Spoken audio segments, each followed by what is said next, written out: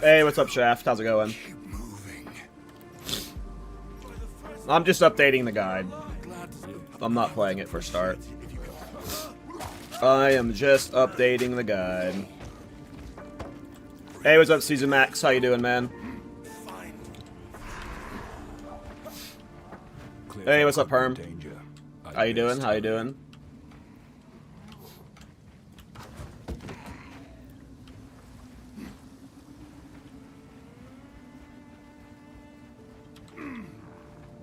A little bit of a morning stream before the podcast today.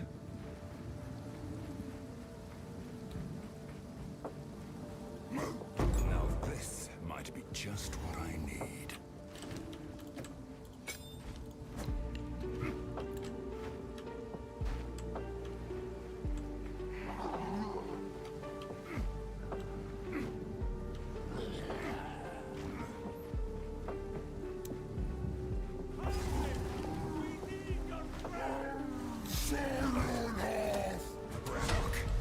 Is that you?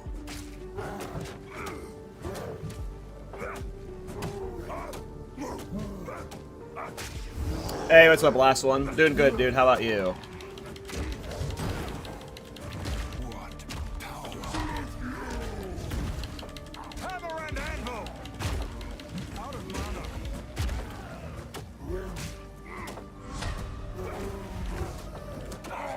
Stay back. Don't do this. Finally decided on your league starter. What are you playing? Ironbound Warbringer, right? You're following in the path of your favorite streamer, Cal Torat, correct? Correct. Correct. The Ironbound. A Chronomancer, hell yeah. Chronomancer's sick, dude. You have any idea what you're gonna play on it?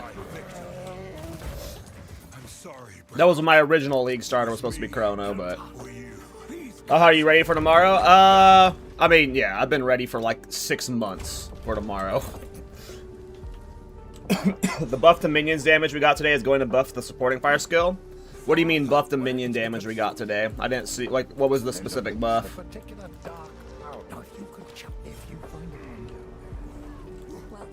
I fear that our land sits. Please, take your time. It's beautiful.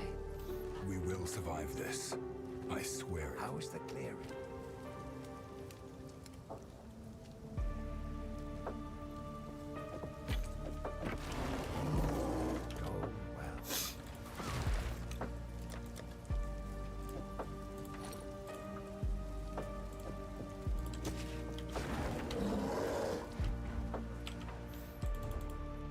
They fixed a bug that caused the minion bonus damage against non-unique enemies introduced in Zerba. They function incorrectly. Depending on specific circumstances, this results in very little changes to early minion damage, approximately 25% to 35% more late-game minion damage against non-unique enemies, and approximately 20 to 25% more late-game minion damage against unique enemies.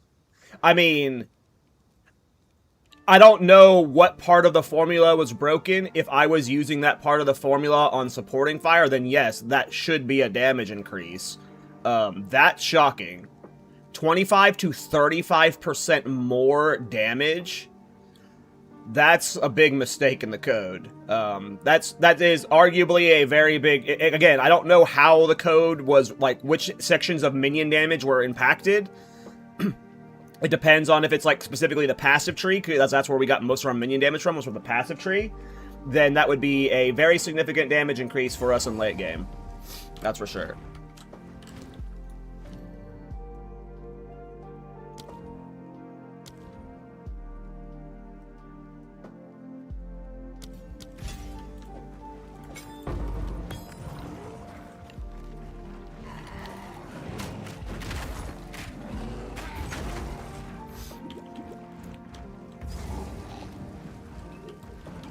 Face me.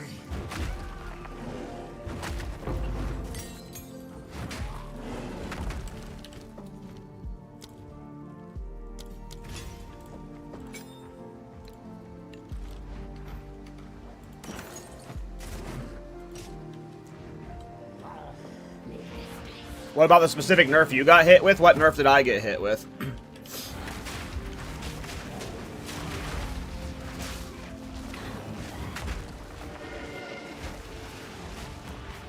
Anyway, Matika, Medica, how are you doing? Doing good. Oh, no more rewards from Ritual Act 1? So, yeah, it doesn't nerf me. I'm not worried about it. I was never going to farm Ritual to begin with. Like, there was no way I was sitting there for, like, hours, you know, trying to get Ironbound. Like, I would have done it maybe one extra time.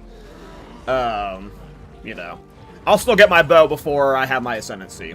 I know how to work Trade League. So I'll be fine.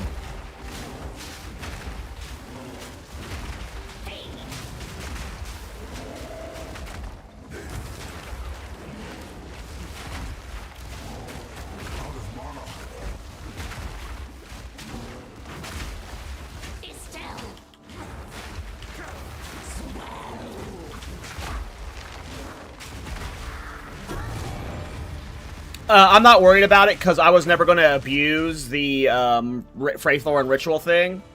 So, like, I was at most going to do it one extra time. Like, there was no way I was just going to sit there farming Ironbound. Like, I know how to trade on League Start. There's a common misconception that people don't use the old trade system on League Start and that you can't use async trade until Act 4. You can use async trade before Act 4. You just can't sell shit with async trade before Act 4. So, my ass, like, I don't go a million miles an hour. I'm not going to be slow, but, you know, by the time the Zoomers are in Act 4, I'm still going to be in Act 2. And, like, if I don't have it from normal trade before then, I'll definitely have it by async trade. So, you know, I ain't worried about it. But I was never going to act, like, the Freythorn Thorn was cool for solo self-found stuff, but, like, on a League Start, I would never sit there farming Freythorn personally. Like, you're just going to end up so far behind when you can just fucking trade.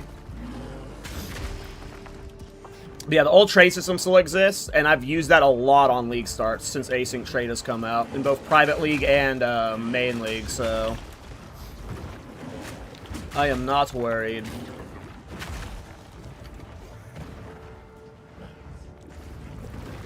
Is there anything else changed about Thorns beyond the Leech Nodes and the Stun Ring? We got the new hammer. There's some new hammer. Armor got buffed. So that's a big thing for Thorns. We got the ward mechanic. That's probably good for Thorns, but yeah. Just the biggest like, first of all, like, the reason I'm not league starting Thorns has nothing to do with any of the balance changes. I knew I wasn't League starting Thorns before the balance changes because I didn't want to play Thorns in the endgame rework. I've been playing the same endgame for, like, what, 18 months now? And I want to build that can actually experience a lot of the endgame. And you never... It's not that Thorns can experience the endgame. It's that, like, if you've played Thorns before, you know there's, like, bosses that Thorns just, like... They have bad attack patterns for, and it can be really annoying and frustrating. I don't want to do that on the brand new endgame with my first character. Thorns is probably functionally fine, and I honestly don't think the Leech nerfs are going to be the end of the world. I think we're going to be okay. If you look at my Warbringer Mobilytics guide, I've already set it up for the new patch. And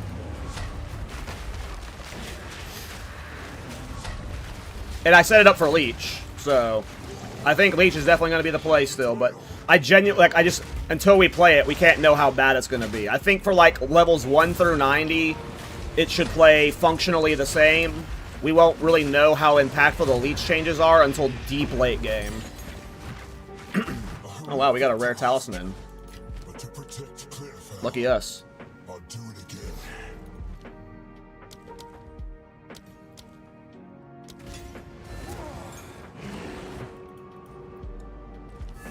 You don't play double mace?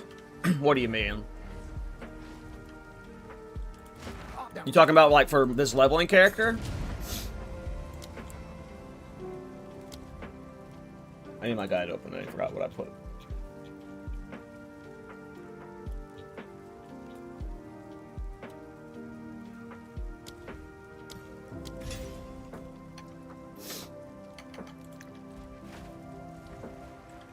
Yep, exactly, Mike. Mika. You can TP, like, with async trade, right? Like, let's just say this is League Start. You can still search for stuff and teleport to people's hideout and buy them. So if you're somebody who's, like, 4 hours late to launch, like you say you're at work and you're getting on, like, 4 hours after launch, people will have async trade, and you'll be able to buy from them on launch. Literally, the only thing you're unlocking when you get to Act 4 is Ainge in your hideout, so you can sell stuff. So, it'll be easy peasy. It'll be easy peasy. Oh wait, no, I wanted to identify that stuff. Yep, Briar Patch was one of them. The biggest question we have with the Briar Patch rune is, can we double dip it in Thorns boots? Yes. Finn makes fun of my Which, if you can, is a big amount of Thorns damage.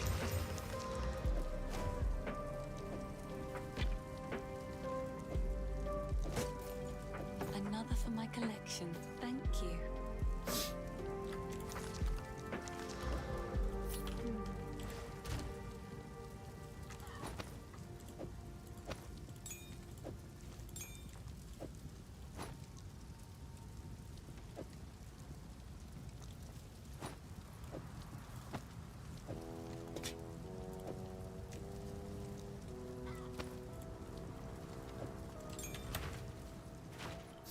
Okay.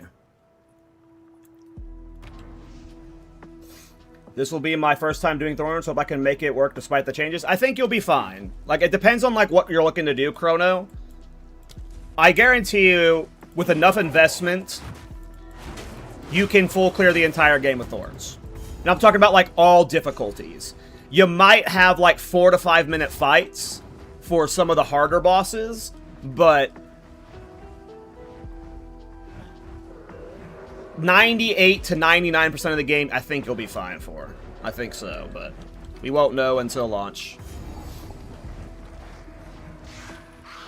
I also, like, before this patch came out, I don't know how many of you guys saw my Gamble Thorns build, but I had a Thorns build that was hitting for 24 million damage. So, after playing that build, it's gonna be tough to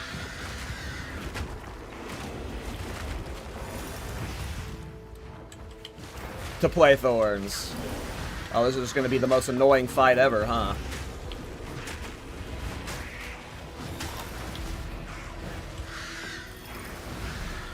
This fight, as a melee, when she's got freaking Chaos Seeds, is just absolute balls. It's like, stand still so I can kill you, you stupid witch. But then she stands still in her little freaking cloud, so you'll have like a quarter second to DPS her where she's safe. Easy peasy. It seems no one is safe from corruption. I'm going in unprepared for 0.5. What's up, Shaq? Hey, what's up, Morph Dude? How you doing? Who is Ainge? She is the lady you sell from for async trade.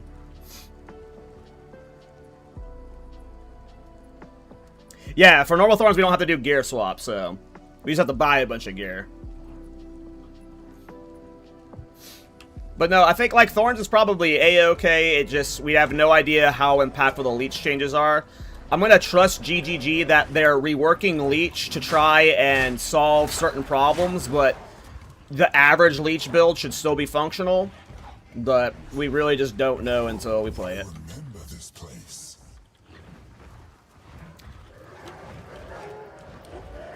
It is a good one, Prowa. Where's the POB? I don't do POBs. I have a mobilytics.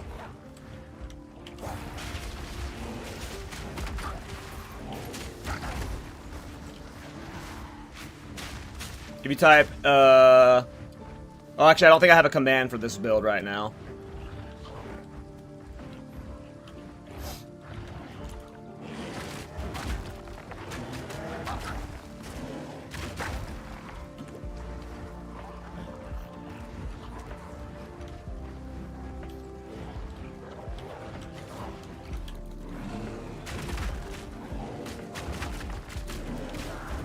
I think it's at level 4 you can swap to Warbringer.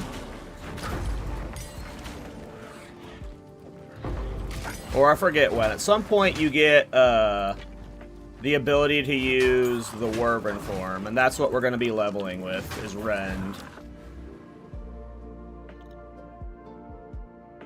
I probably should have gone through here, actually.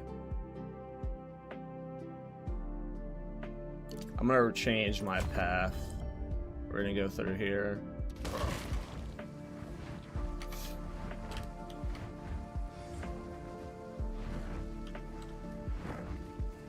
No, I'll stick with my mobilitics. I'll stick with my mobilitics. Hey, what's up, Breezy? How you doing?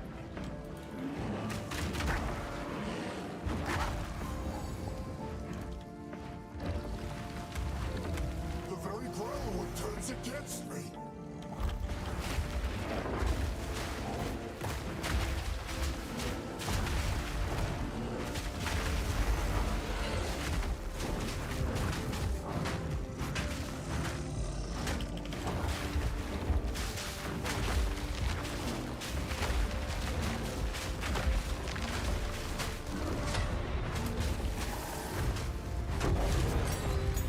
I've nowhere to keep that. I already have updated it with the new passive tree Dorman. It already is.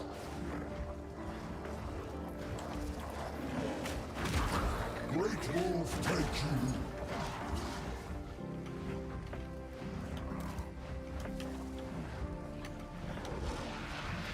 But glad you like the build. It is very fun. I hope you have a good time with it on League Start. But nope, if you look at the endgame tabs, you can see the Puppet Master passives taken. So it currently does have the new tree in the guide. Grow wood.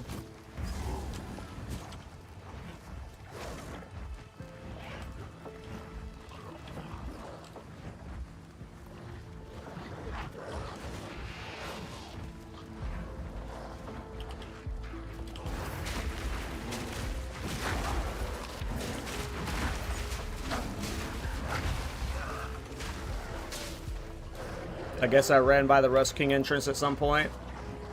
Rip. Unless it's right down here. Rip.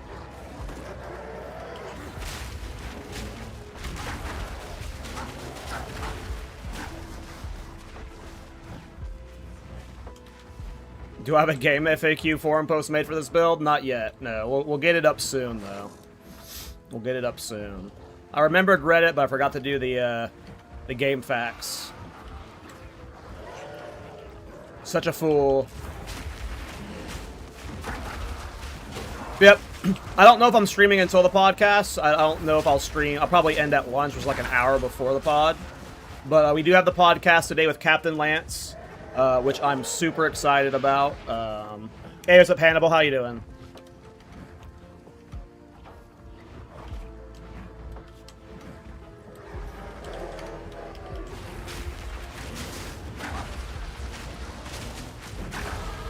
My strength grows. It grows.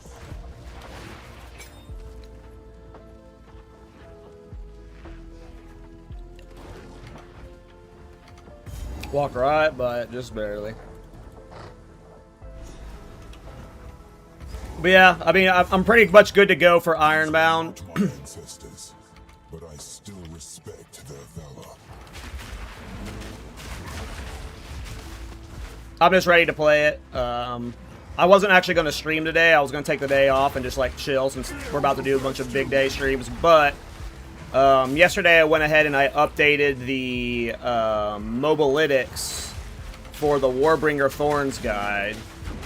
And I figured let's just do a light campaign run just to like see how if I'm like happy with how I set up the guide. I'm definitely going to be, but you know. It's nice to double check.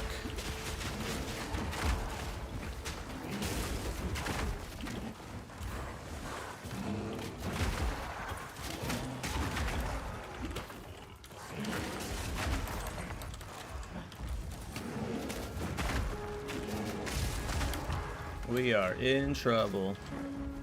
Out of flash charge, and this rare is giving all of these guys energy shield and making them just so hard to kill. Need flask.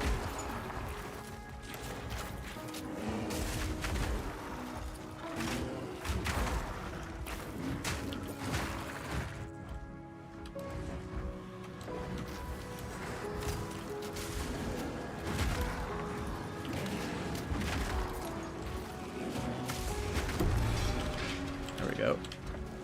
They still defend their land, even after all this time.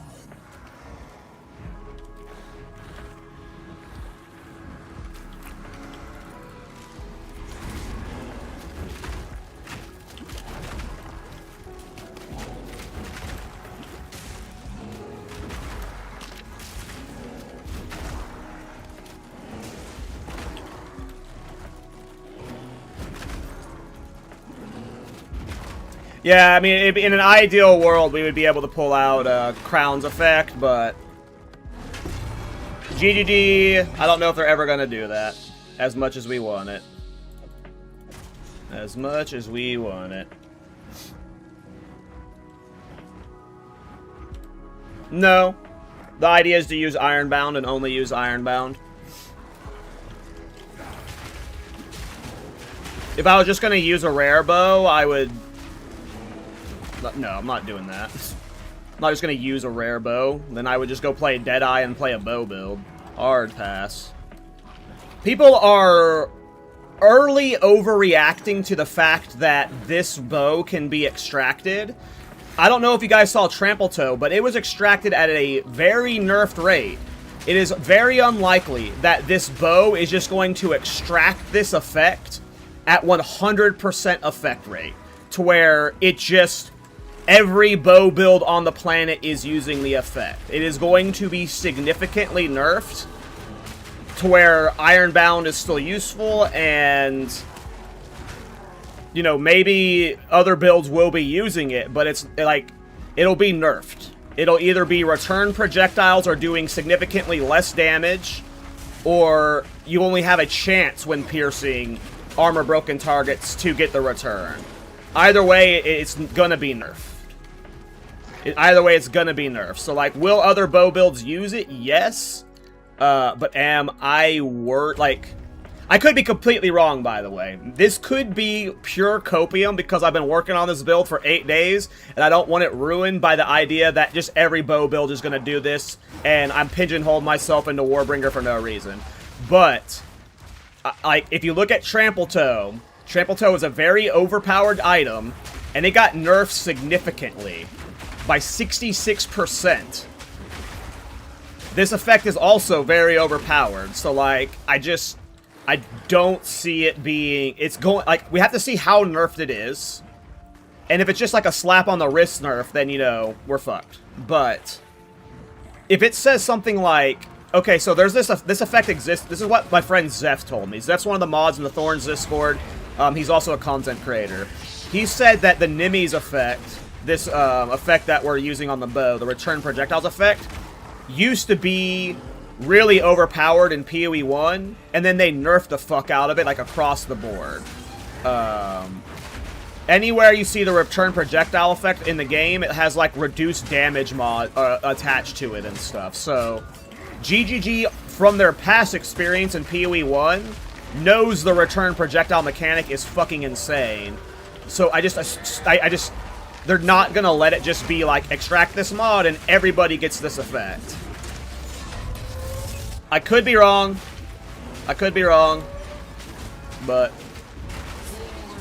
that is my current belief. We'll be okay.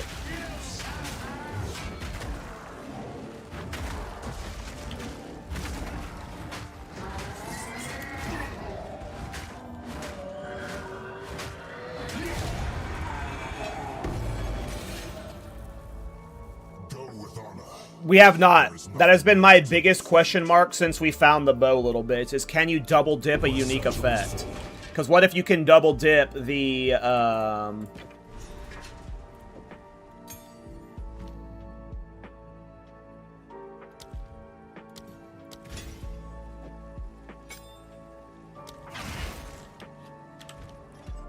what if you can double dip the adds block for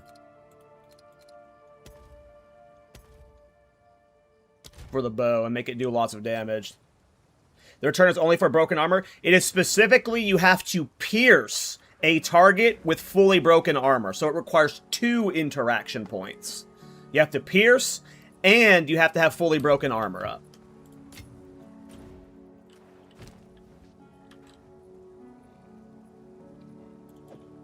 Oh, I don't care about the focus. I love this bat skin.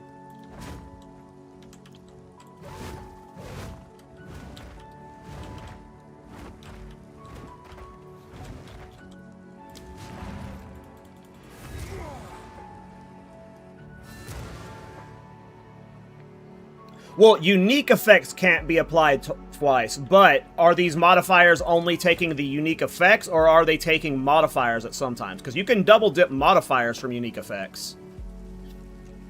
But it's like specifically like you couldn't like double dip the return projectile, so it's like double returning, right? But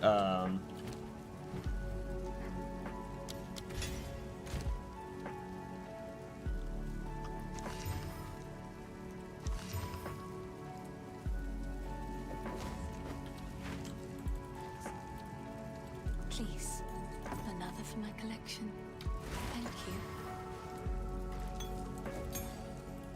oops, I actually wanted that still.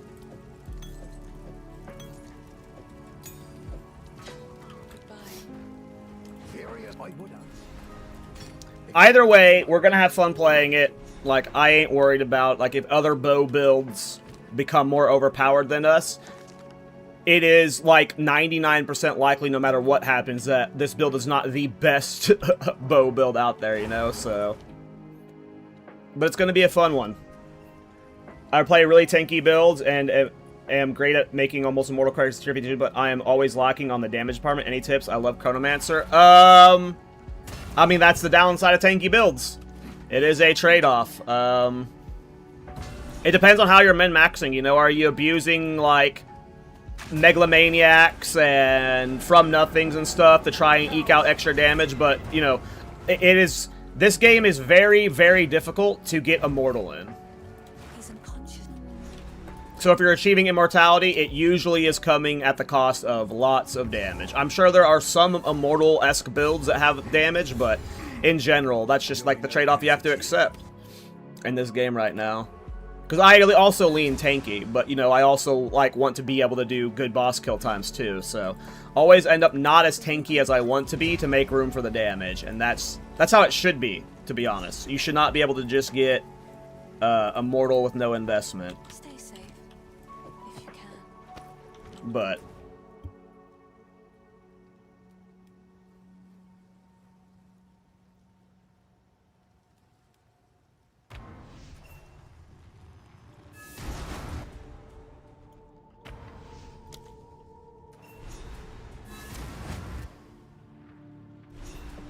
The face.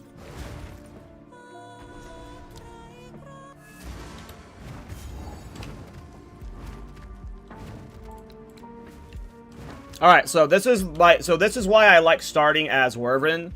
Of all the shapeshifts, I feel like Werven form gets like the least love for like as a leveling build.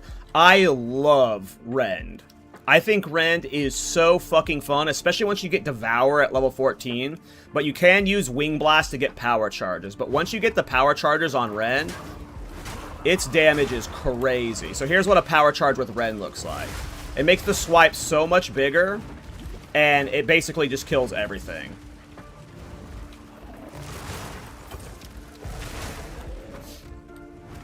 Now, it's a little bit annoying to farm the power charges this early on, because you only have a chance to get them when you, I think it's like when you stun somebody with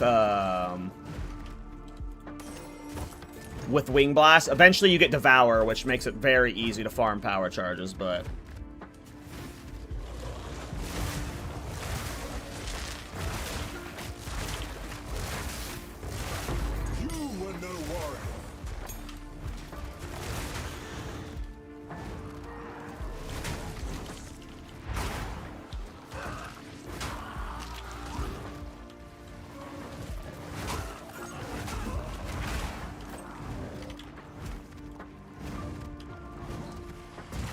So this is how I like to level, like, a lot of my melee and Thorns characters right now before they get Thorns online, is Rend. Rend scales very well, and if you need to level a melee character for a long time into the end game, Rend can go the distance. Like, Rend is just a really good attack skill.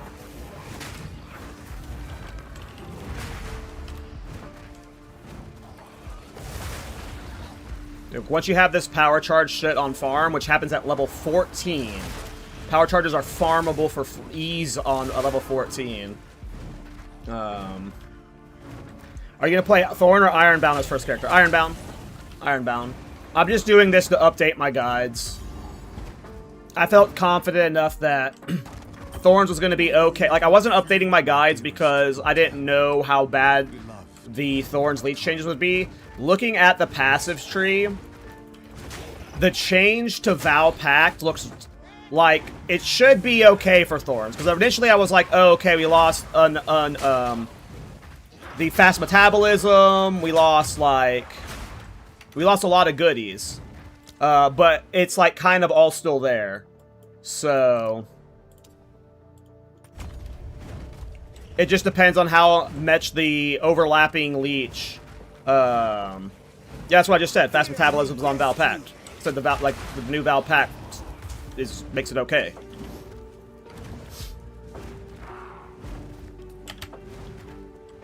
That's what made me confident that we could probably still play Thorns to a reasonable extent.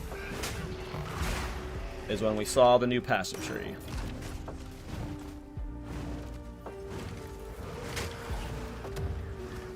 So I think we're fine.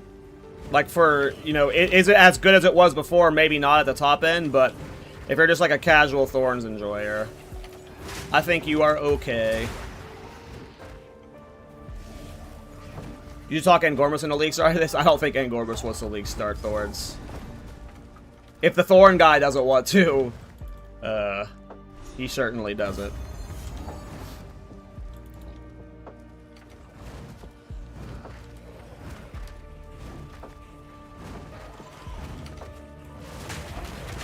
I mean, it doesn't need high investment to deal damage.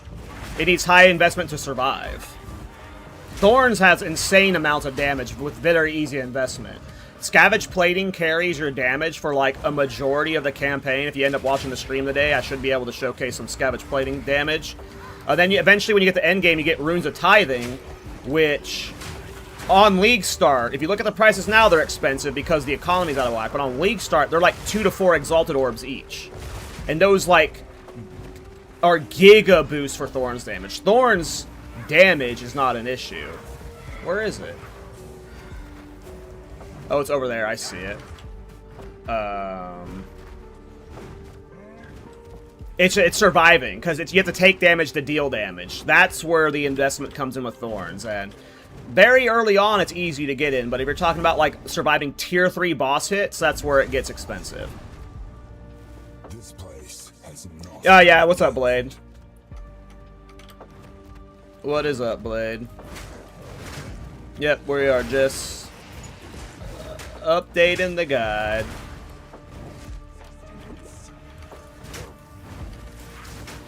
Wasn't going to, but enough people were asking, and I think the leech changes are going to be okay. And like you've been saying in my DMs, in a lot of ways, Adonia's Thorns has been buffed, so who knows what we're doing mid-league. We might be back at it again with the Adonia Thorns. Basically, we're going to abuse it every league until GGG gets rid of it. Until GGG fixes Adonia snapshotting, we will make that build at some point every league and just see what we can add on to it. Is Warbringer better than Titan when it comes to build Thorns? No. Warbringer's honestly not, like, great for Thorns. Like, it's good for Thorns. It's not bad for Thorns, but it's like Thorns, Warbringer Thorns is comfy. It's cozy. It's very good for new players of Thorns. It's like the new player experience. You have to, like, it just makes it so much smoother, but it is not the best Thorns. Shaman is by far the best, and then Titan is a little bit behind Shaman.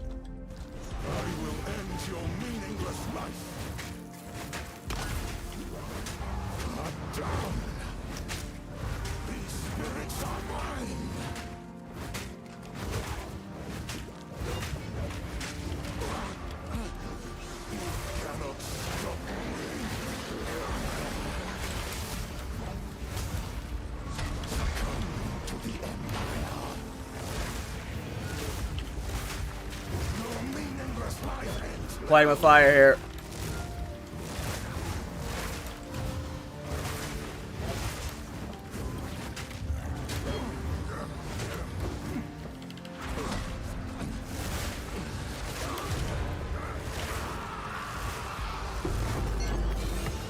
At what level does Thorns really fun really start? So there are 2 breakpoints. The first one is when you get Crown of the Pale King and Briar Patch Boots. This is when you can start healing with Thorns and like at least doing Thorn stuff where you're taking damage to deal damage. But you're still not like influencing your attacks. If you're playing League Start Thorns, it's when you get Crown of the Pale King, this helmet, and then the support gems Barbs and Burst. If it's your second character, you can use Barbs and Burst from the start of the game because you already have support gems. But on League Start, you don't get Barbs and Burst until Act 3. So the real fun for Thorns starts in Act 3. But you start kind of playing Thorns in Act 2. But if you're talking about like when you're actually playing Thorns, how you're supposed to be playing it, that happens in Act 3. But what turns Thorns into Thorns is Crown of the Pale King, where you can actually start like taking damage and then reflecting it at people.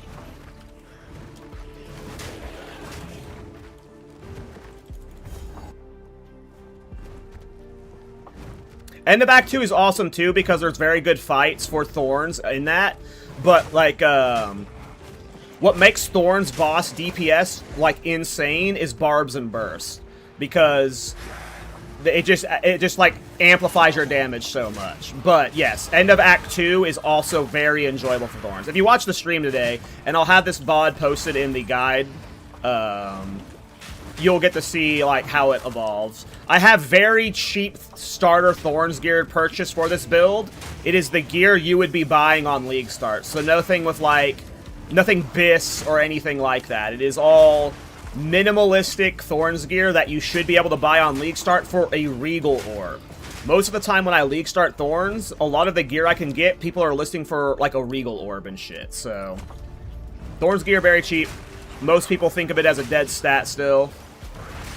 Probably will forever think of it that way, to be honest.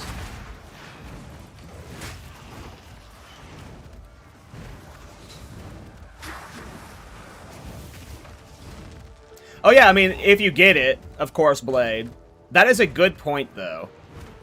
Just ignoring all the good stuff, us getting a Giga Adorn setup for the Adonia Thorns.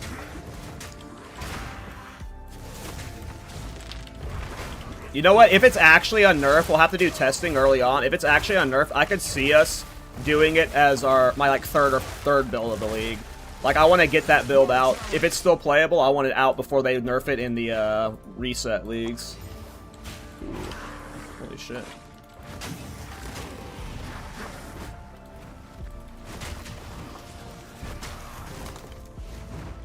It depends on what I'm doing with my Warbringer. If the build ends up being really fun and awesome, my Warbringer might be my first level 100. And if it becomes my first level 100, I'm going to have a lot of currency saved up for an Adonia build after that.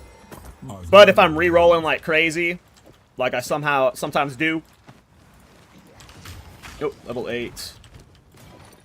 And then you're level 8 as well.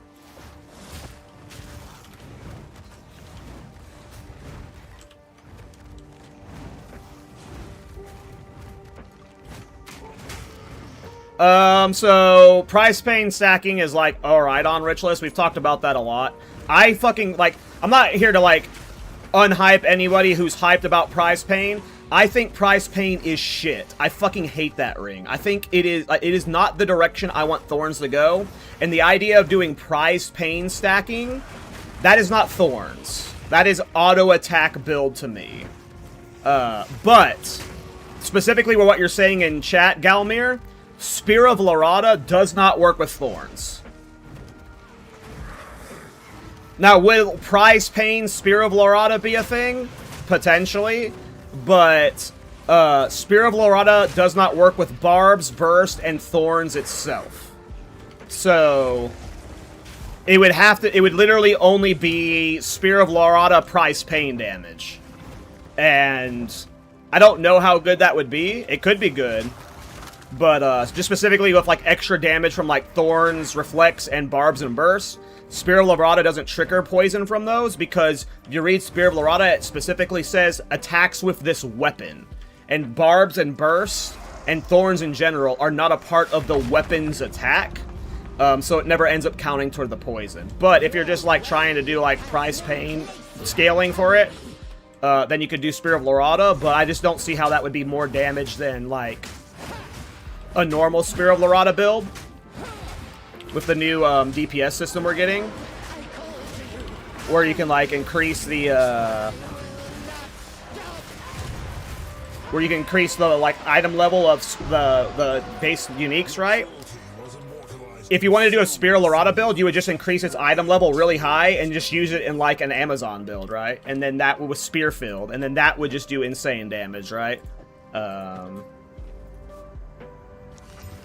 just don't see how price pain would lead to it being better than that. But yeah, not to be a downer, but I don't know. I don't like price pain because I like taking damage to deal damage. Did I not pick up one of the... Oh, I have to open the key. I'm on autopilot. To me, I like Thorns because you have to take damage to deal damage, and price pain makes it not a thing. But if you want to join the Thorns Discord, Galmir, we have a bunch of people who are league starting that build. If you wanted to, like, you know, see other people who are playing that and, like, play along with them and stuff. But, sorry, I came off really aggro there. If I did, I'm sorry. Yeah, I don't know. I have a problem with it because that's not what I want Thorns to be. I don't want Thorns to be an auto attack build. I want it to be I like how you have to take damage to get stacks of barbs. And yeah. But prize pain ritualist will definitely be a thing. It'll definitely be a thing.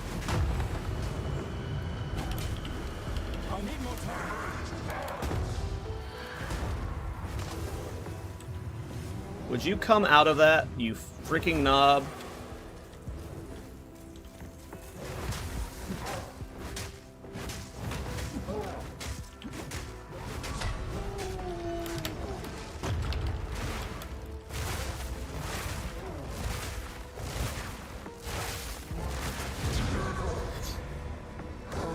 Yeah, and you need like to get them corrupted up too as well, Galmir. Yeah, you have to get them corrupted as well. So it's definitely not league start friendly. It's definitely a build. You know, you're definitely like you are definitely onto something. It's just the annoying thing with Spear of Lorata is Barb's Burst. Then we'd have something crazy. But just because it doesn't work with Spear of Lorata, it's just like darn.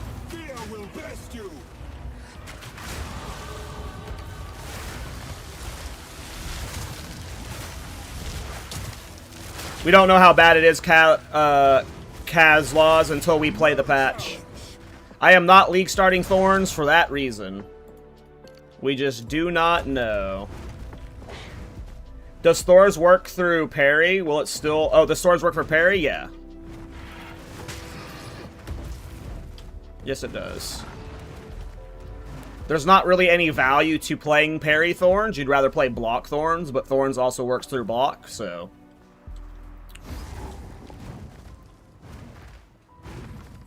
How do you feel about the new channeling shield skill? Remind me what it did? Is that what's been eating our cattle? Oh, I remember. Like the fucking mana barrier where he was like, yeah. I remember that. I'm not ready. So as somebody who likes using active block and active block skills, I think it's cool they're adding more things like that to the game. I don't know. What do you think about it, Protag? Do you play much with like active block mechanics?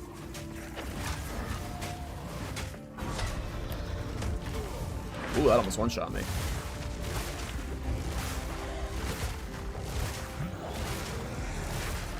It didn't look very... So, I was pissed about it because I was wanting it to...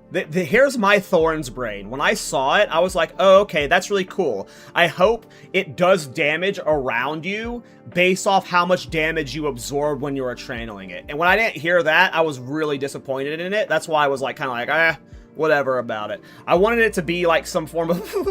The moment I saw it, like my brain fantasy went to, I hope it explodes. And it didn't explode, so...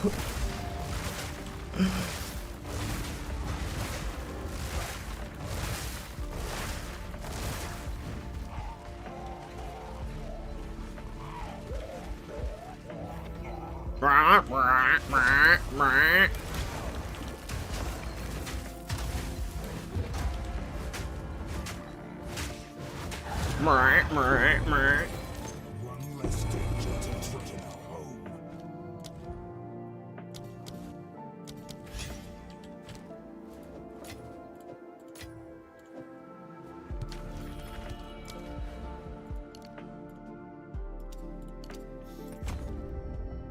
I tried Thorns 1 League, but the playstyle felt too janky. It is very janky. The block thing might be good for cheesing certain one-shots, so it could be interesting to for certain conditionals. I mean, I think active block is great for that, for sure. But I've played with active block a lot. It definitely has a use case for, like, caster builds to be able to get some form of active block versus bosses. But yeah. I was only a little bit disappointed because I wanted to turn it into a nuke. I just imagine, like, you're absorbing damage, and then it reflects, like, 300% of the damage you take or something. I don't know.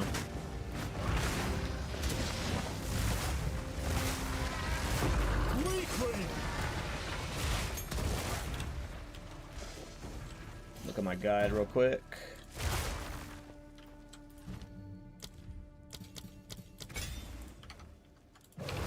Hey, what's up, Rusty? Yep, one more sleep. Unless I take a nap later. I did not get good sleep last night. Like, part of me wants to stay up super late tonight so I can sleep in before launch, but I'm probably not going to do that. I'm not a kid anymore. So that probably wouldn't work out anyways. I'd still probably end up equally tired. Hey, what up, Kadachi?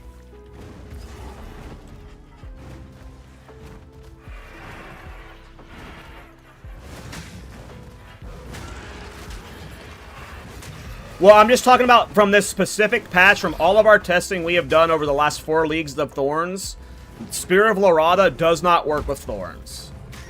It just doesn't work with Thorns. So I'm not going to assume it's suddenly going to start working in the patch. Like, Barb's Burst, no Thorns damage works with it. Hey, what's up, Gletta? How you been?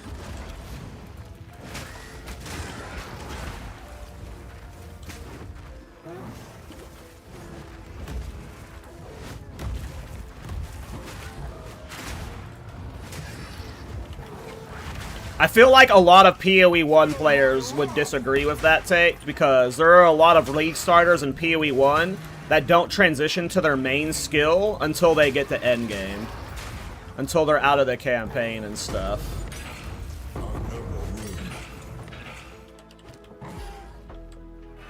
Like, it is pretty common for League starters that have, like, transitions within, like, the first day or two, and they're still, you know, a League starter. But we all have our own definition of a League starter. I hate the League starter discussion. To me, the League starter for you is what you're League starting, and I don't give a fuck what rules you want to put on yourself. You know, that's how I feel about it. Like, if you want to League start something that's trade heavy, that doesn't make it not a League starter to me. But the definition that some PoE players have is League starter is something with 1 exalt that can get to endgame and do everything you want. And I hate that. Because that is like how 3% of the player base approach their League start.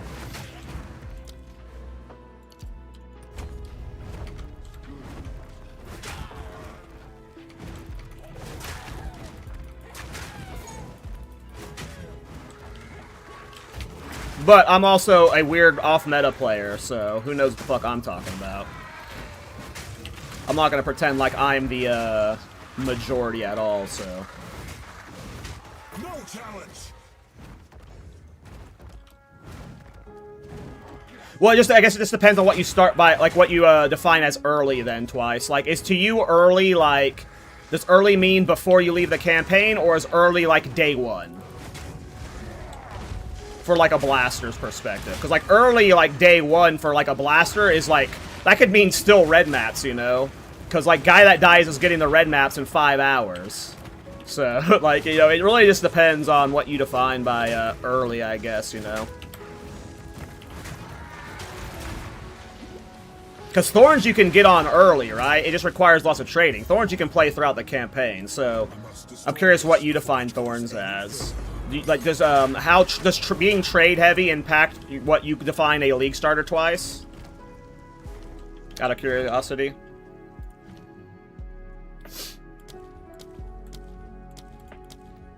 What was my other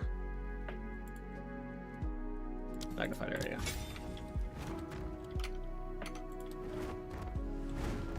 You got any idea who to follow, including you? I forget the name of him. There was a guy that I saw like a week ago. He was making a few supporting fire videos. I don't know if he has any guides on his channel. I'll need to find his YouTube. I commented on one of his videos like a week ago, though. But there's not very many people that make supporting fire content. I know Oscrix did for a while.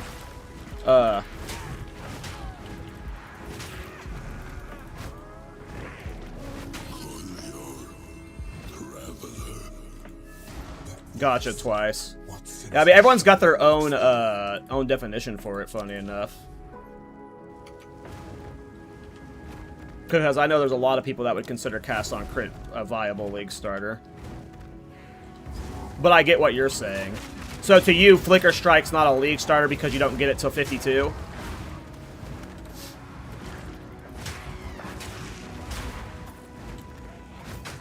Is it 52 that you get Flicker Strike, right? It's super late. Cal got target nerfed with Frey form. I know, I shouldn't have made the video. Lesson learned. Lesson learned. Though I don't know if it was my video that got it nerfed. That's a bit presumptuous.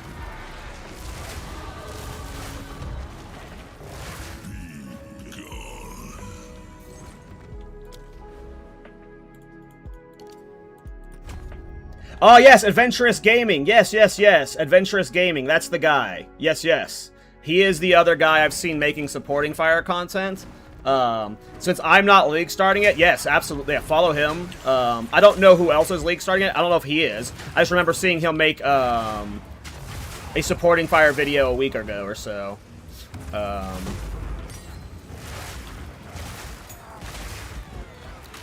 I will be playing supporting fire as my second character more than likely, so I will play it quick, but if you're looking to follow someone on League Start specifically, follow him for sure. I will be updating my mobilytics based off of like what one of my friends from the Thorns Discord, Panda Hands. He is a really solid player, and he is League starting supporting fire, so I'm going to be talking to him at the end of every day on League Start, asking him like if anything's changed, if there's like anything I should update on the guide, and I'll be updating my guide, but it'll be via his perspective until I can get around to play it.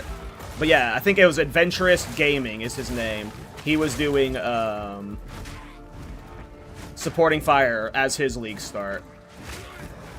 Or I don't know if he was doing it as his league start, but he was definitely making content for it at some point.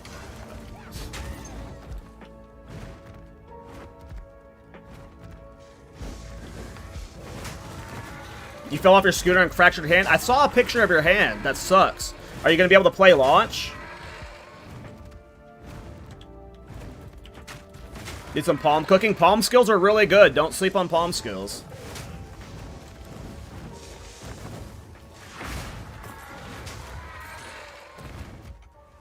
Out of curiosity, Twice, how long does it take you to get out of the campaign? Like, how many days in real life? Like, are you somebody who's, like, takes forever to get through the campaign? Or, not forever necessarily, but, like, are you expecting to be out of the campaign day one? Or, like, after the weekend is over? Like, what is your pace?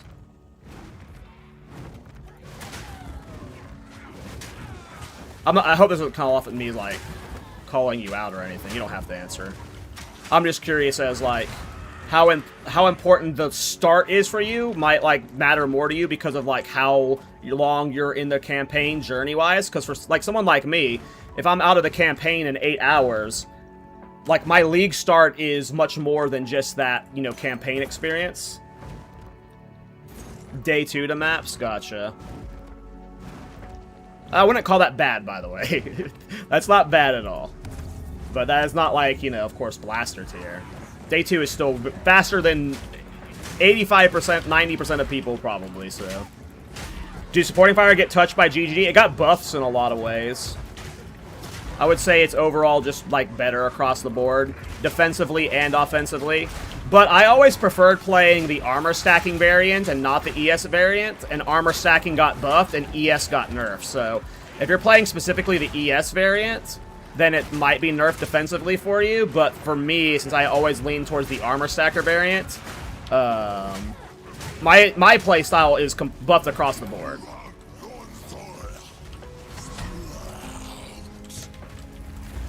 My satchel is full. Would you fucking sit still? Oh, I don't have any flask charge. I didn't recharge my flask.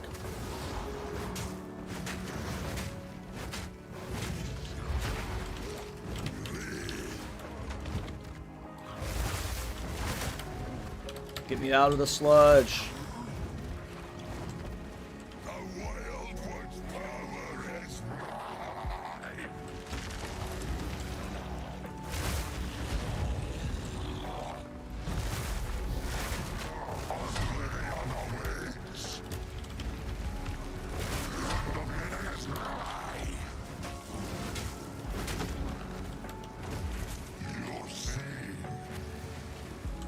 Please come over here, away from all that shit. You just literally just stand in there. Okay, we might be able to burst them here. Who needs flask for this fight?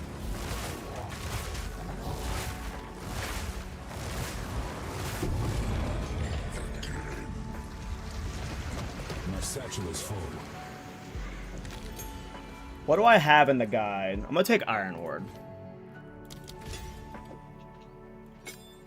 We'll swap the Scavenge Plating when we get the level 6 support gem.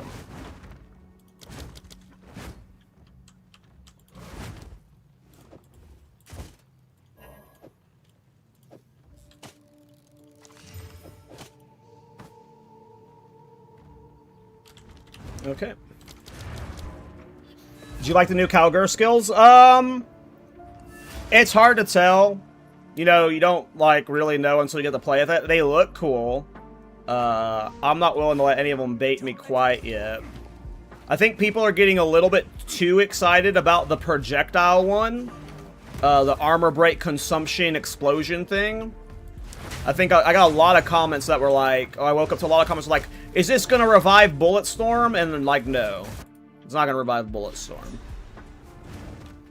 It's a conditional effect where you have to consume Armor Break. So, you wouldn't be able to put it into Armor Breaker. Or Armor Piercing rounds. And just, like, hold that button down.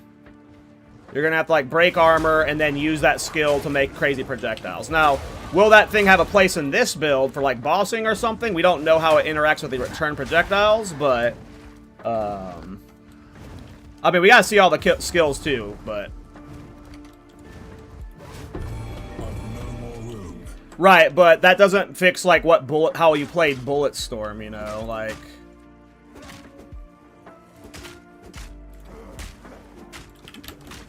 Bulletstorm was about holding left click and just running.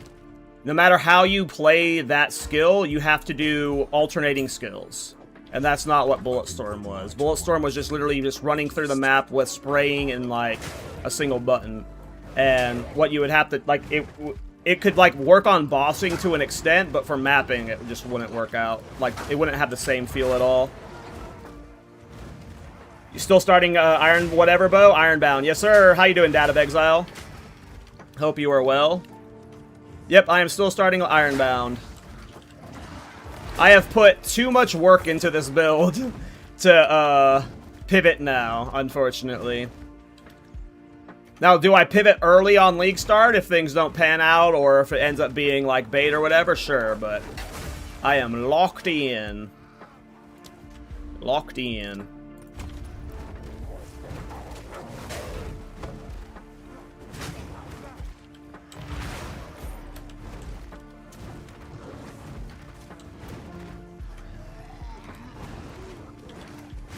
What about you, Dad of Exile? You know what you're playing?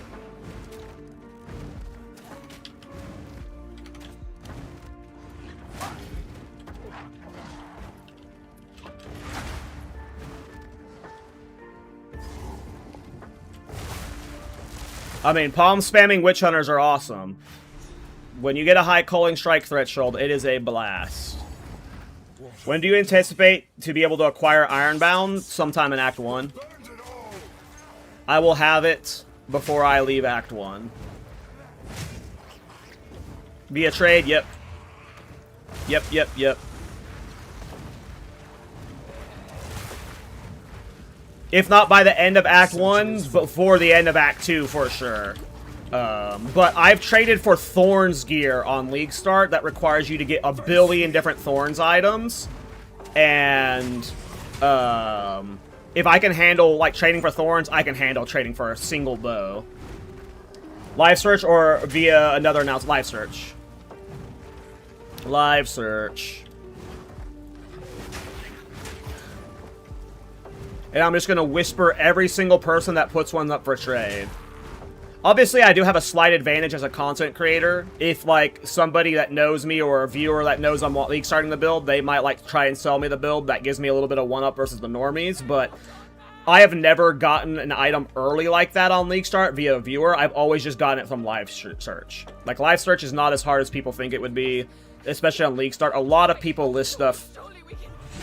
Like, there are plenty of people out there who haven't seen the Ironbound videos, don't play bows, and don't give a fuck about it, that are just gonna list it for, like, an Exalt or a Chaos Orb. And I'll be able to be like, hey, buy it, sell it to me. And they'll be like, okay.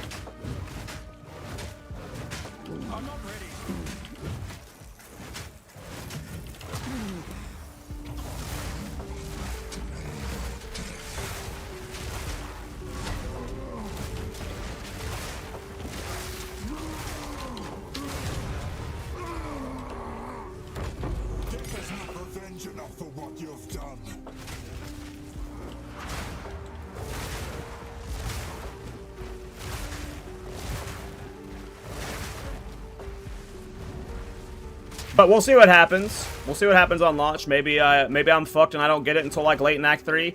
I'm confident I will have it before my ascendancy. But we'll see. Oops, I forgot to talk to her. Rip.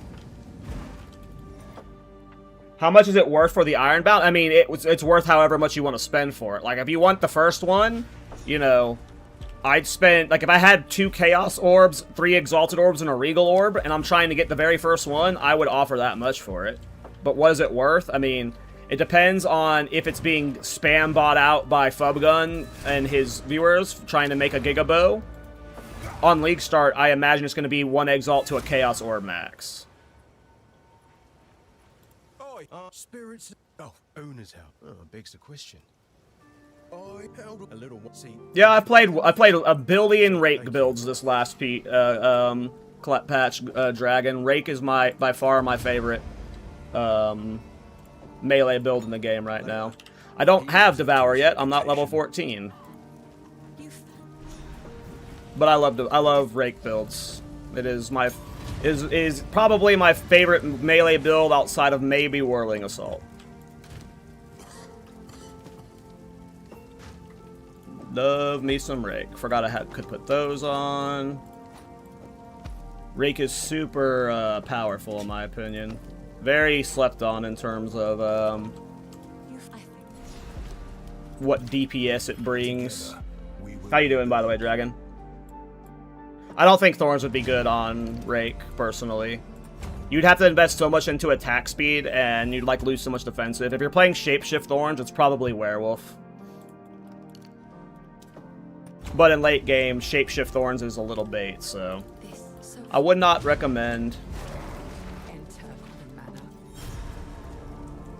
I would not recommend.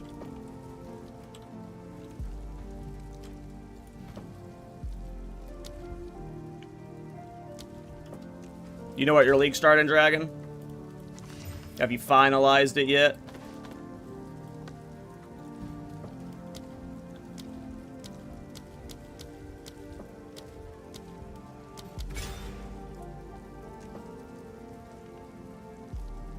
So I'm going to talk about Ironbound. That would be bad, yes.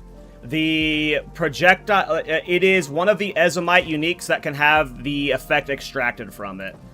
And,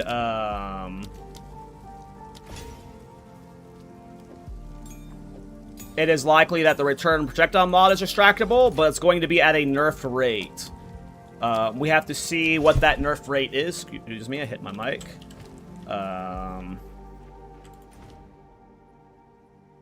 It might be fine for us. It might not be fine for us.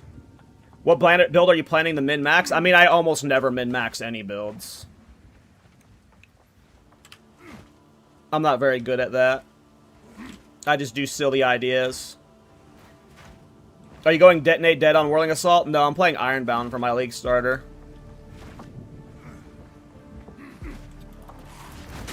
I always use Filter Blade. I'm a big noob when it comes to filters and stuff like that. I just use the generic Filter Blade. I never make custom filters.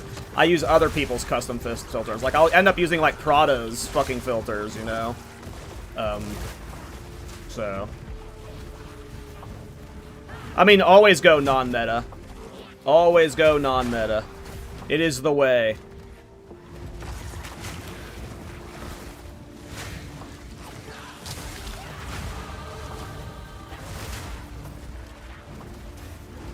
Does your bleed well still function? I mean, I don't know. I haven't, like, read every inch of the patch notes. I really only read the stuff that I care about. I have no idea if, like, any bleed things were changed or anything with Wolf was changed. I would assume it still functions. But that was never really, like, an S-tier build. That was, like, a build that got enabled by currency. It was, like, okay. But I wouldn't call it, like, I have no idea how it performed in the new patch.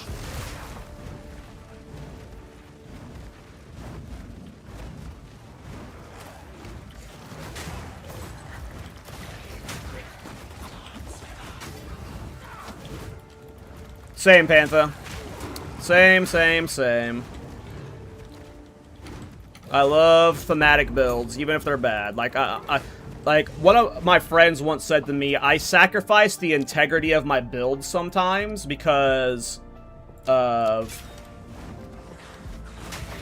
me, like, locking in on concepts. And, yeah, that's fine. Sometimes I like the theme, and I want to commit to it, you know? I've only tried min-maxing, I've never tried min-maxing the fuck out of Deadly Resolve. My initial tests with it weren't great, but it's not like I went with it, like, I did it at, like, level 80 with, like, budget gear, and I was like, oh, this kind of fucking sucks.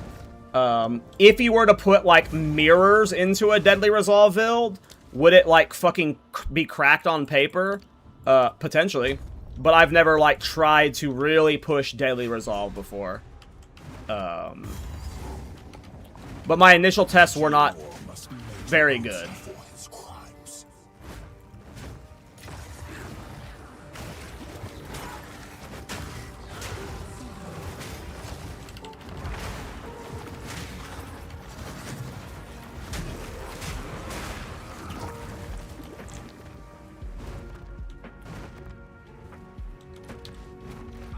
The question is, do we grind for level 16 before Geonor? Probably not. One of us will not leave this manor alive.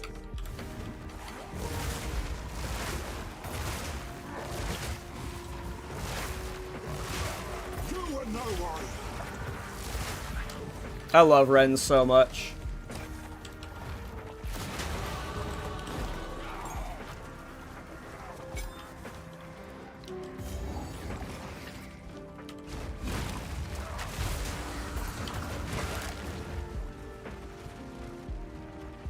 Alright, so now at this point, when you hit level 14, you get Devour, and you have no issue maintaining power charge, at least when mapping. Versus bossing, you still gotta do cheeky stuff, but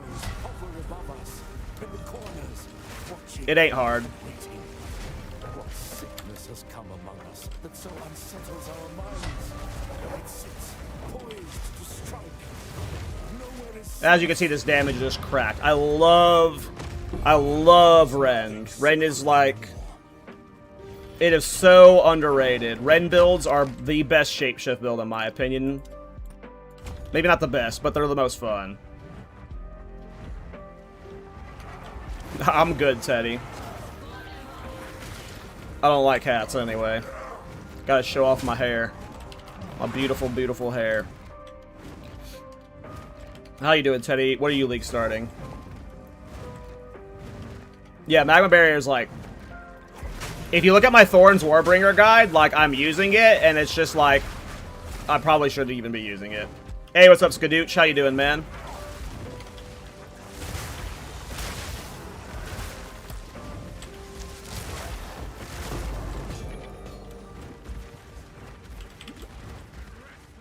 Warbringer is the best, but I had more fun with the Wolf. I mean, yeah, the Wolf is just more fun because of how much mobility it has. It's really freaking just... It's so fun.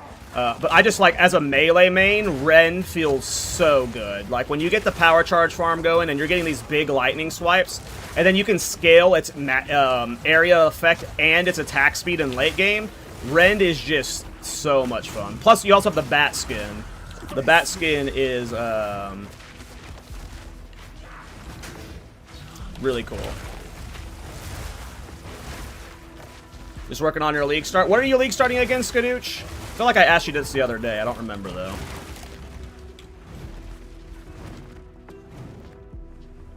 I am pretty locked in on Ironbound. I'm just updating my Thorns guides for the people that want to play it, but I'm playing Ironbound Warbringer. I'm so hyped for that build.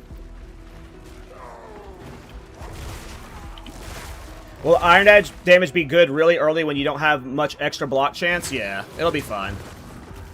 You can get block chance on the tree if you need extra block chance. And then it's upgradable with the Act 3 Kalgura and Runeforging system. So in Act 3, it'll get a massive power spike. Horrific. They're insane. Oh, you're doing hardcore trade? Going to do Disciple minions for start and then the new Huntress minions after? Hell yeah. Are you hyped about the Puppet Master stuff?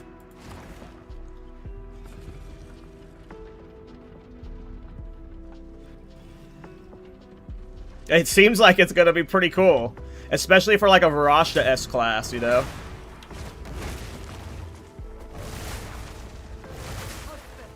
This interloper has the power we need.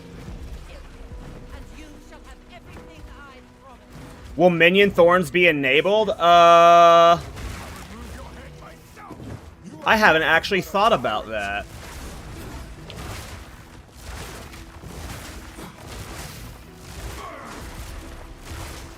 That is a good question, Low Flat, Pat. So what Low Fat just asked is, with the new amulets, because you can get a socket in amulets now, is Minion Thorns enabled? And the way that would be, it wouldn't be good, but the way you enable it is via Necromantic Talisman, which is all bonuses from equipped amulet applies to your minions instead of you. There was no way to get Thorns damage onto minions before. But with Necromantic Talisman, you could. The problem is you wouldn't be able to get them Crown of the Pale King. So, like, A, how would you scale their Thorns higher? And then B, how do you get them Crown of the Pale King's effect? So I think it wouldn't be very good. But this is the first instance of where we'd be able to actually get Thorns damage onto a minion. But it's a step in the right direction. We got a +1 for Minion Thorns. Now we need like +5 more. How dare you abandon me after all I've given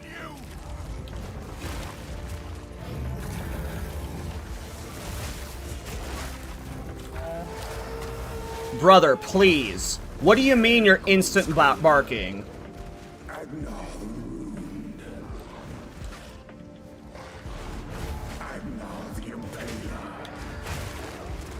Swift as death, and imbued by the moon,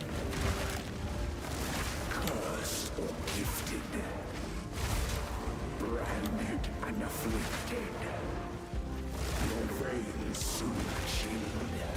Agna shall slay a killing frost. I forgot to get the Devour off there, so I'm actually going to run out of power charges here.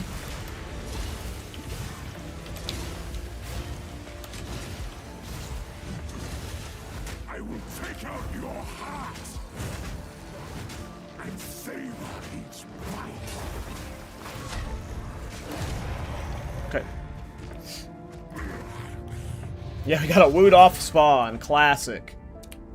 It's because of its positioning. If you position Geonor in the middle of the room, he will never phase to this slam poetry era. Interesting. The madness. I will try that out next time. My being. I will see if I can keep him centered. Oriana. Do we know what Pupper Master does? I don't know if there's been any data mines that alluded to it, but I think the assumption is it's going to be for pianoing. You're going to be like, it's for pianoing command skills, so if you're spamming a bunch of different command skills, you're going to get a stacking buff that, like, gives you more damage or more something or another, you know. The assumption is it's something with spamming command skills, so you're going to want, like, skeletal archers in your build, like, anything that has a command skill to, like, stack that up as much as possible, which fits perfectly into supporting fire, since you already use a bunch of command skills with supporting fire. Hey, what's up, Scug? How you doing? Hey, what's up, Ruthless? How you guys doing? Hi, sir. Could you tell me why you don't use armor-breaking tech in supporting fire? I mean, other minions to break armor. Isn't the damage... I do put armor break in some minions, and eventually you get Ulna Tolls that handles all the armor break for supporting fire. There's armor break in the guide. We can, if you. It's just not... It's not really needed to force early on. Like, if you try forcing it early on... Like, you can go ahead and try putting Armor Break 3 into a single Skeletal Warrior and see how long it takes to Armor Break the boss. Like, you can put Armor Break into your minions. They're not going to do enough damage early on to ever give you Armor Break. Unless you're, like, stacking 5 Skeletal Warriors, but then you're wasting Spirit not on Skeletal Archers. So, like, it functionally gets to the point where, like, investing into Armor Break early on isn't worth it.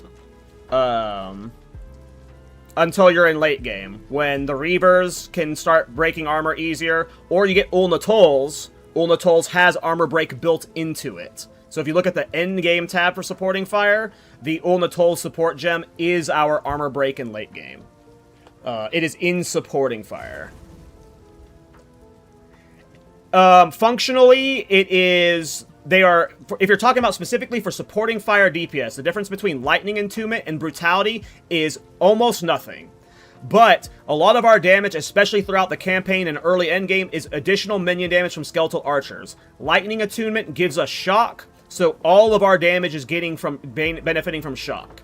If you don't want to use Lightning Attunement and you want to use Brutality a heft, it is comparable DPS if you want to find another avenue to get easy shock. I like using a Lightning Attunement throughout the entire campaign because, like, by the end of the first volley, supporting fire shocks. So it's easy automated shock. In reality, Brutality, like the physical style Brutality and the Lightning Attunement style, they're so similar in DPS that it doesn't matter which you choose. It is just, how do you want to handle shock? Do you want to get shock on a different skill? Or do you want it on supporting fire automated? That is the logic there. That is the logic there. There's nothing wrong with the pure physical Brutality style for supporting fire. The toughest survive here. But yeah.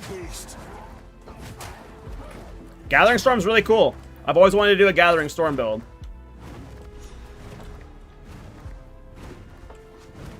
I'm planning to follow your build, Ironbound Warbringer, but at start, level up with Rolling Slam and Bowshedder while waiting for your guide. Well, the guide's already out. You know, I know how I'm leveling. Like, Act 1 through 3 is pretty telegraphed, you know. Even Acts 1 through, like, most of it's already, like, done, you know. I have the mobalytics. Your Ironbound MOBA looks awesome. Dude, thanks, man. I have never really put this amount of work into a league, like a theory-crafted league start before. Usually I like to go in pretty blind, but Ironbound was just, like, so fun to theory craft that it just... I had a blast. I had a blast setting it all up. Especially with the help of the Thorns Discord for all the math. But it looks like it could be really cool. It's one of those off-meta builds that has the potential to be fucking broken or just completely ass, you know? It's got that smell to it where it's like, this could be really good, but it also could just, you know, all of what we're hoping doesn't work out how we're hoping, so. But yeah, I'm very hyped about Ironbound.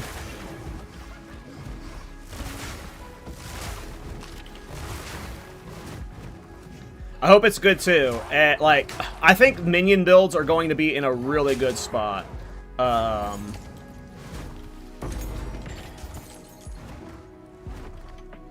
I don't know.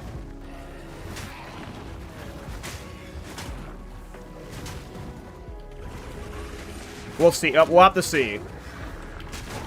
It's too early to like, Gazzy looks excited, so that's a good sign for minion builds.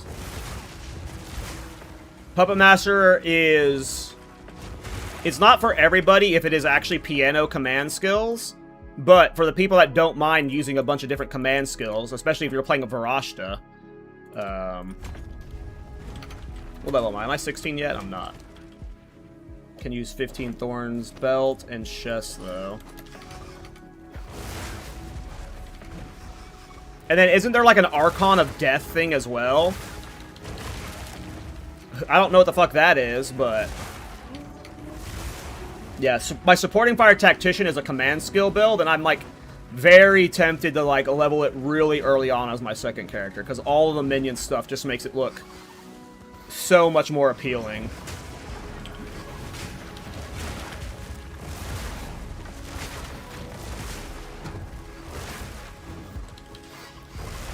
Hell yeah, Gleda. Palm builds are fun. Don't sleep on palm builds.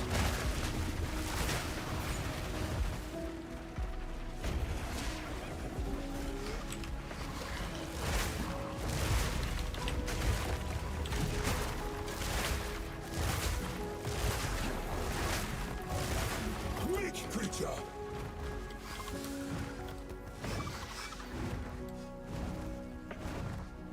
Have you thought about revisiting your culling gunmen? There's some weird culling changes in the patch notes, I believe. I think about revisiting that build every single patch. I don't think we're ever going to experience that build like we did ever again. Just so much of it has been nerfed that it would take a lot of pieces to get it back to 100% for that specific build. It's just command skill cooldown recovery. Could be wrong, though. Ooh, that'd still be really good, though.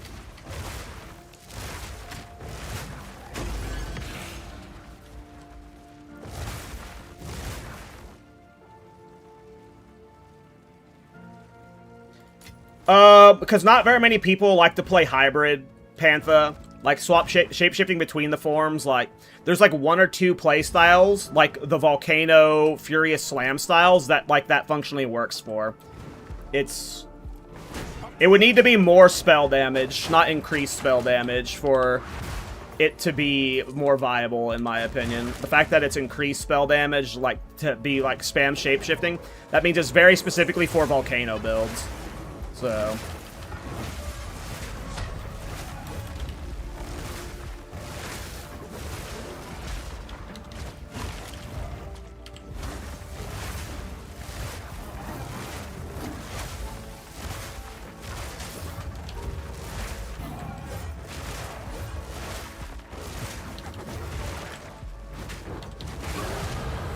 That was weird. An ambush.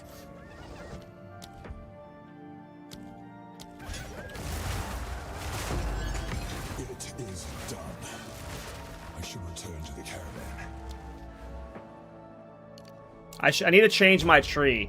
I did the tree I do for Ironbound, so my Ironbound tree, I come this way, because you can get the singular purpose faster than Overwhelm. But for the Thorns, Warbringer, or Ren League start, you should path towards Overwhelm first, so then you can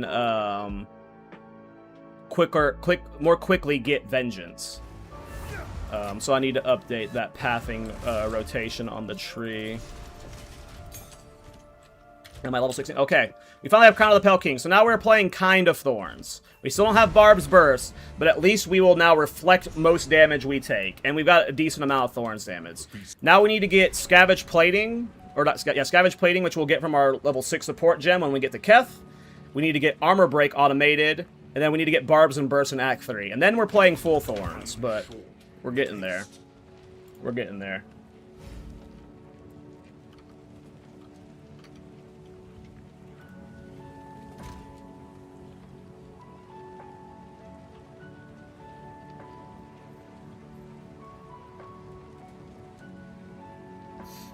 Yeah, content creators need to stop making stuff before patch, okay? Freythorn got nerfed. Totems got nerfed. What is this world, boys? What is this world?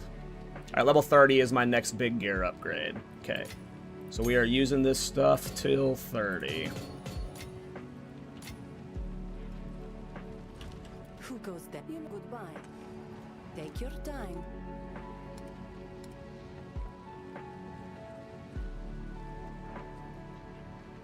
Warm nights.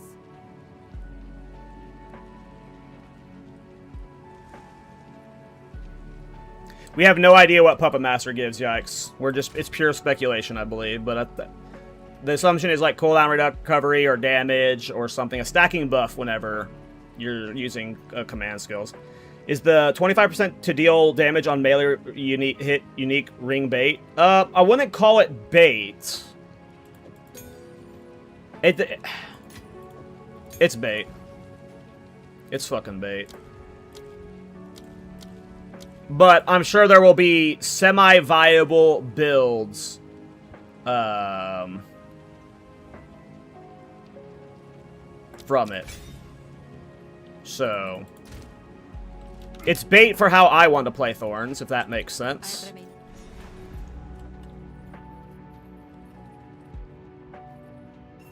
I'm so excited for tomorrow. I mean, I can't wait. I fucking can't wait.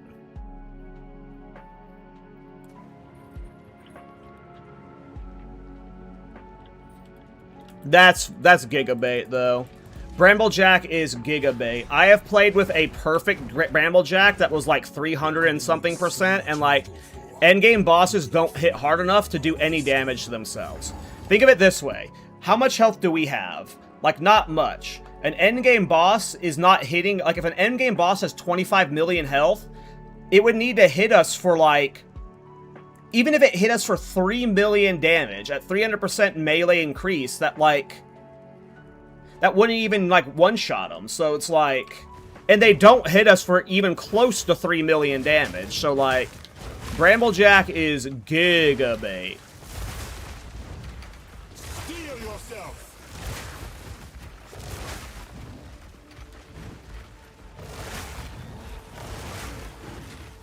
And it's only melee attacks, too, so...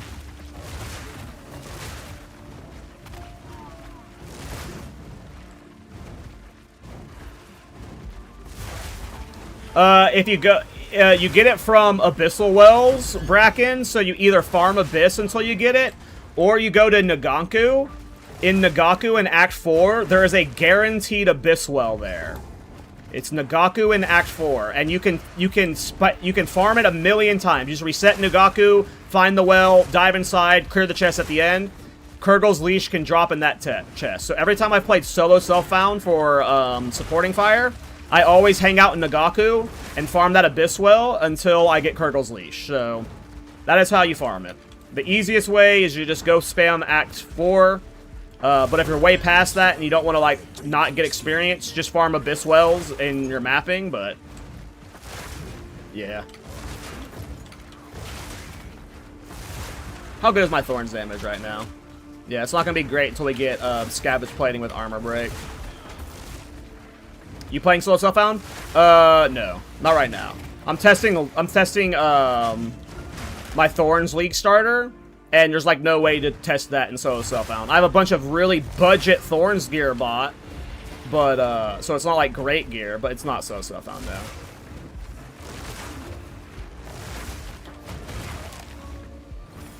It could take a bit, Bracken. It's not like a giga high drop rate, but it is not a super low drop rate to where it's, like, not worth farming. You'll eventually get it. Build is cracked, by the way. I mean, supporting fire is so much fun. It is a very cozy build. What about companions? I'm not a big minion guy in general. I know we keep talking about minion stuff because I play supporting fire. It's not really a minion build in my eyes, but I have no idea what to think about the companion stuff. It's obviously good direction for the game. Companions needed the buff bad, but I have no idea what it'll mean for the companion builds. I keep saying people say companion builds are going to be bait, but... Yeah. Companions are not minions. They're the same fucking thing. They're the same boring ass thing. Oh, I need to change my passives. I assume you're not using gigantic minions in there. I think it's called hulking form. Back to the forge. I would put the support gem for hulking form in there, instead of minion mastery.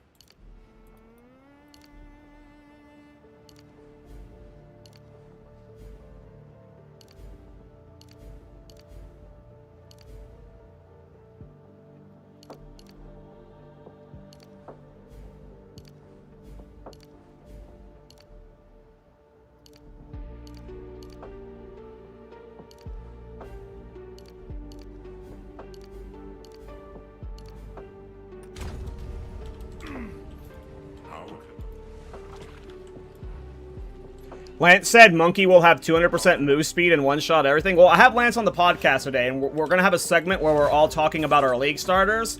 Curious to see what he says, but, that sounds like a copium to me. We'll see. I hope it works. I mean, I want all archetypes to have a place in the game, so I wouldn't be upset.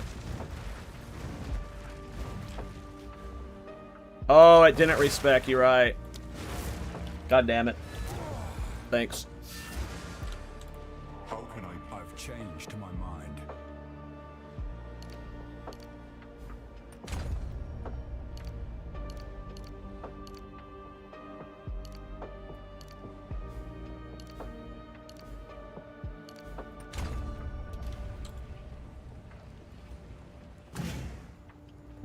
Ah, nice. Yeah, it just gets better.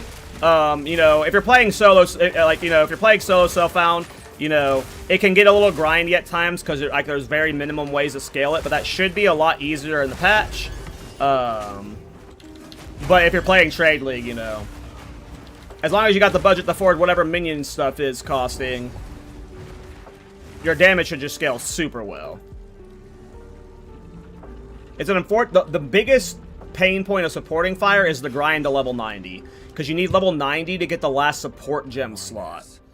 And they made it to where you can put lesser jeweler orbs and stuff on weapon skills, but that didn't mention anything about ascendancy skills. So I don't know if we're going to be able to influence ascendancy skills that way.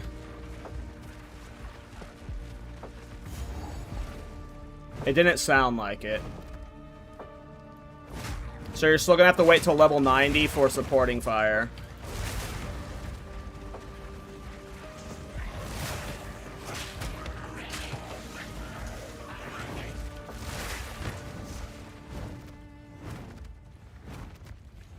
I mean, it depends on, like, how much you care about the journeys. Like, Smith and Katava is just such a smooth and easy experience, but, like, what's best is always Titan.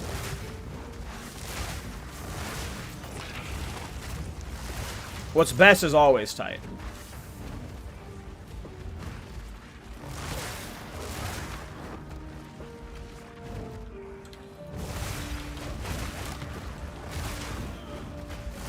Unless you're specifically doing, like, a Warcry build, Titan will always be better than the other two Ascendancies.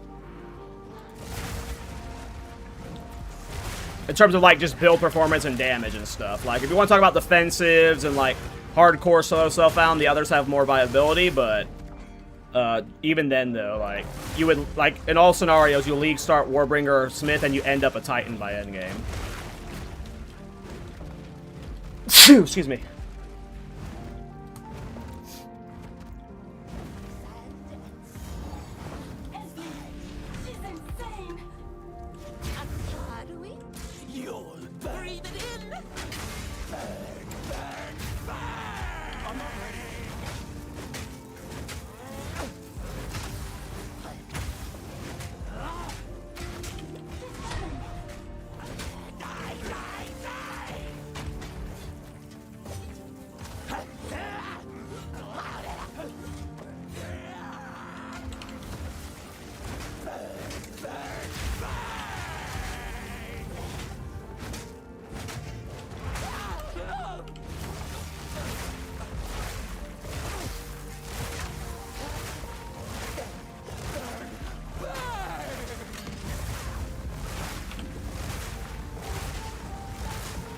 we go.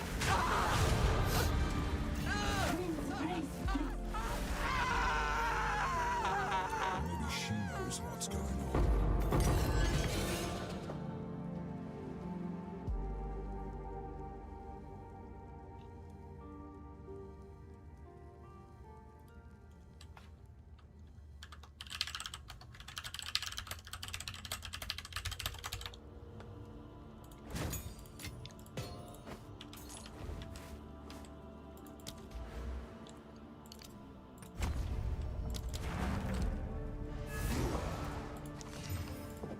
I'm a simple man, but I can improve.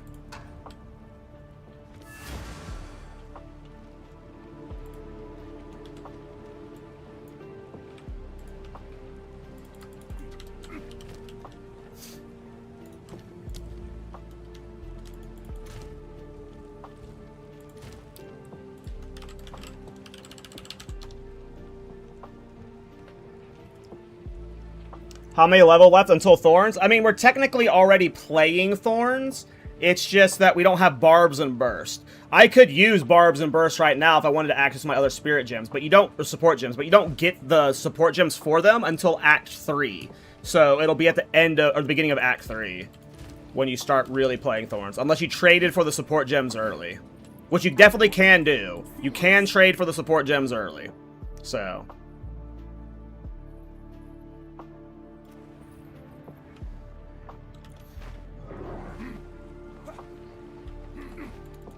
Need something? No need to rush.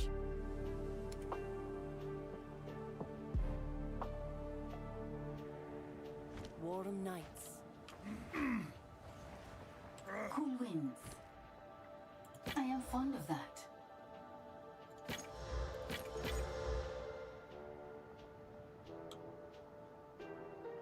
That is something.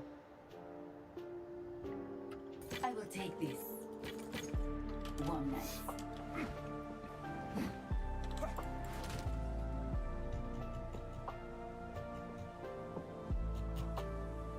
I would definitely have a Regal now from the League mechanic.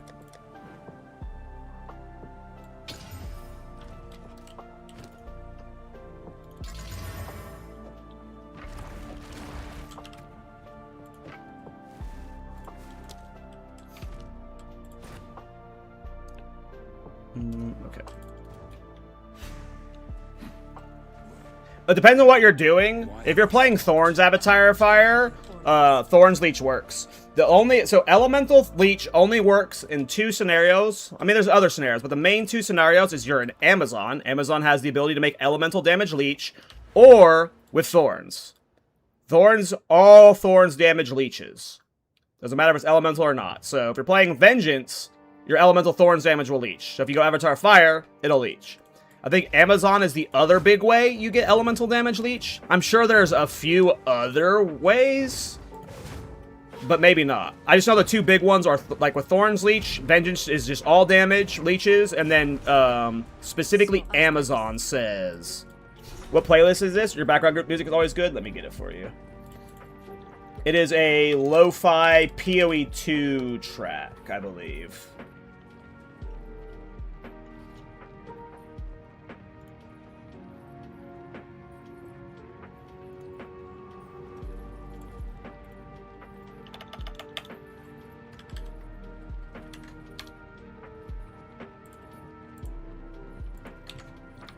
There you go. I'll post it in both chats.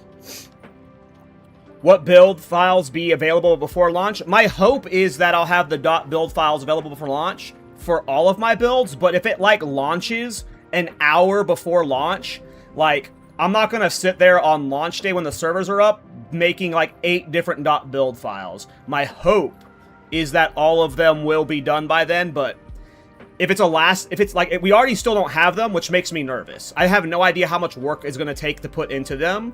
If I have time to get all of them done, yes, absolutely, they will be. But if launch happens and they're not done, like, I'm going to play launch for like 12 hours before I do any guide updates, right? Like, I feel like that's going to be hard to, like, oh, I'm not going to play right now, you know, because I'm so fucking excited to play. But my hope is yes. Like, I should hopefully have them For all 4 builds that I'm updating for the launch. But I can't promise you, unfortunately. Because, yeah, we still don't have access to it. Like, I thought we'd have access to it now. We're, like, almost 24 hours away, right? Like, 28 hours away right now or something like that. And we still don't have access to making the .build files. And what makes me more nervous about them is, like, I'm assuming we can't even test them beforehand. So, we're just going to release these .build files, and we just kind of have to, like, pray they work. Feel my wrath.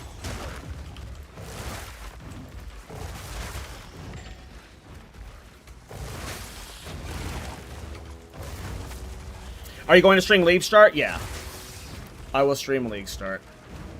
I can't promise that I'll be streaming all of my gameplay over the weekend. I get pretty exhausted streaming, but for at least the first day, I'll probably be doing a 12-hour plus play session on stream. And I'll be streaming a lot for launch too, but you know, you might like wake up and then you might see me stream the next day and I'm like, I leveled, you know, a bit off stream, you know. Correct, Crazy. I just need to do some work for setting it up. It's just... We do have support of it. It's just like I can't, you know... I have no idea how it works at all, right? Like, am I just going to literally push a button and it exports my current guide to the in-game completely? Like, I genuinely have no idea how it'll function. I assume it's going to take some tinkering on my end. But I genuinely don't know. What made you choose to do mustache maxing? It's fire. That's funny. I don't know. I just woke up one day and I didn't shave my full face. I only shaved my beard. And then, yeah. I don't know. I've never really grown facial hair before. I usually like deal with like when I grow facial hair for what it's worth. My ethnicity is I'm Puerto Rican and white. My dad is white, my mom is Puerto Rican. I am Hispanic, but mixed race. A lot of people think I'm Middle Eastern and Indian, and when I get facial hair, like a big full beard, for like most of my life, I've just like endured very racist comments. I grew up in the South, so that's part of it. Especially growing up in the South during 9/11. So, like, for most of my life, I have just never grown out my facial hair because of, like, just dealing with that when I was younger. So this is the first time I've, like, actually, in my life, tried growing, like, not just, like, letting my beard grow out because I'm lazy, but, like, actually growing out facial hair and, like, grooming it and maintaining it. I've never attempted that before, so. It was just a random moment where I was like, you know what, fuck it. Fuck the haters. I want to see what I look like with facial hair, and the mustache grew in better than expected.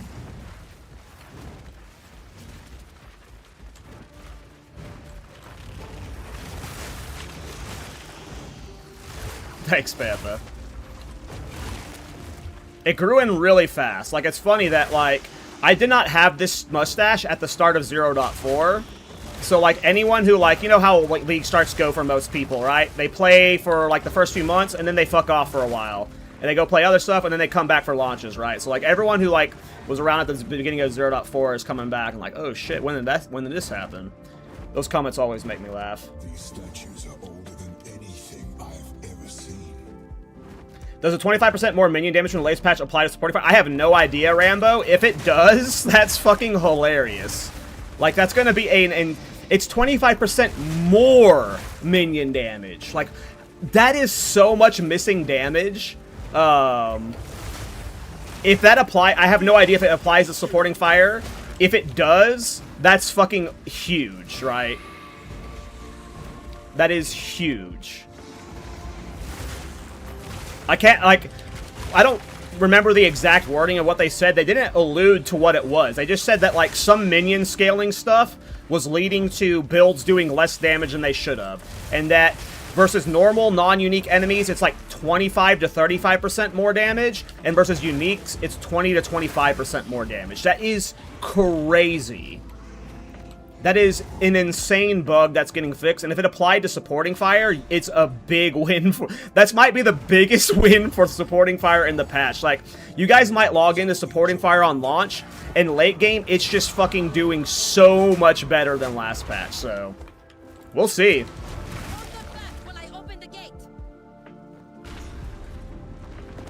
I'm just saying that the bow you're going to be building around, you're eating well in the patch notes. I think so, too. Like, one thing to take into account with the bow, a lot of people are like, if you can extract the effect at 100%, that's going to make crafted rare bows better than this.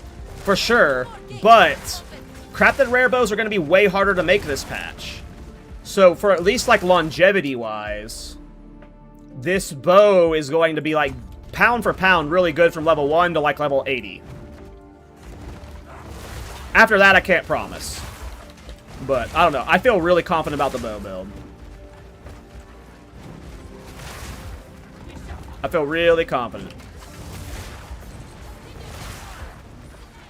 I don't know how rare it'll be. I definitely assume it's going to be rare. I don't know if it'll be, like, you know, Megalomaniac rare to get, where you could do, like, 50 Simulacrums and never see a Megalomaniac drop.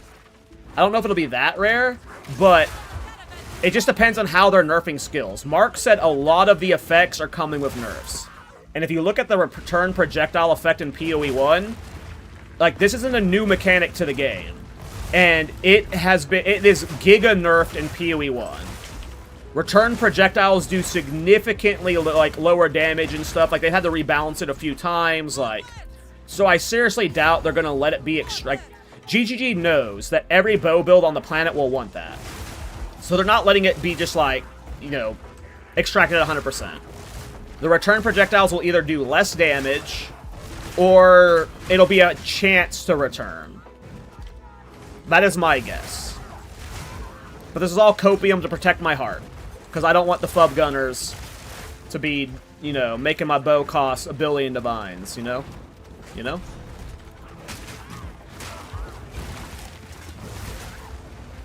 I did, Fat Dog. I unlisted the video already. So that doesn't mean that early game ritual doesn't have uniques now, but that does. So, like, we could still see an influx of early game uniques. It's looking unlikely, but yeah, they fixed the reset. My fault. Well, I don't know if it's my fault. I shouldn't claim that that's why it got nerfed, but you never know.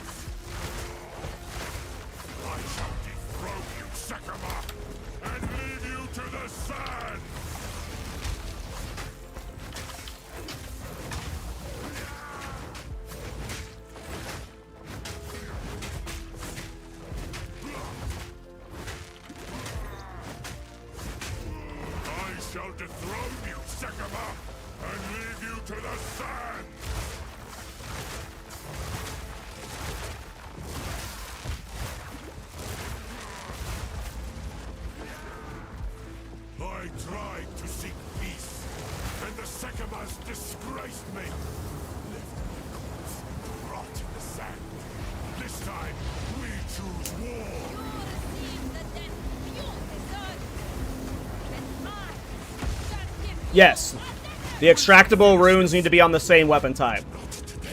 Which, we like, if it wasn't, we'd be able to use something like Chernobog, right? Like, Chernobog would buff our build a lot, but because we have to use a shield to get Chernobog's effect, then it's like, ah, wah. We must battle sorcery with sorcery. Let us return to the caravan and entreat Zarka's wisdom.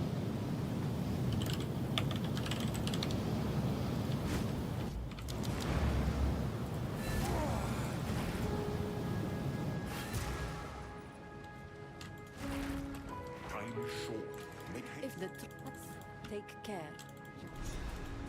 In speed.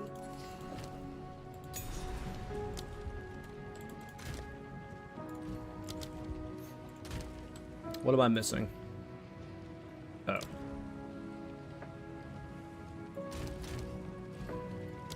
Missing int? Int. Quickly. I have changed my... That's a question I'm seeing a lot, is like, will you be able to put, like, one of those effects into a, Darkness Enthroned? Yes. For glory. Who knows? All right. Let's go become a... Actually, let's go get our... We need support. We need scavenge plating first. Let's go get scavenge plating. So we'll do Keth first. And then we'll get our ascendancy. This barren place holds an essence of water. Perhaps it is beneath the sands.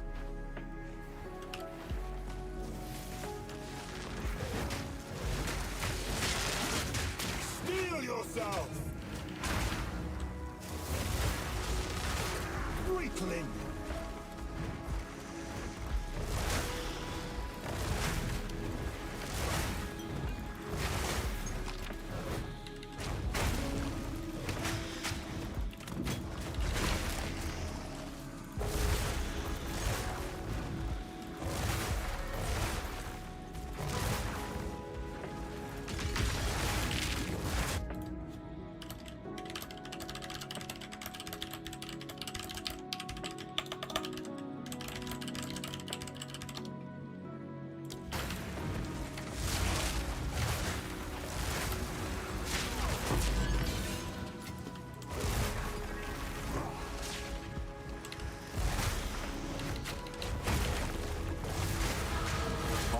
No limitations.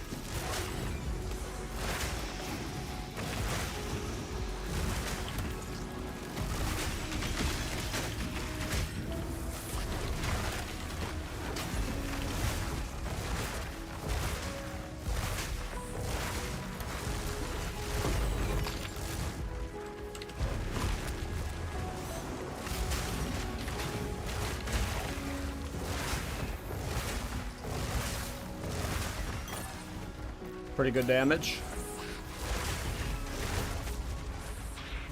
This is definitely how you're going to want to level Thorns until you get fully online.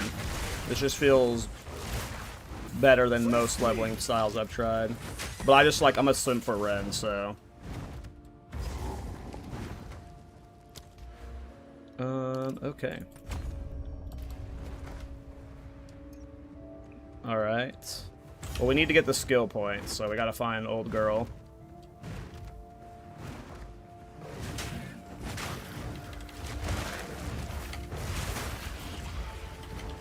No, what that wording means, Jonas, is I made a video a few days ago talking about a Freythorn reset. You used to be able to reset the Act 1 Freythorn over and over. So essentially what that means to me is, you know how the Elder Maddox in the Interludes works, where you can interact with them one time? That's essentially what it's saying. It's just a one-time interaction.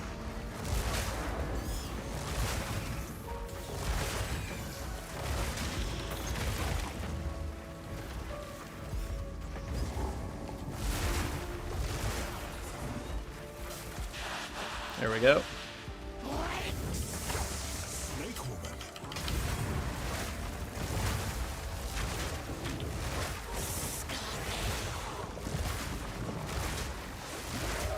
Servant treachery.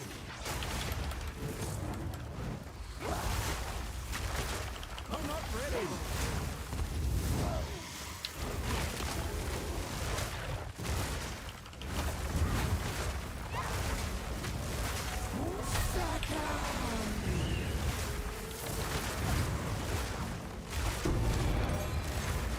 I've no more room.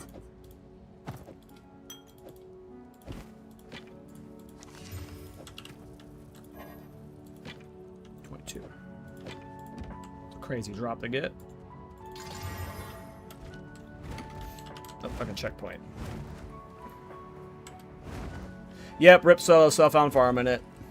But you'll just get it. You'll just farm it in maps. So you won't be able to league start it, but you know you get to end game on your first character. You farm ritual, and then you just get all the leveling uniques you want. Then. How could the Marraketh abandon something like this?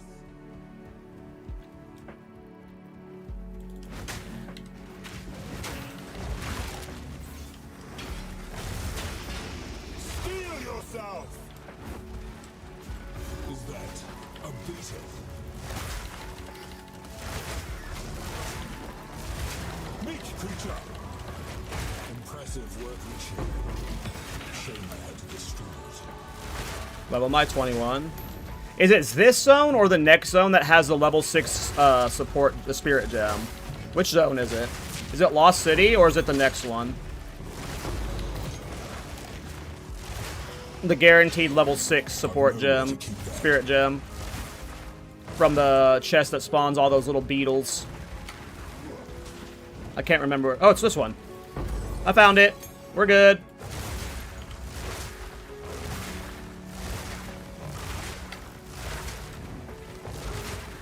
Alright, we can't use... Oh, we can use it now. Alright, we got Scavenge Plating. Cool. Well, we'll still use Iron Ward until we can get Armor Break. Okay, I'm going to go do Ascendancy now. Let's get Thorns going now. Now we'll actually start doing Thorns damage after we get our Ascendancy, because we'll have Scavenge Plating stacks. Hey, you know any new benefits from the new skills tree for supporting fire? You know of any benefits from the new skill tree for supporting fire? I mean, all the armor buffs, Puppet Master, there's some stuff. For sure. Mainly the armor buffs. I mean, if you play the Energy Shield variant, you got nerfed into the ground, but I haven't played Energy Shield in forever for the build, so... Doesn't particularly impact me. But if you did play the ES variant, then... It did impact you. I don't know why I just did that like that.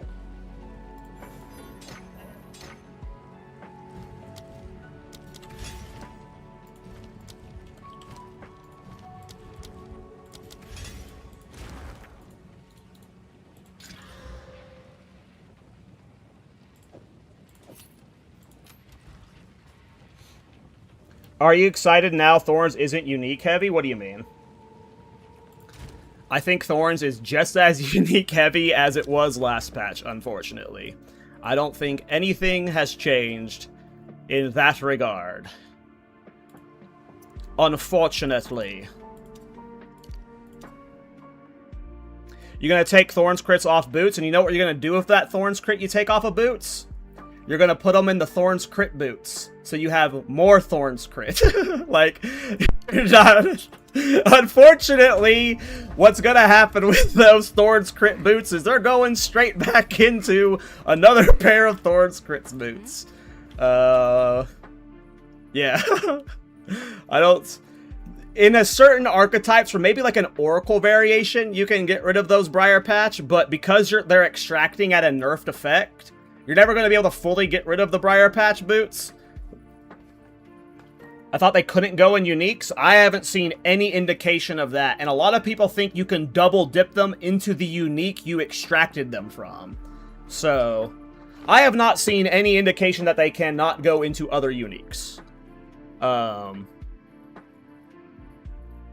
Personally. But, let's just say you're right, they can't go in other uniques. Because they get extracted at a nerfed effect, you would still probably be using Briar Patch because they corrupt up to the 31%. Versus a nerf Briar Patch, which is probably going to be like 10%, maybe 8% crit hit chance for Thorns, so... We'll have to see, but from what everyone assumes from what I've seen that it can at least go in other uniques. And some people think you can double dip. So, we'll have to see. It would have to replace the boots though, Tolly. It would have to It would have to extract at 100% effect, for sure. It would have to basically be.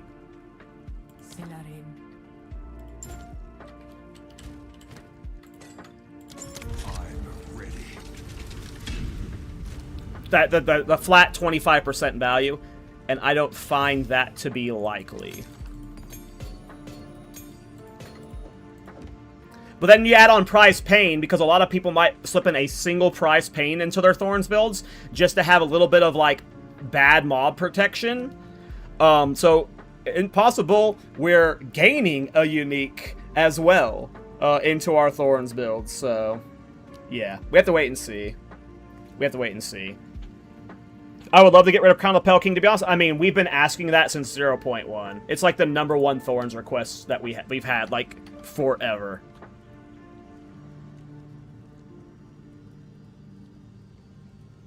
Correct, we get nothing from the shield effect. We are not using a shield.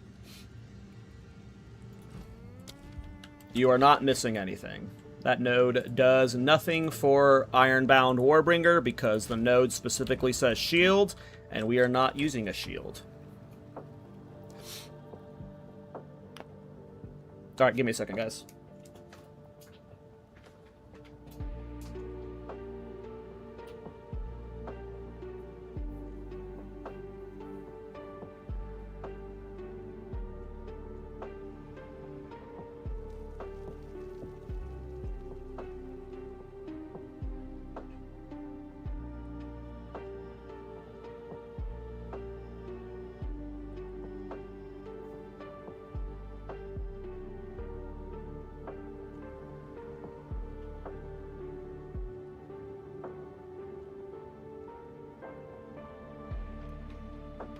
Okay. Yeah, no problem, Mark. Yep, there's nothing we can do about that, unfortunately. It's just like a, you know, a downside of the playstyle. We don't get full benefit of our ascendancy.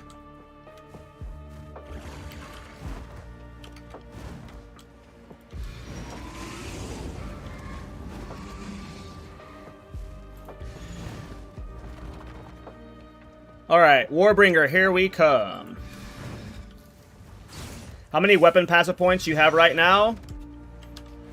6.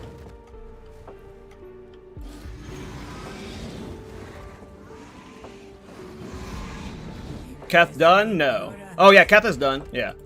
And 6 makes sense. You get 2 from Crowbell, you get 2 from Una's loot, and you get 2 from Keth.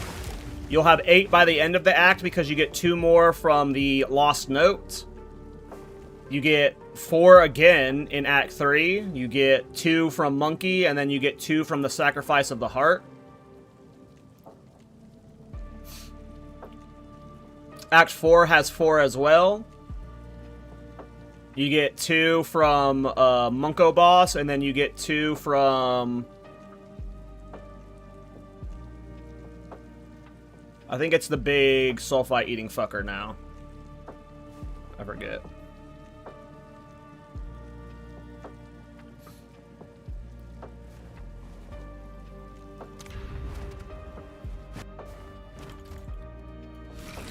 God, I'm so excited, guys. Like, it's not just the endgame rework that's about to be hype. The new campaign is going to be so fun.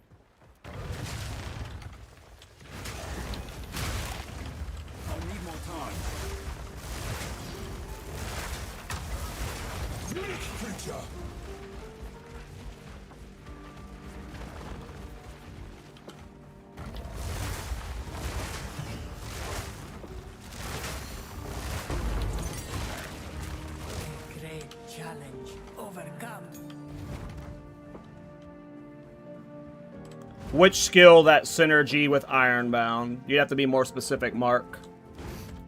I don't know what skill you're talking about, because I didn't see anything new that really synergized well with Ironbound, necessarily. Are you talking about the thing that, like, consumes armor break for an explosion? I don't think we would use that, if you're talking about that.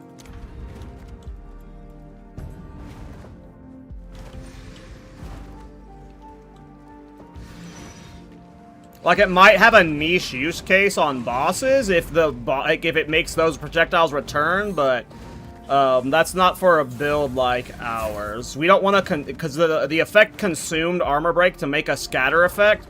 We don't want to be consuming armor break because we want armor break for Pierce. So if we're talking about that specific gem, I don't think it makes it into the build. But I don't know if that's what you're talking about.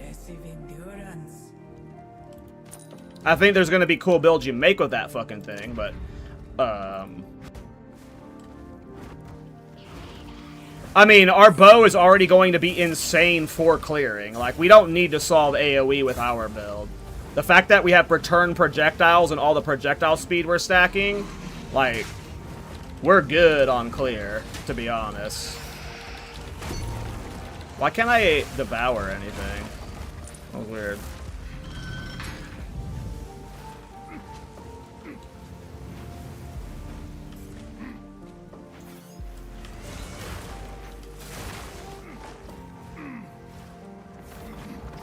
I don't think they'll change the locations of any of the set rewards. I think, like, if you look at, like, all the rewards that the Val Temple gave, like, you know, Clearfell gave a transmute. You know, like, certain areas gave Regal Orbs. Those are probably all exactly the same. Poor Warrior received no love. That's not true. Armor got significant buffs. And Ward as a defensive layer could be very good for,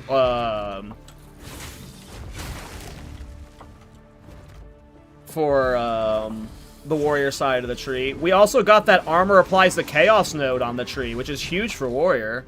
I think defensively Warrior got a bunch of buffs. I think what you meant to say was Maces received no love. But Armor got some serious love. That's for sure.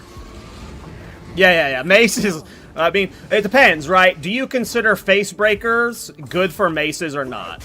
A lot of people might think face breakers is enough for mace, like, for them, but I agree with you otherwise, you know. Again, I'm somebody who, like, there are the people who are like, get over it. Like, you didn't get a weapon. Why are you upset? Like, I wanted a fucking weapon. Like, I wanted a fucking weapon. Would have been nice to have a new weapon for Warrior mains to play with, so.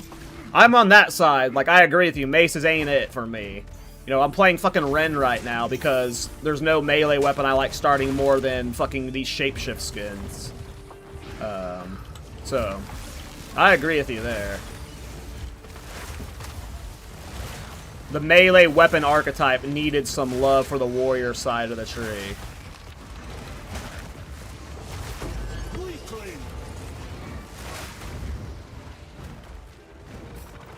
Not a fan of multi-palm start. I like quarterstaff starts, but that's not like the Warrior side of the tree in terms of weapon. I think quarterstaffs are good starts. I did so many quarterstaff starts in 0.4.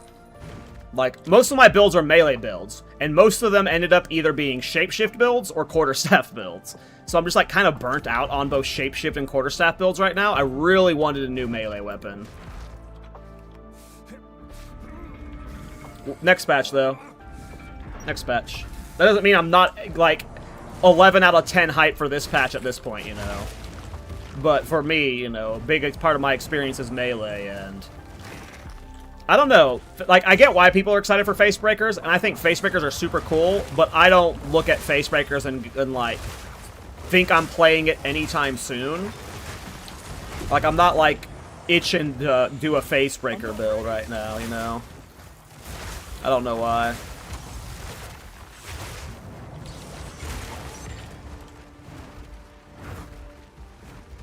Spear is half of melee, and Spear only has 5 melee skills.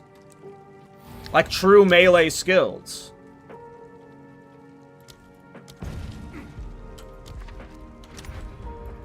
Alright, almost Warbringer, boys. Boyo, boyo! I think Quarterstaff is a near-perfect archetype for melee. Like, Quarterstaff is really good.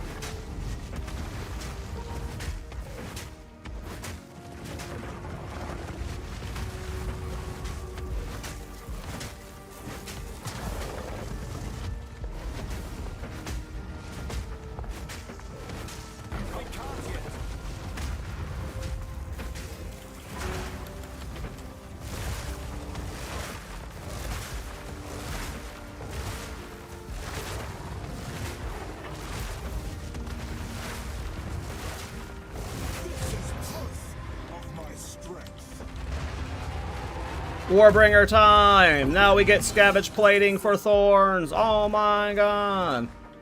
Why was Original Sin so cheap in 0.4? I mean, everything was so cheap. Like, Headhunter was a divine orb, like. Temple destroyed the game. Will you use shapeshifters for leveling tomorrow? No, I'm gonna be leveling from bows from level 1. I'll be leveling from a bow with a bow right away. Immediately. I'm gonna mule a bow with a ranger.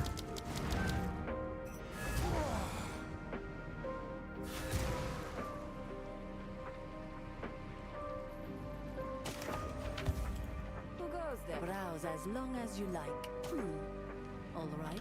Almost 22 for those items. Next replacements are 33. Okay, so now we're just finishing the Act 2 and then getting the real Thorns in Act 3 when we get Barbs and Burst. Alright, let's go finish Keth. But no, I'm not playing Thorns tomorrow. I wanted to get in a playthrough of the campaign just so I can make sure my guides were fully updated for whoever was brave enough to League Start Thorns on League Start.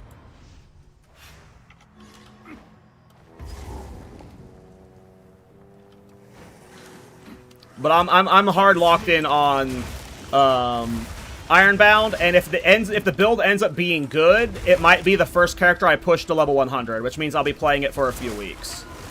So.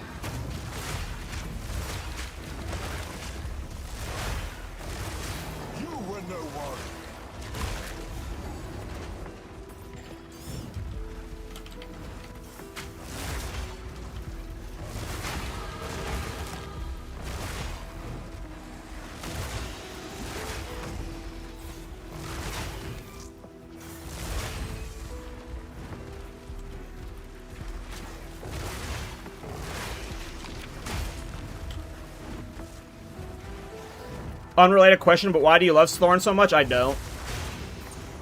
I shit talk Thorns more than anybody.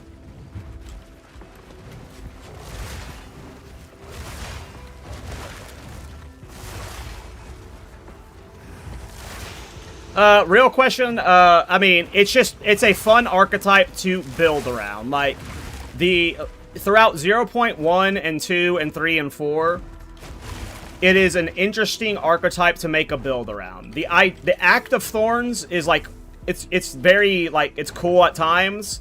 Playing Thorns can be fun. It's got these moments where it's like S tier fun, but it has moments where it's F tier fun. What's fun for me about Thorns is the challenge of making it work in this game. And Thorns was really bad initially. Like, it was almost completely unsupported.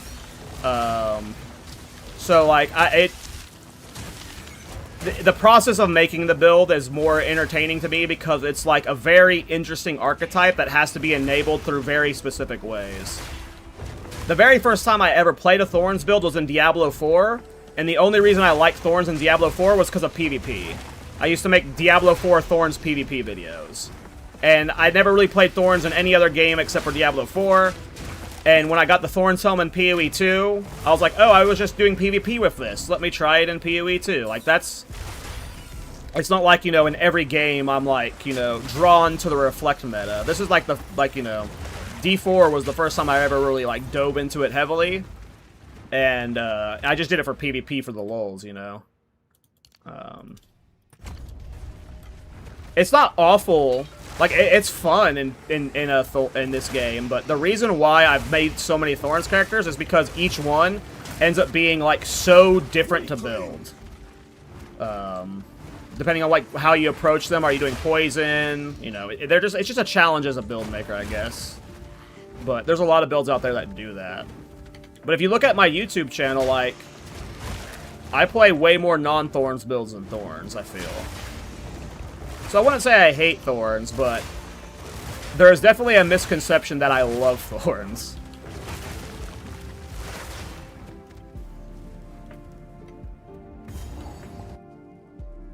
Do you think Ironbound will be expensive at the start of the league? At the start, no. I don't think so. For the first few days, no. Once people start trying to extract it, if the extraction's really good, it could get expensive. But on League Start, like day 1 and 2, I think it's going to be like an Exiled Orb, a few Chaos Orbs tops, though. Like, it's not going to be so rare that like 99% of people that get it are going to be like, or like they don't see my videos, right? They don't like know that Fub Gun's after it. Like, they're going to be like, oh, it's a bow with block on it. I'm not playing a bow build. I'm selling this. And you're going to be able to live search snipe them for cheap. Like, it won't be until a few days into the league that it gets expensive, you know? Thoughts on not having instant leech anymore and playing Thorns? It's definitely a massive nerf. There's a reason why I'm not willing to restart it, because there's a lot of question marks with how well Thorns leech will perform. I have no idea. I genuinely have no idea. I think it'll be overall fine. Will it be worse than before? Probably. How much worse? I don't know. I genuinely don't know. All I can do is take a guess for the people who are going to risk League starting it. And if you look at the Warbringer guide has been updated for the, like I would say, 95% done. And I'm still taking the leech stuff. We're taking Val Pact and stuff, so. All right, so I don't have scavenge plating on. Rip. Okay.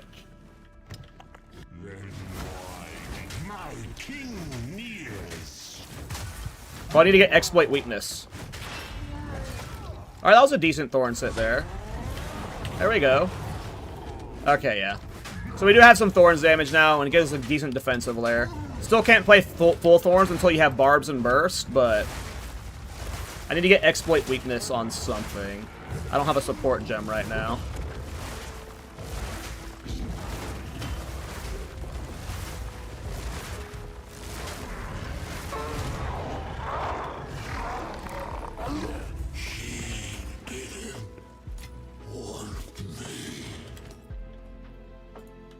Well, I definitely don't think bows should be nerfed.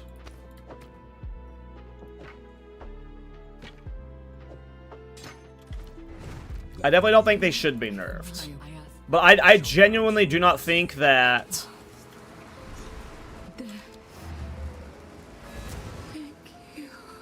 The effect is going to extract at 100% power. It's going to be nerfed in some way, so... I will honor your sacrifice. We'll still be fine. Our build will still be... I'm coping, okay? I'm coping. Let me cope. We're not afraid of the foam gunners, okay? They're not gonna ruin the bow. They won't do it. There we go, support gem. I want exploit weakness. And I want it on...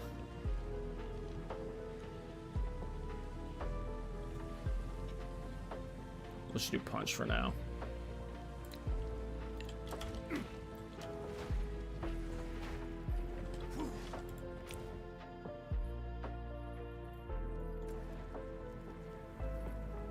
How fast do you think that will be the clear speed in early maps with the bow? I mean, if it goes how we expect it to, I am imagining we're blasting the fuck out of the endgame. Warbringer over Shaman? I mean, I'm just playing Warbringer for this run. Shaman's the best Thorns Ascendancy still. Like, that's not changed, you know? The dark retreats for now.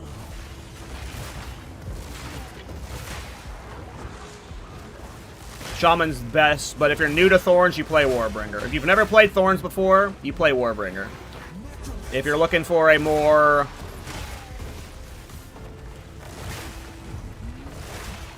min-maxable Thorns, you play Shaman. Nope, I sprint stunned myself. Thorns Leech keeps us alive, though. It's happened twice now, Zeplo. It happened for 0.4, and it happened for 3.28, so... It's happened twice now.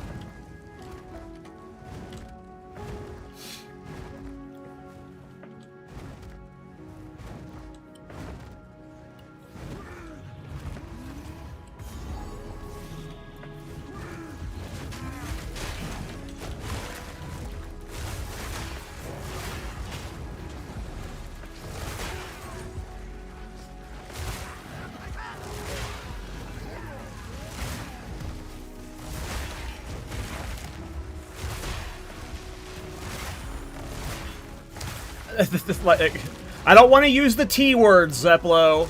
I don't want to use the T word, but the people that know have known that Twisters has been good since 0.2. All right, I'm not gonna throw out the hard T. All right, I ain't gonna call them that again, but Twisters have been in this state forever. We've known, you know, the people that play the game know that Twisters have been fucking busted since 0.2, and nothing has changed, you know.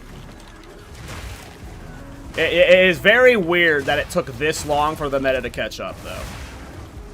Twisters has been fucking cracked.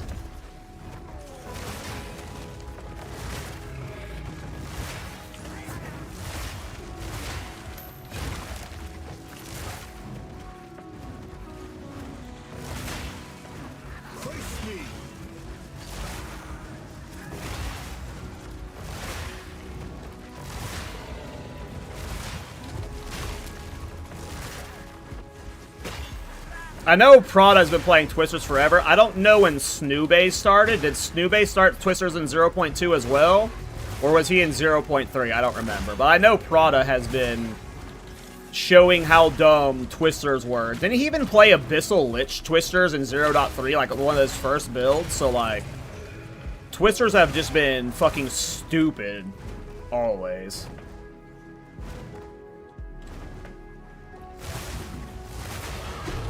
Snoo was 0.2. Yeah, I'm not like, I don't play those kind of builds, so like, you know, I admire them from a distance, so I don't know when people started them. But yeah, Twisters have like...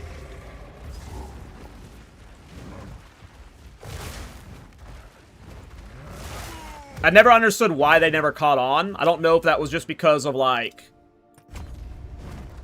barrier of entry, like the cost was too high or something. Like, cause I never actually like played it, and like I've never played any build like that, a spear projectile build like that.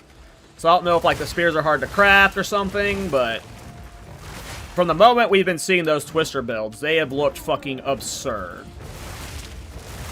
Even before like the Giga Abyssal Lich projectile scaling, they were always like fucking really good.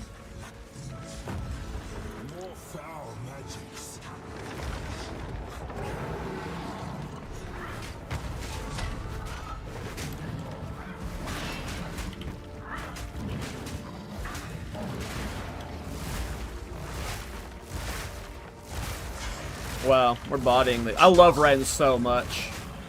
Rend is so good.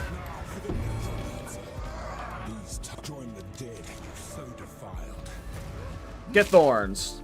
Get Thorns, dweeb.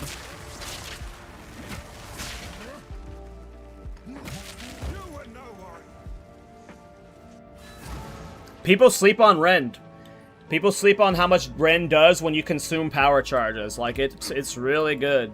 I love leveling with Rend. It's potentially my favorite melee leveling build right now.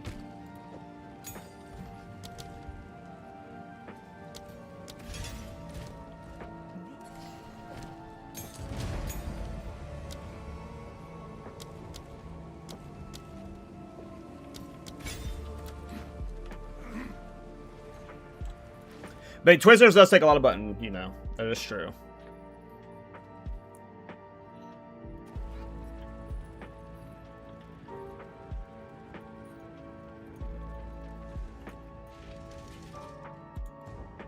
I sleep on 4 hours because I'm too hyped for the league start. Man, I wish I could sleep in too. Will they be viable for 0.4? It depends on what you mean by viable. How much of the game do you normally clear, Lucifer? Are you somebody who like wants to full clear everything, deep end game, hardest bosses, hardest possible content? Hardcore solo self-found? Oh, you're fucked, dude. You're fucked.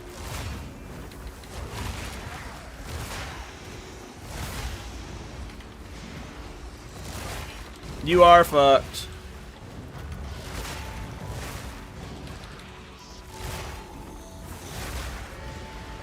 I mean, if you're playing hardcore solo self-found, like, good luck getting all the gear you need for it. I don't know if you're memeing about hardcore solo self-found, but Thorns and solo self-found is not ideal. And We don't know what the Leech nerfs do to our build. I think Thorns is probably, like, about the same for the most part for most people, but when it comes to min-maxing, it might be slightly worse defensively.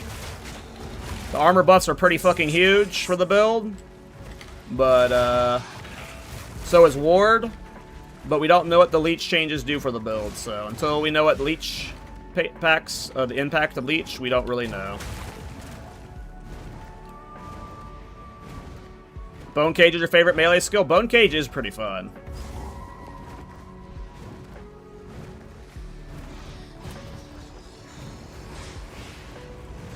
Yeah, I actively, like...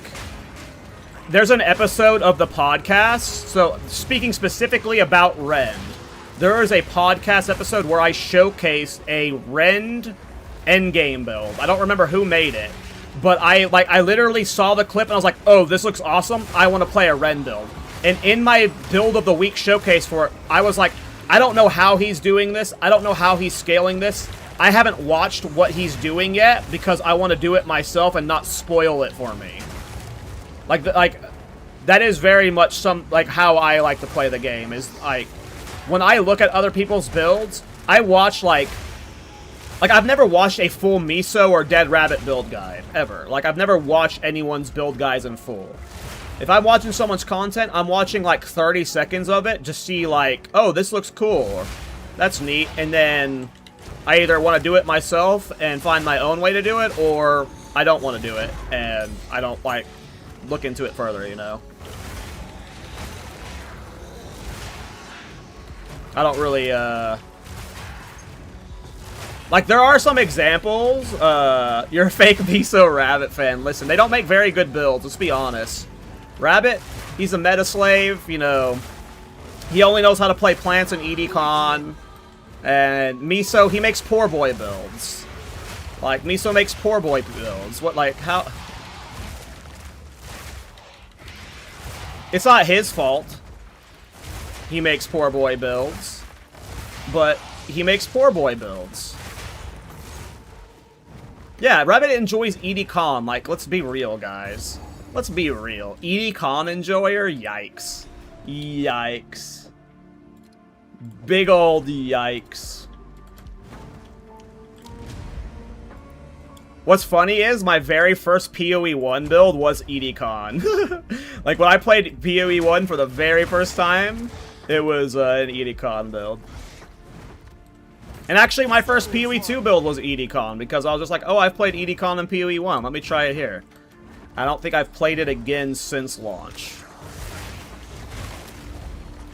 I don't like the rhythm of EDCon. It's just like tap, tap, tap, tap, tap, tap, tap, tap.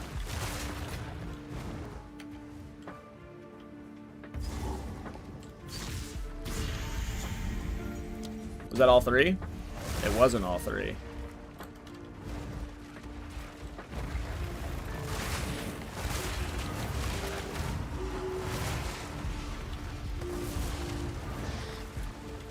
There it is.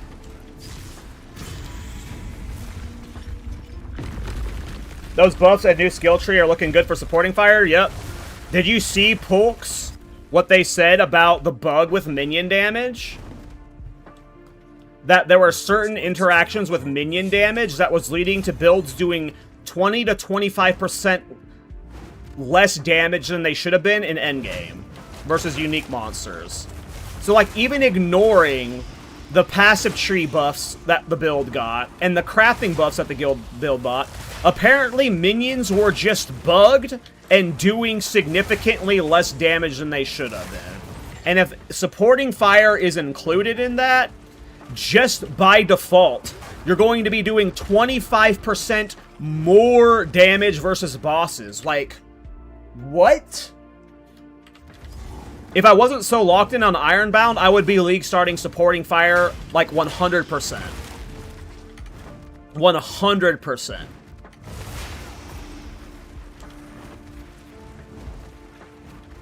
Why am I seeing a bat instead of a Thornbringer? I mean, I am playing Thorns. I have Thorns gear on.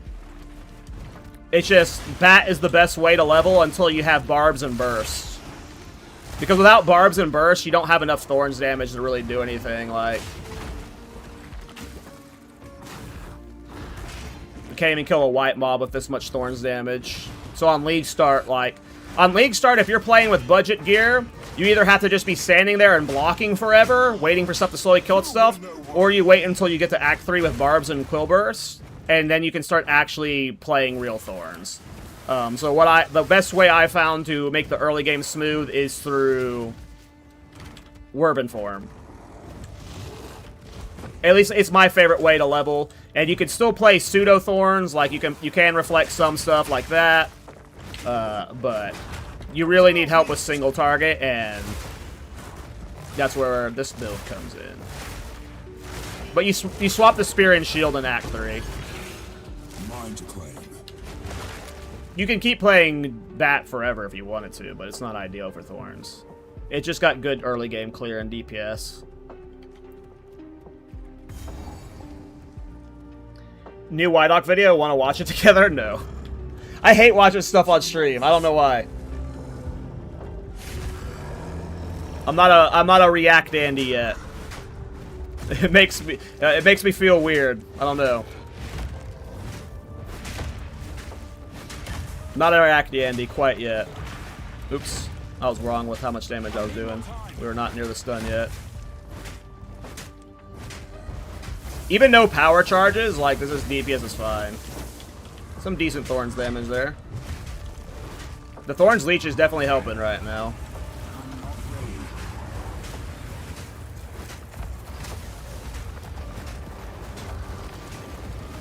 That's funny, I always think it feels cozy. I don't know, like maybe like... I don't know, I get really anxious when I'm like just sitting here watching videos on stream. Like, it's like I feel like I'm wasting your guys' time.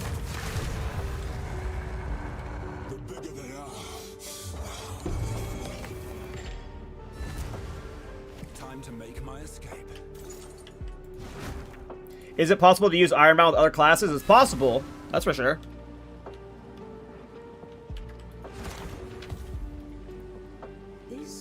I wish I could decide on League Start, but holy shit. I'm like a ping pong flying between choices. I call it build choice anxiety.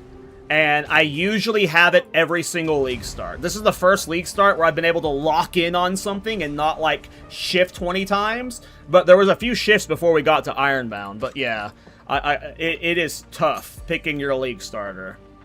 It is tough. Here we are all watching you. That sometimes makes me feel weird. I mean, true. That is true.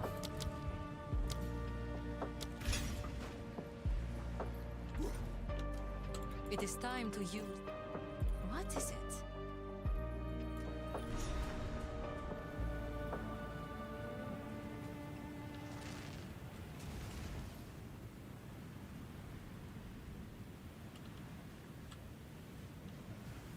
Hey man, if that's what you're into, looking guy, I can't stop you. I love Ice Shot since 0.1. I have not played it before, so this will be my first time playing with it, and it should be awesome with this bow, so I am very excited. But I'm not normally a bow guy. I've played one bow build before, and I used Spiral Volley and Snipe, so... This is a graveyard.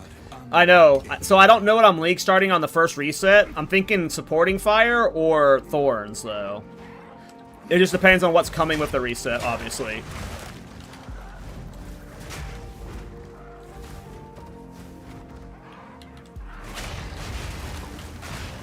That was some good Thorns kills there. Thorns is killing all of these guys. So even without Barb's Burst, this early on, we've got decent Thorns. Like, Thorns is reflecting on all these guys, so... We got better Thorns than I was giving on... At least when you have Scavenge Plating for, like, the clear on maps. It's just, we don't have any single-target Thorns yet. But we will be able to use it on Jamin-Ra. We should be able to kill Jamin-Ra with Thorns.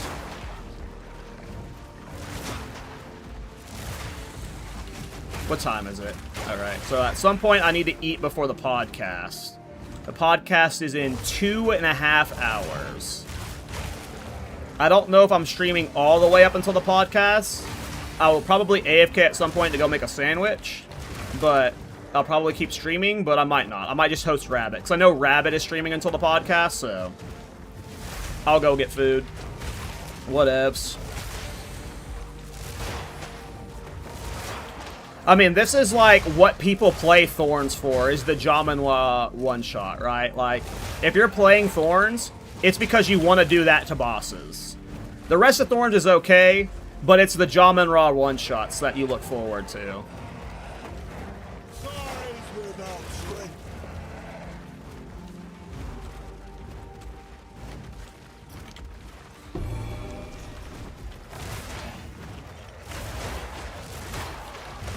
It's almost always at this time. Our normal stream time is 1 p.m. my time on Thursdays, which is in 2.5 hours. We've been pretty consistent with that. We sometimes have to change for the guests, but that's our normal time, right? Right? Thursdays at 1 p.m. Central, 11 a.m. Pacific.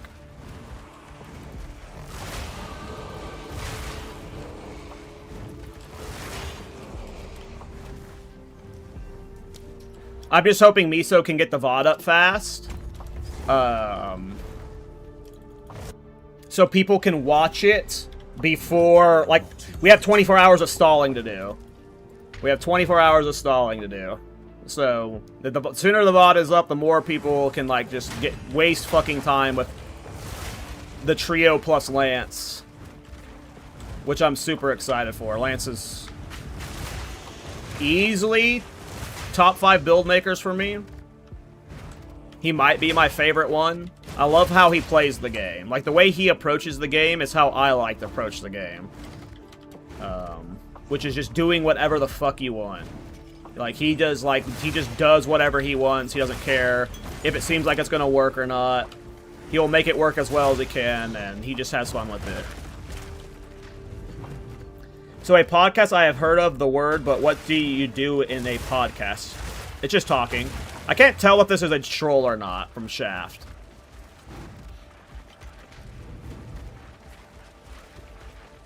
But I'm going to assume he does not know what a podcast is. Podcast is just... I don't know what the word comes from, but it's just like... people talking. It's just people talking. So our podcast is 3 of us every week talking about Path of Exile 2. Oftentimes, these are audio only, so like they'll just be like on Spotify. Ours is on Spotify, so we do have audio only, but some of them will be like webcam setups and stuff. But it's a podcast is just like a meeting of people talking about a topic, a hobby, or something. Where do you do the podcast? We stream it on Miso Shiro's Twitch channel, and I'll link the podcast on his YouTube. All the VODs go on his YouTube channel.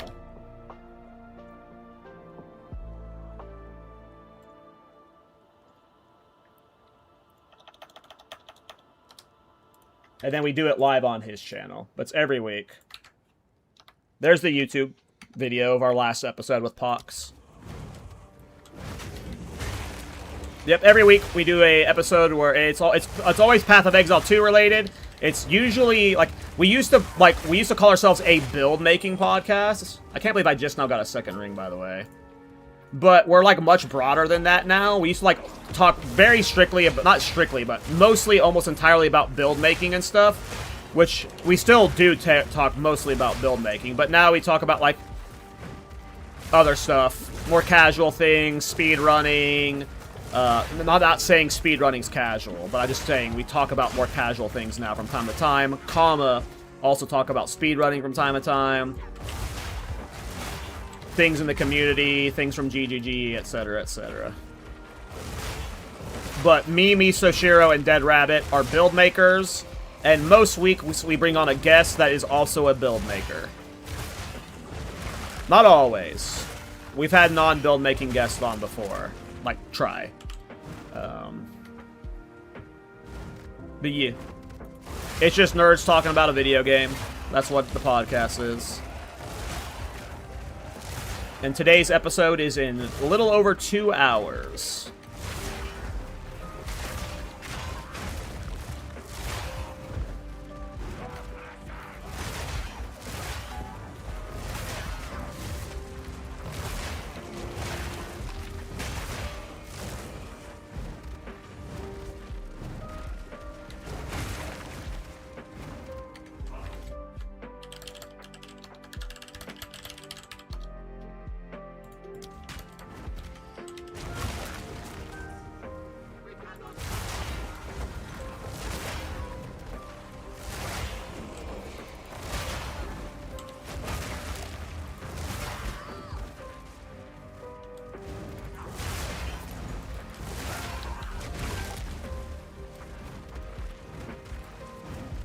I'm one of the few people that actually enjoy Sekimus. Same. You guys will probably see me farming a lot of Sekimus on League Start.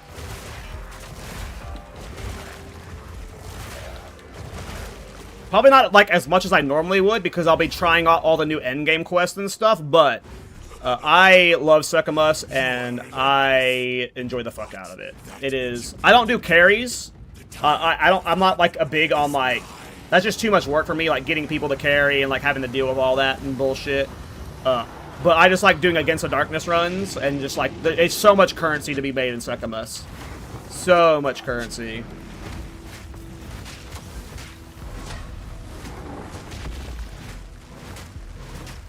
Okay, there's one attack this guy does that does Giga Thorns damage.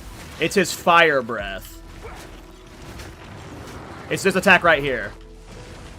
I don't know if we can eat any of it. Yeah, we can't really eat too much of it.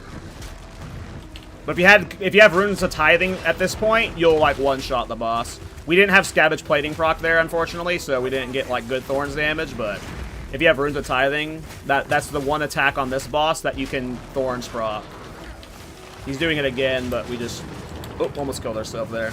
We don't have enough Leech right now, and we didn't have Scavenge Plating. If we had Scavenge Plating, our Thorns would be higher. But unfortunately, not right now. This is a slow kill, because we haven't been able to get a single power charge as well. Is he puking? Yeah, he's puking.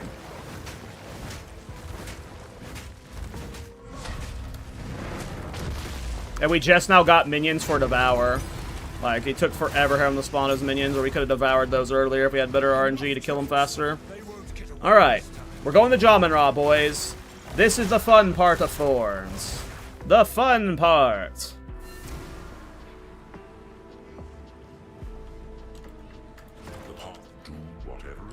Guys, we are 28 hours from launch. 28. You found a letter? Oh, When I... almost there.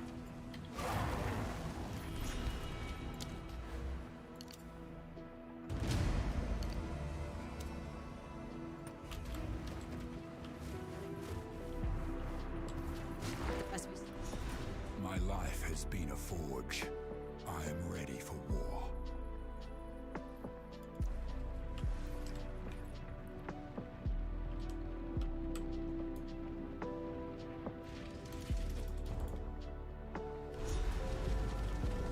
Ready yourself. We must prevail, no matter what. I will end this, or die fighting. Give no quarter!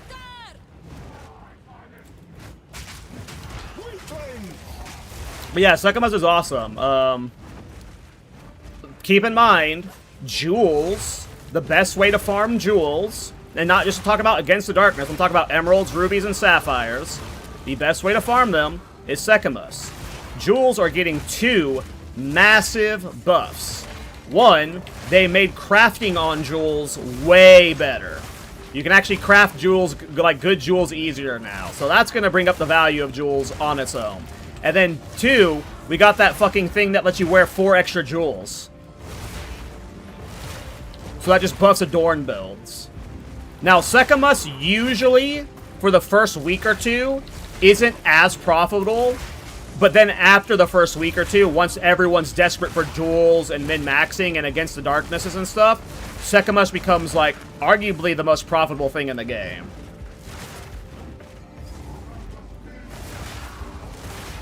I love farming Sekimus. Even, like, as someone who's not good at selling stuff, like, Against the Darknesses on their own make bank.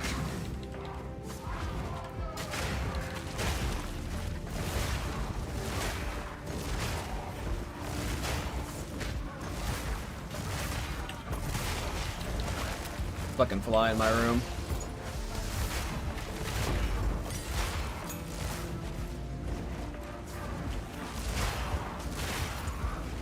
I don't know, personally, Jake. I haven't really looked into totem builds at all this patch. I understand why they adjusted it. I'm sure it'll still be fine. They're just not going to be the most broken thing in the game anymore. But I imagine your average totem player is okay.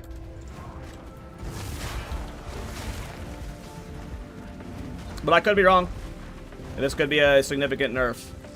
It's definitely not as free as it was. No pun intended.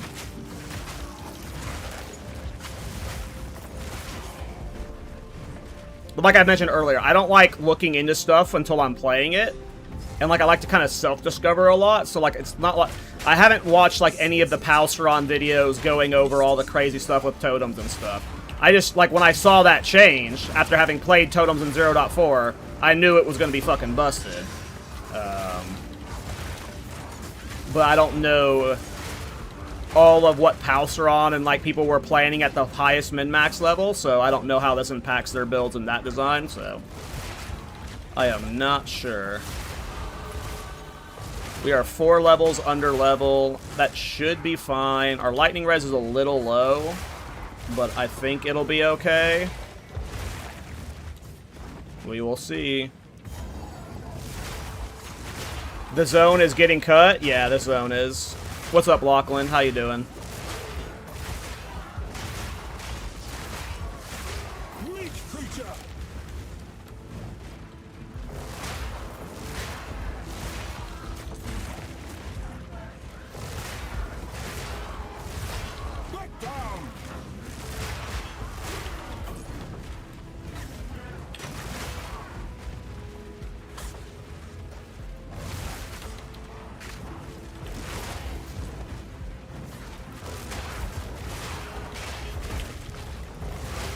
Hell yeah, Lachlan. Do you think they did it because of Archmage? I mean, Archmage is definitely really good.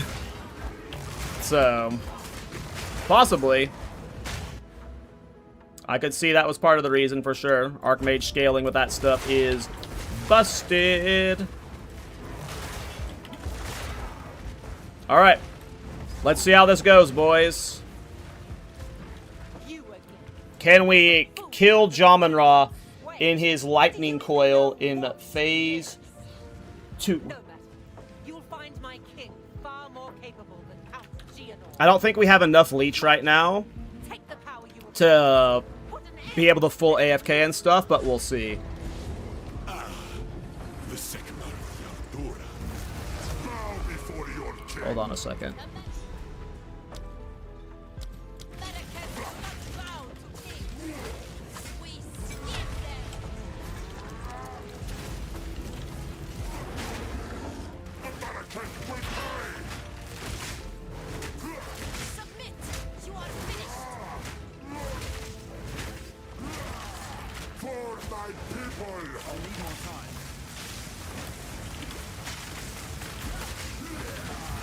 Yeah, we don't have enough leech to do that right now. Not without scavenge plating. Now we can maybe do it? Not quite.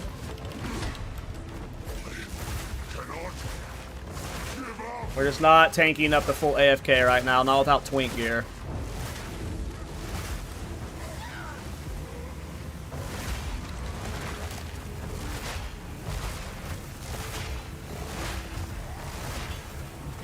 Oof. I'll be careful there. We're running out of time. Envious! What are you doing? What are you doing? I don't know if we're going to be able to full AFK the lightning coil here. We don't have enough leech right now with the current setup. We might need to swap out of like some of these two-handed damage nodes and get like Voracious or something to be able to full leech this early. Let us see. Let us leave.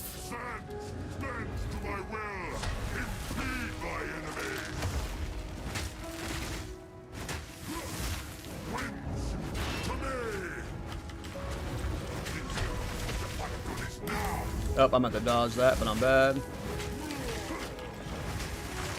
Here we go.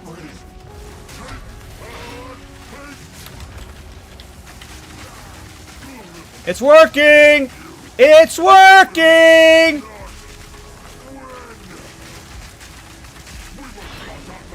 It's working!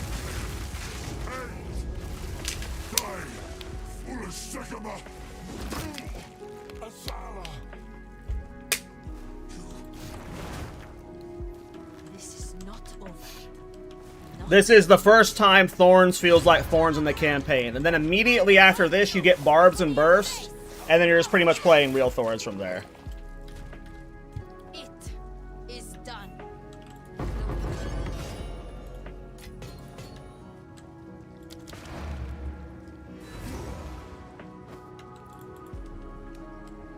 Yeah, she steals our kill, dude. Assault's a real mean one. We worked hard for that Thorns kill. I actually dislike that kind of Thorns, to be honest, Gleda. Like, that is not what I like about Thorns. I hate when Thorns is just baked into your attacks. You don't actually have to take damage to deal damage, like... I much prefer PoE 2s. But I get why people like the other one. It's way more consistent, but... it becomes just like an attack build at that point. I mean, the way Retribution is handled, how is it handled? Can you explain it for me? Fucking fly in my room bothering the fuck out of me. What time is it? Okay, 11. Yes. Alright, continuing on. Oh, block makes AoE Thorn Splash with enhanced damage. That's cool.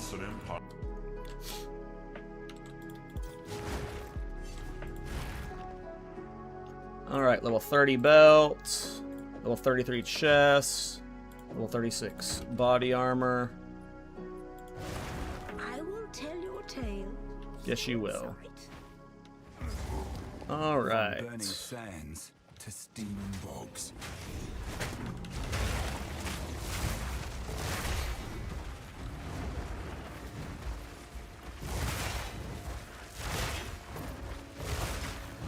Face me!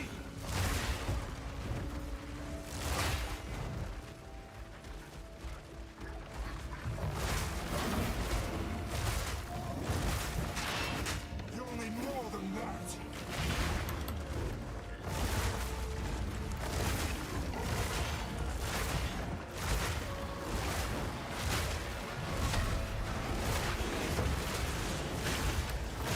Oh. Rip.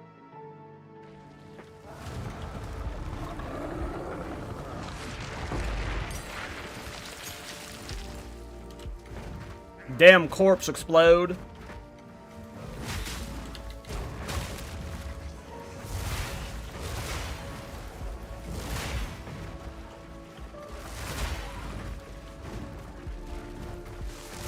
They're swarming!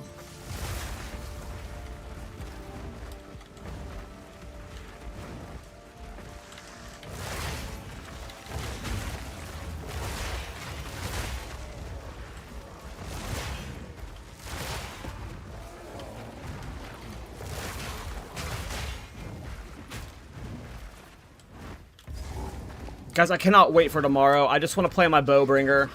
I just want to play my frickin' Bowbringer. You know what I mean, you guys? You know what I frickin' mean?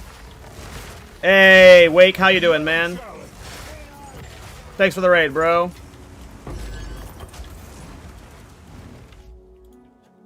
What I type? It's type / shout out SOA _ Wake. I think I did this right.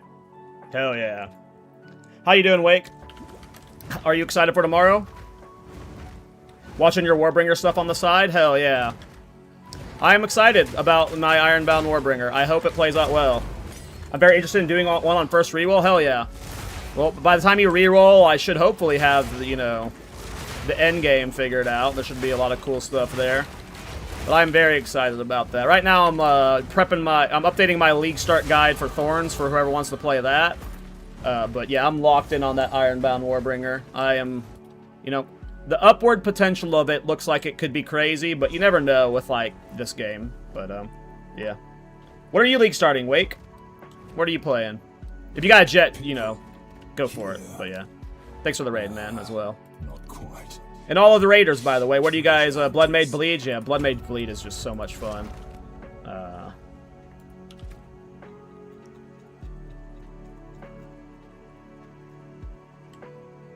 Lightning Spear Rake. Hell yeah. What about the rest of you guys? What about all you other raiders? What are you guys, League starting?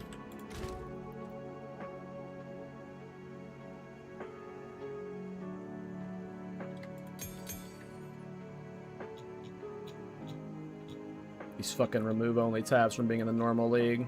But I need to see some of them because I've got my gems. Where are all my gem tabs? There we go. Alright, so... when we get to Act 3 is when we do the transition to Rapid Assault and Cull the Weak.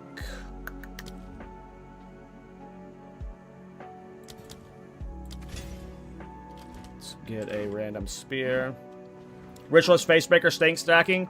What kind of stunt I can buy? Did you guys see that they added Facebreakers to the list of uniques you can extract from now? In any case, I know some people were sad that it wasn't, but they ended up that's useful. changing on that, and it's going to be extractable. Optimistic.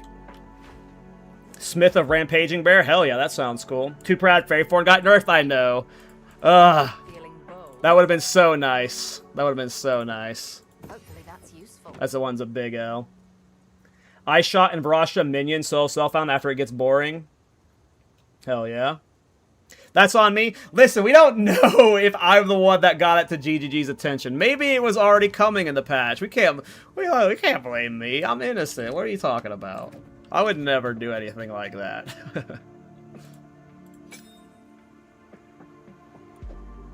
Yeah, could be me. And if it was, rip. Okay. So let's put barbs. We want Ancestral Call and Call the Weak. We actually don't get that to Act 4, though, so we won't use that yet. Alright.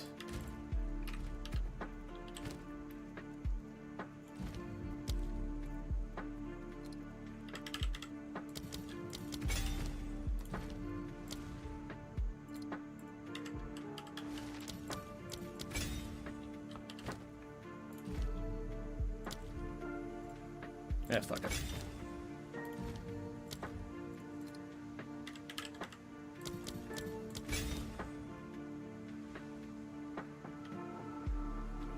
Need one more gem.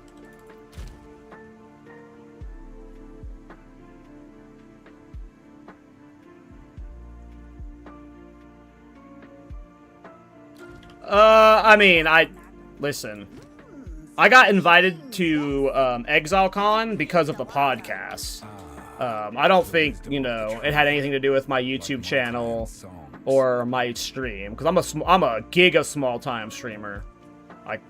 Go look at the directory right now. I'm sure there's a gazillion people higher than me, so... I don't think it had anything to do with that. I think I got invited to Exile Con because of the podcast. Specifically.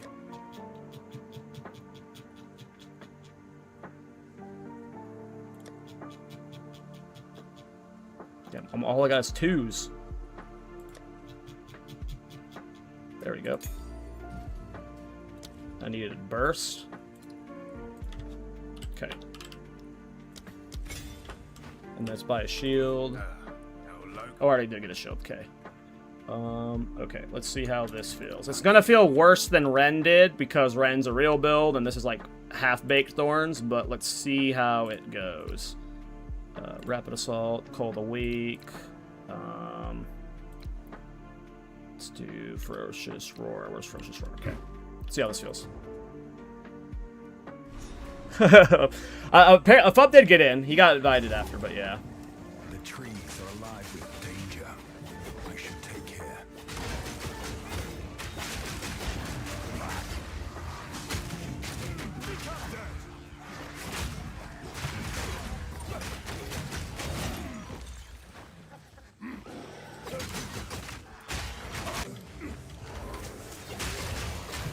Alright, now we're at max Scavenge Plating stack. Let's see how this feels. We got a big Thorns gear upgrade coming, which like more than doubles our Thorns damage, but we need levels for it.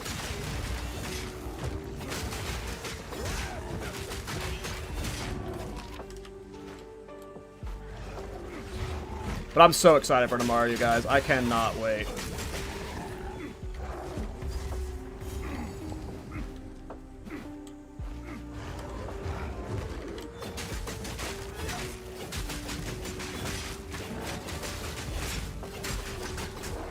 I might need to use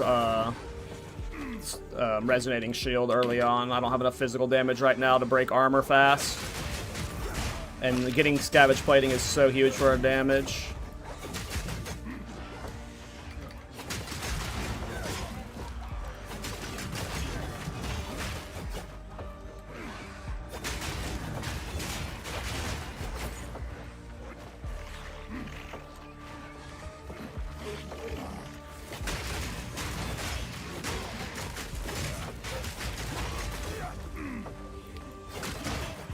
Yeah, I mean, they are doing... I didn't think they were going to do a free-to-play weekend, but they announced one a few days ago. So, this patch has potentially the most hype of any PoE patch so far. I mean, you got people like Dendi. Fucking Dendi. Soda Poppin'. Fucking Cannon. Like, Moxley. Like, there are so many big fucking streamers that are playing PoE 2 right now. So, like, and I think a lot of people were holding off because a lot of the PoE 1 veterans were like, the game's not ready, doesn't have a real endgame, yada, yada, yada. But now that there's this big endgame rework coming, it's like, anyone who was potentially holding off is showing up for this patch. I feel like this patch is going to be giga.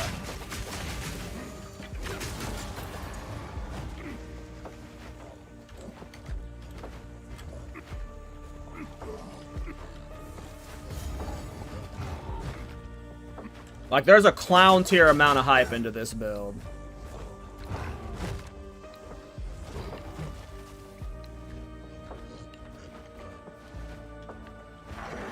What game engine do you use for your game? Unity. We use Unity. Oops, I dodged late there. I was trying to get Ferocious Roar off. Dodged late there, too. Luckily, we're tanky enough.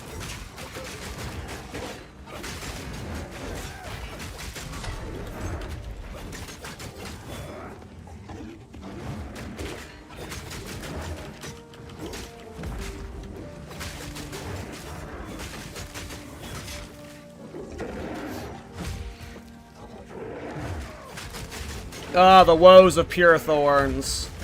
Can only do damage when you have Thorns procs. Alright, stop getting hit by that.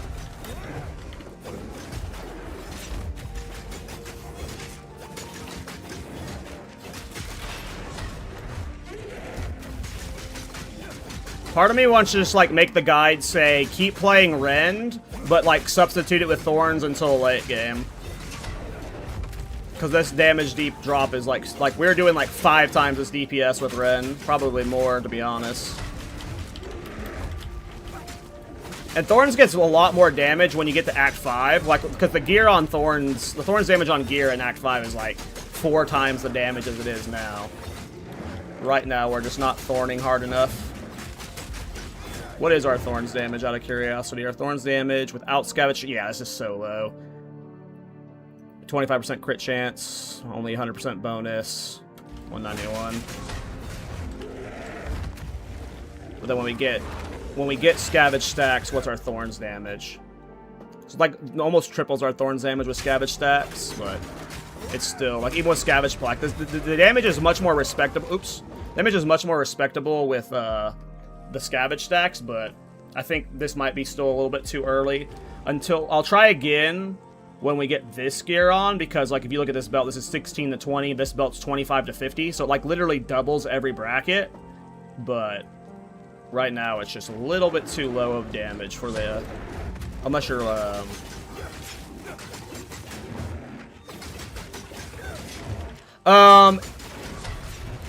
it depends on if you can double dip. We don't know if you can double dip the effects, but if you could put Svallen's Lucky Block inside Svallen, that would be what I would play Svallen with. I would do, or Lucky Block with. If that is possible, then I would do that. I wish you could put it in like a Quiver build, because then I could use Lucky Block for my Ironbound build, but What scales Thorns damage? Just Thorns damage. Just Thorns damage. You get Thorns damage on gear, and then there's a rune that makes you do Thorns damage. And then Scavenge Plating gives you Thorns damage. So when you break armor, like right now, I have Scavenge Plating stacks. You can see my damage for Thorns is significantly spiked. So it becomes a dance of, like, on bosses of, like, having to constantly re-break armor to maintain the Scavenge Plating stacks.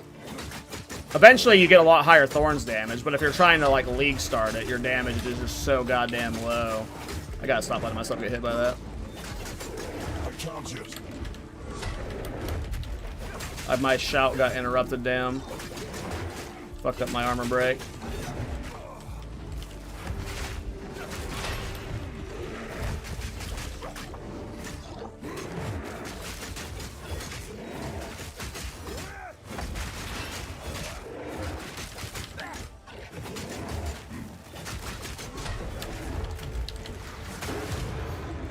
Yeah, Thorns damage is just so low with this initial level 20 gear.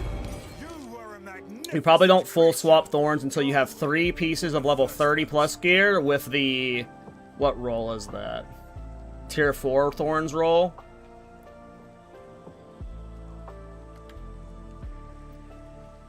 Yeah, Tier 4 Thorns roll. Because that damage is just so much. Like, you're better off just, like, staying Rend and just playing more Rend until you have, like, more reasonable Thorns damage. Or you're better off just playing Thorns inside of Rend. Like, just keep playing Rend, but just put, like, Barbs and Bursts inside of it. You're also underleveled? I mean, I am, but the main thing is just the lack of Thorns damage. Thorns is not good in the campaign until you're later on, or you have the Runes of Tithing. And you don't have any Runes of Tithing right now, so... But yes, we did swap a little bit early, for sure. We are a little bit early on the swap. But a lot of that is also just because of the gear.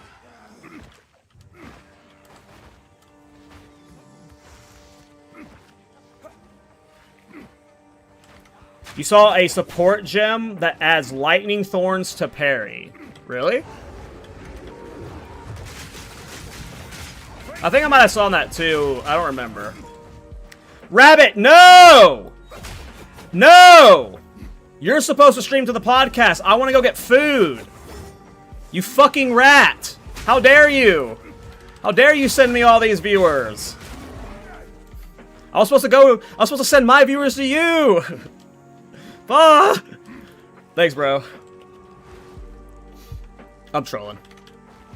Hope you had a good stream. Oh, thank you for giving him the shout out. Always forget to do that. Unfortunately, you guys got raided into me doing a practice run for Thorns. I have to lie down for like an hour or so. Sorry, you're good, man. I will try and maintain this viewership till the podcast, but I assume most will leave. We're playing Campaign Thorns, and it is not a good time. But thanks for the raid, man. Enjoy your laydown. Podcast is in 2 hours, you guys. 2 hours.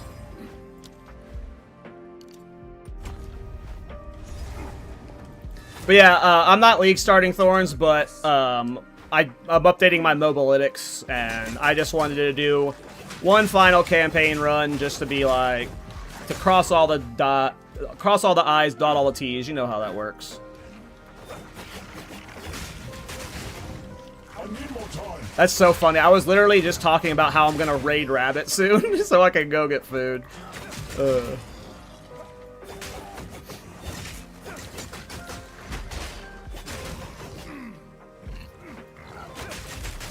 Hey, later, Wake. Thanks for hanging out, dude.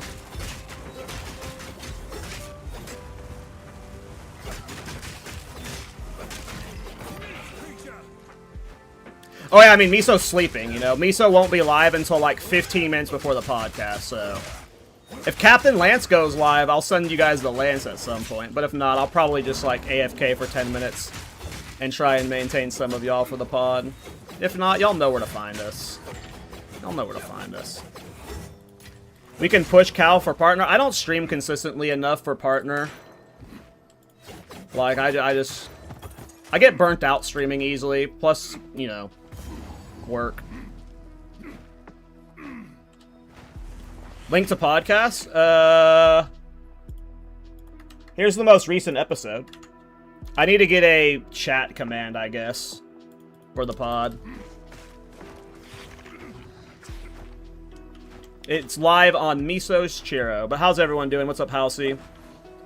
What's up, Toast? What's up, Nate? How are you guys doing? Do you guys know what your league starters are yet? Or are y'all still last minute deciding? Here, we'll at least get the waypoint. We'll come back later. I don't think I have good fire res right now. What's my fire res? 18. Yeah. This plate. Plants a fucking course? Gross. Gross plants. What am I, a rabbit?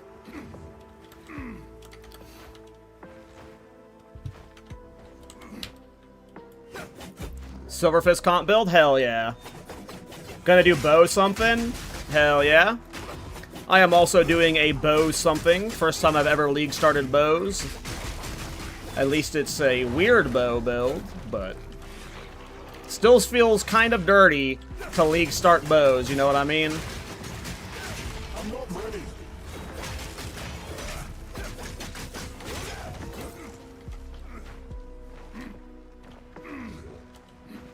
Did Plants or Val gonna try Twister for the first time because it's dirty easy? Yep.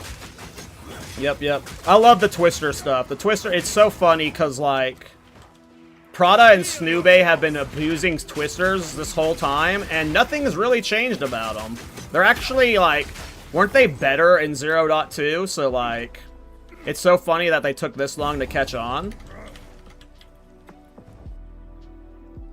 Yeah, and I don't know if I would call it easy. It's definitely a lot of clicks. It's easy scaling, but easy to play. It's definitely, you know, clicks. Colors usually signal danger. I knew it. I mean, that's the copium right now, is that yes, Ironbound is extractable, but when you look at Trample Toe was nerfed by 33%. And if you look at the history of PoE 1, they have consistently nerfed the return projectile effect. They always put limitations on it or nerf its values on the return. So GGG knows, like, return projectile is just busted. That's why, like, every return projectile in the game right now has so many hoops you have to jump through. If the effect is extractable from the bow, which you don't know if that's the mod we're extracting, we just assume. It probably is. It is either going to be like something that's like 33% chance to return when piercing versus the bow, which was 100%. Or it'll do like 50% less damage on return shots. Or like something like that.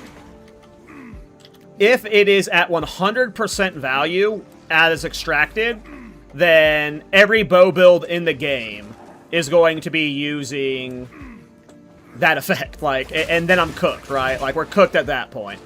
My copium that I'm telling myself is not going to be, is going to be better on the bow that we're using, so maybe not every bow build will use it, but Fubgun has already tweeted about the effect, and he's got his eyes on it, so that is always scary.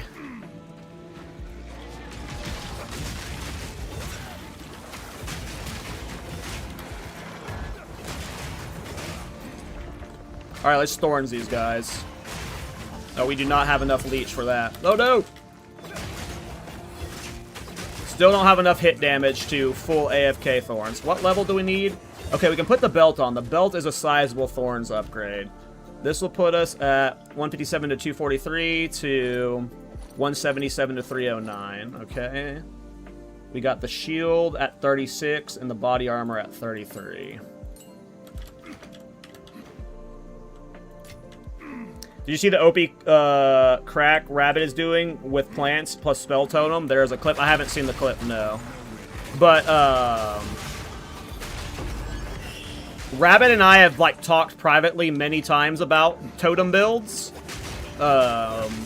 They've both been, like, we've both, like, in the background been, like, cooking them and just never really, like, fully executed and finished on them. I'm not surprised Rabbit is doing stupid stuff with totems, so that node fits perfectly into both his ED Con playstyle and spell totems. So it's just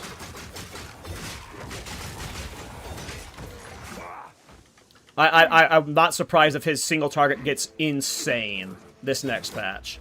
I bet Rabbit's got the best damage he's ever had. I guess we need to respec the passive tree out of those two-handed damage nodes at this point. Cal, what do you think about them adding scaling a percent armor as Thorns? Like, just in general? Like, as a thing? That would be cool. That'd be really cool.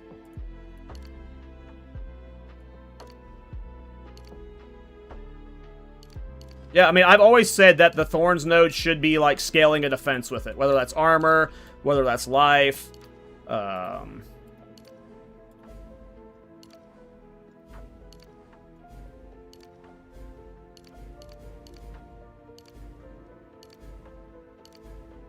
know what? I'm actually gonna...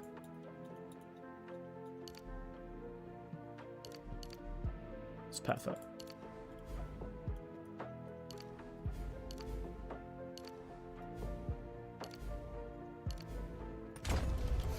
Cool.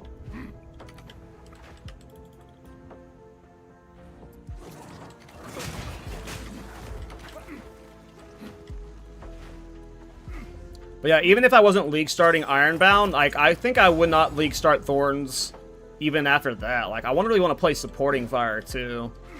Supporting Fire... Did you guys see that minion buff? Minions were doing 75... Like, 20... Like, was it 25 to 35% more damage in the next patch? Like, what? That is fucking crazy. I need you to proc Thorns.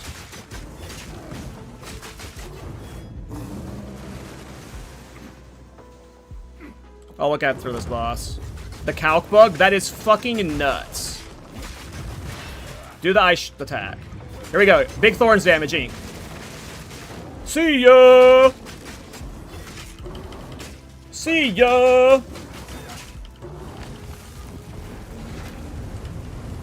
I don't think this reflects Thorns yet, does it?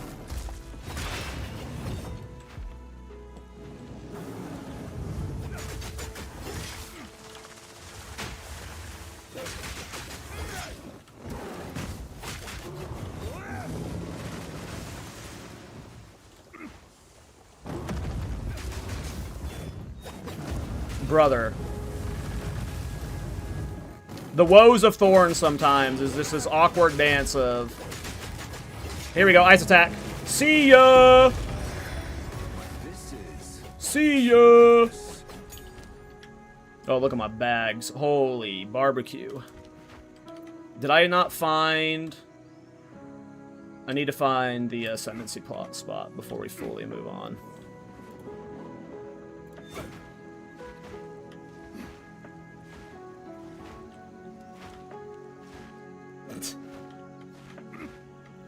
That does sound hilarious.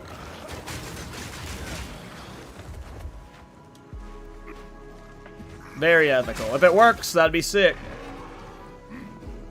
I don't like ED Con, but I love Cursed Ground, Dark Effigy, satisfying. Listen.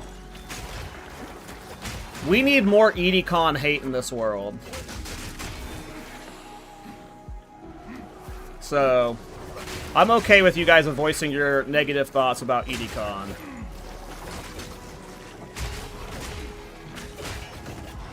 Here, I'll watch the clip in a second. What time is it? 11:20. I need to go make food soon.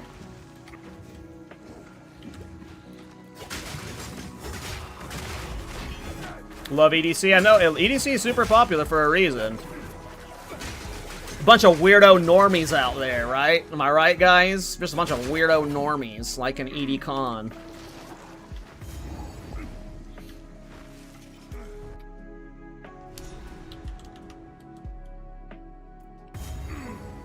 No. Don't use the T word. Relax, Blade. Relax. Don't use the T word. Hey, what's up, Wes? How you doing, man? Dude, fucking Blade. Calm down, dude. Hey, what's up, Cosmic? I prefer being called a Viltrumite. I don't know about 80s porn star. Alright, let me watch this clip. Let me watch this clip.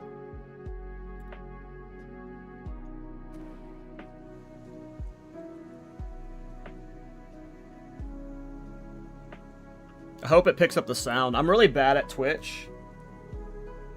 Or streaming.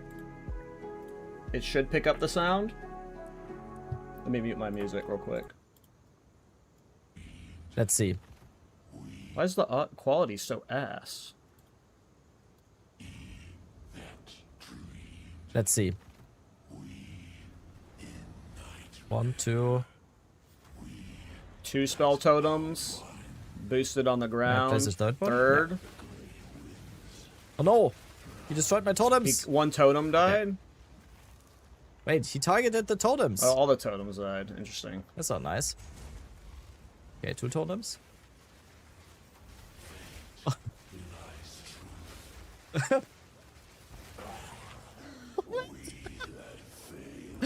I've been saying, dude. I've been saying Bone Storm inside Spell Totem was already Giga slept on, and then next patch, it's just going to be unfair. That's not nice. Is this tier 3? 2 totems? Yeah, it's tier 3. That's not him casting Bone Storm at all. That's only the totems. This is just Rabbit playing support, nice. and the totems are doing all the heavy lifting. 2 totems? Oh, I'm not even showing it on stream. I'm a fucking noob. I told you guys I'm a shit streamer. This is why I don't do this shit. Alright. Attempt 2. Attempt 2 to show you guys the clip. Yikes. Here we go. Here we go. Oh no! He destroyed my totems! Okay. Wait, he targeted the totems. That's not nice. Okay, 2 totems. Is this only 2 totems bone storming? Yeah, it's only 2 totems too. He doesn't even have his 3rd totem out. And it looked... Hold on. Yeah, he's only got 2 totems, and they both died there at the very end too. Totems?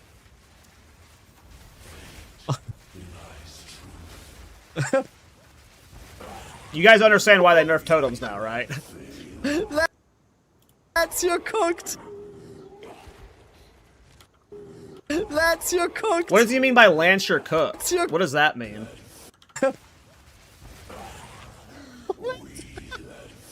That's you're cooked!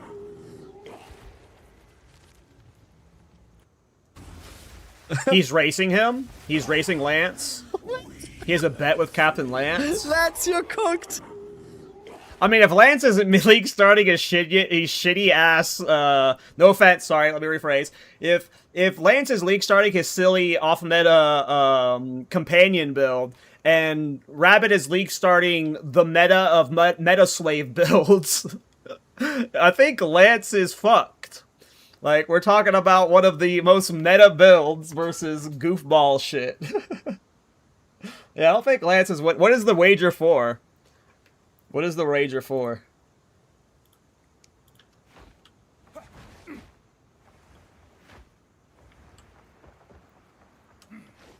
No, Peagus. Listen, you can flame Rabbit for being a meta slave as much as you want, no matter if he made the build or not. Listen. Rabbit always gets made fun of. Until he starts playing Thorns, we get to make fun of him, okay?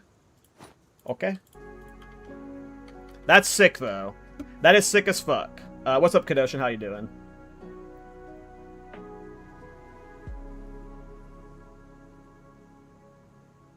And no totem nodes at all in his tree. I assume that's not even min-max, too. So if next patch is going to be even fucking crazier.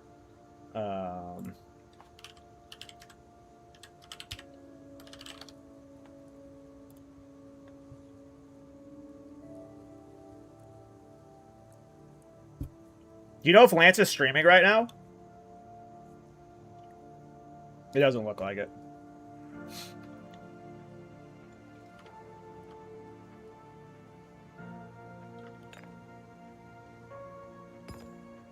I love the Rake Blood field. Rake Blood Hunt is really cool. Not gonna lie. It is really cool. Alright.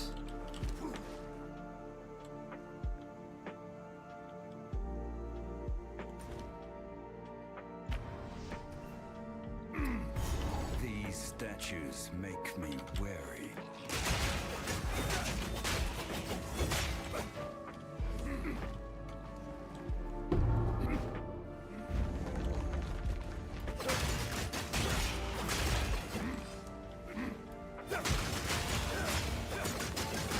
Yeah, at this point it feels a lot better. I've got the leveled up scavenge plating. Like, it's still not faster than Ren, but if like you're expecting like this to keep up with Ren, like you could like keep playing Ren. Hey, Sour, thanks for the Prime, bro. How you doing, man? I forget if I've asked you, Sour. What are you league starting? Do you know? I'm pretty sure I've asked you. Lich Twister, right. Pretty sure you told me that. Another Twister main. Don't blame you with the new end game.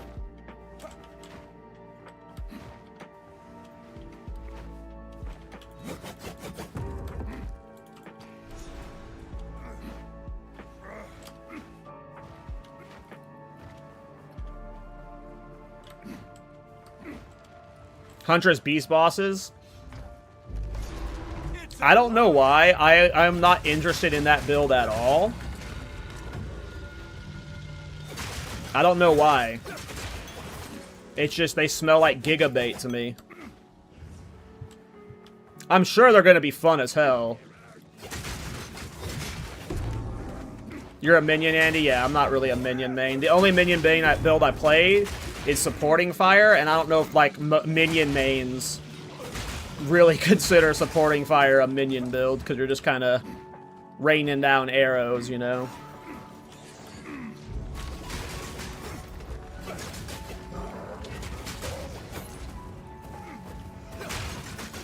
I was trying to make a bee build work once, where I had a bunch of the specters of bees, but I tried it in 0.3.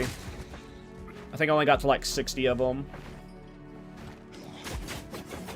The bee build was cool.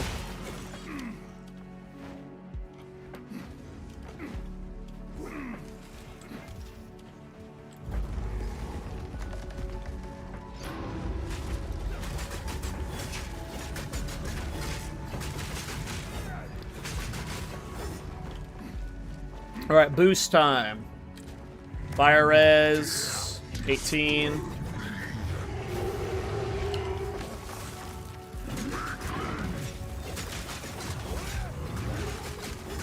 I need more time.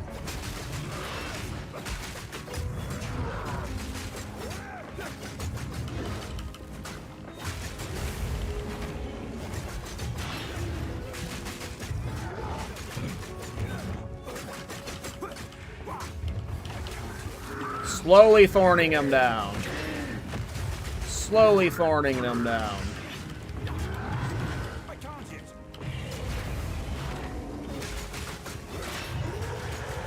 Okay, this should do a lot of Thorns damage to him. There we go.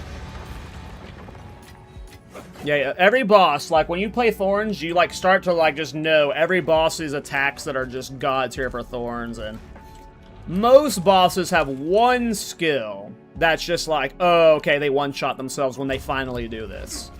Not all bosses, but most have at least one thing, and that's that guy's attack for that, is he just spews, because each one of those, like, flicks he does with his mace, they spew out, like, multiple projectiles, and all of those trigger Thorns, so he just, like, bodies himself. But, you know, until you get that move, you're kind of just sucking your thumb. Just watch your League Start video about the League Start. It looks really fun. I'm tired. I'm tired of playing Monk. I'm excited to try something new. I'm tired of playing Monk. Gotcha. Which League Starter are you talking about? Because I posted 2 videos. I did Supporting Fire Tactician, and then my League Starter is Ironbound Warbringer. Which one are you were talking about? Cal, are you going to make Ironbound build able to download in Mobilytics? I hope so. I hope so. It depends on when that stuff gets, like, doable. Like, if I have to set all that stuff up after launch, I'm probably playing the game for the first 12 hours of launch. I'm probably not going to be, like, wanting to sit there and tinker on the in-game guides for hours and hours, you know? But if we're able to fix it, like, get them set up before launch, then... yeah. The Ironbound Warbringer in this case? Yeah, that's the one I'm league starting. I'm very excited about it. Just be warned that whenever, like... if you've never followed an off-meta build or an off-meta crater on launch, it's hit or miss. You know, it looks cool on paper, but you don't know, like, which interactions are bugged, which interactions we predicted wrong, you know. On paper, it looks fucking awesome, but just know that if you're going to be risking your league start on it, there is a chance that just it doesn't end up panning out like we hope. I think it's going to be great, but if you've never followed off-meta league start, especially something that's not in the game, you know, I've done as much interaction testing as I can for it, but I think it's going to be a lot of fun. I think it's going to be a lot of fun, personally. I'm very excited about the build, but... What is this size of soul core for? This should fit in the generator. if you're starting late, you should be fine. Like, if you're not on right at launch, by the end of day one, at minimum, like... I'll be in naps, so I'll know if, like, interactions are broken to the point that it won't scale. I should have the bow upgraded by then, too, because you can upgrade the uniques. They said, I think, in Act 3. So, in Act 3, I should have Ironbound upgraded to its endgame version. So, we should have, like, most answers by, like, hour 6 or 8.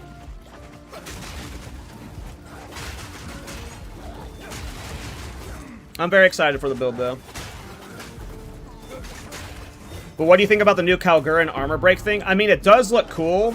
I don't think it is as OP as people think it's going to be. And I don't know if it'll necessarily work its way into my Ironbound build, but a lot of people are like, oh, you can just spam this for Giga Projectiles, but it's a conditional effect. You have to have armor break up, and then you have to consume that armor break to do the effect, so... It's definitely not going to be something you're just, like, walking through the map and, like, holding left-click on one button, like armor-piercing rounds, when I did the Bulletstorm Witch Hunter. And I don't think it'll be in this build specifically, the Ironbound Warbringer, because you have to pierce armor-broken targets to get the return. So we don't really want to be consuming armor break. Now, that doesn't mean there's not, like, this weird interaction window where the pierce happens, and then the consumption of armor break happens last in the order of operations that makes it still function to an extent, but you'd have to be alternating skills for that at the minimum. Again, not saying it's not going to be in the build, but it's not, like, everyone was, like, immediately hyped out, like, oh, it's Nova Projectiles 2.0. No. It's not Nova Projectiles 2.0. It is cool, though. There's a lot of things that could enable that skill to work really well. But it's not just like an instant slot into every projectile skill build. I will be testing like as many interactions as I can with this build, though. So that will be one of the things we test, is if that socketable ends up feeling good. Do you think the new Facebreaker can be up to? I do not know. I have actually done little research on the Facebreakers myself. I've been locked in on, like, updating my guides for the people that are playing my non-league starters. And then just focusing on my league starter. I haven't put any thought in the Facebreaker at all. I know Miso has, but not me.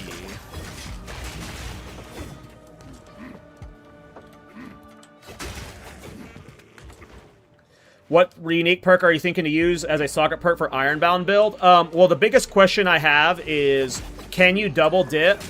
And what effects can be extracted? So, here's Ironbound bow. This is the bow I'm league starting on a Warbringer if you haven't seen it. It has a lot of weird stuff on it. It's a bow that can block. It scales block chance by the armor on your gear. Your block chance increases its damage. And then it has the bottom line, arrows return if they have pierced a target which had fully broken armor. This bow is, you can extract unique effects from it with the new Kalguran rune forging system. We do not know if it can only extract one mod or if it's like a set mod. Like if you extract an iron bow, bound bow, will it always give you arrows return if they have pierced a target which had fully broken armor? Or can you also extract hits with this weapon have 1 to 4 added physical damage per 1% chance of block?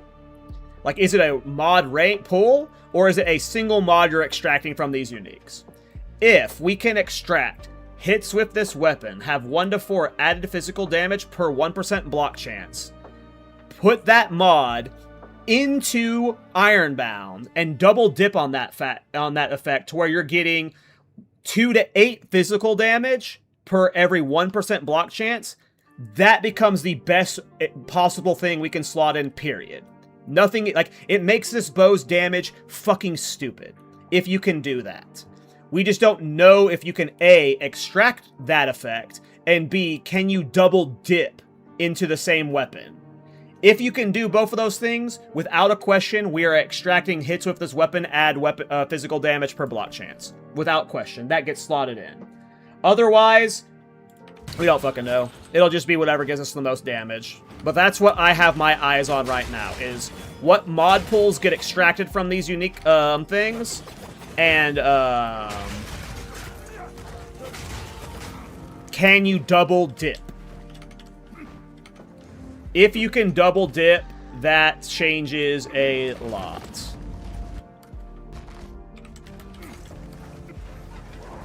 Oh, I did get both. Okay, I'm stupid. I was yapping.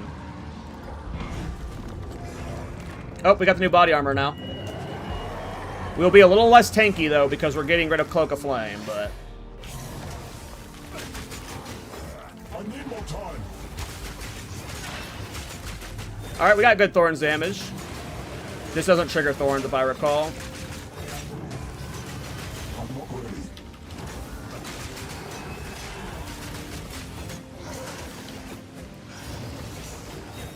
How did none of that hit me? We don't have Scavenge Plating right now, and we're about to stun them. We just got Scavenge Plating finally, and we stunned them. So we don't get to do much damage during the window.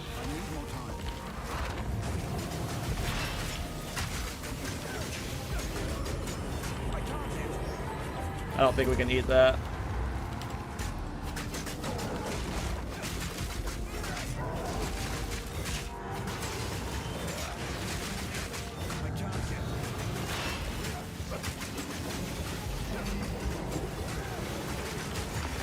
There we go.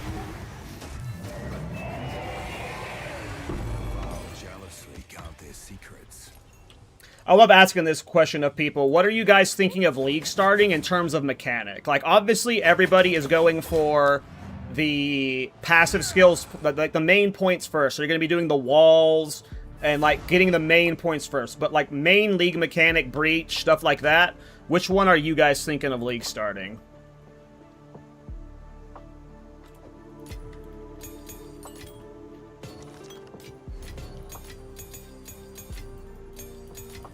Breach, breach.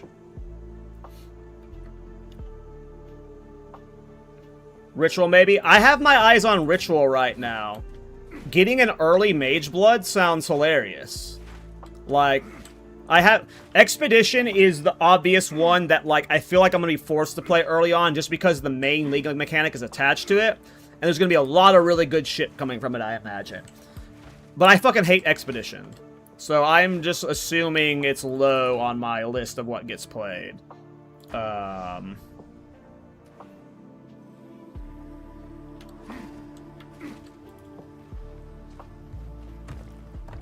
But Ritual's high on my list. Breach, I think, is obviously going to be very profitable. And Breach is, like, just fun to play, in my opinion.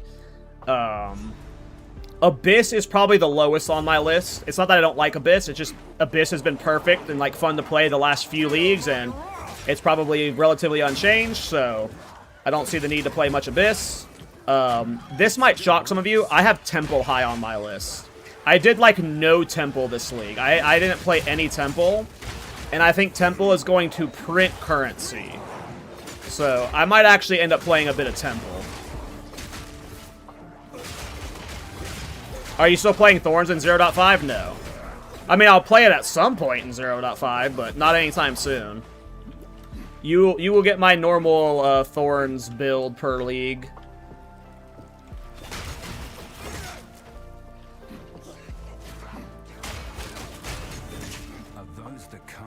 Well, I don't know if we'll be able to, I don't know if we'll be able to, get Giga experience in Temple anymore, now that Snaking's dead. What made Temple such Giga experience was, like, the Super Snakes. But Flesh Crucibles and Cultivation Orbs and stuff, those are all going to be Giga value, so... And they said you could get level 4 rooms now, so, like, limbs. If there's still limbs...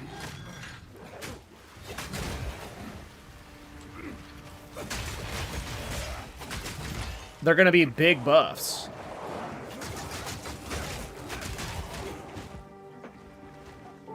Thoughts on going all in on Life Recoup and Defiance of Destiny with Thorns? I mean, you could do that. I don't think it'd be very good. I think Recoup is a bit bait.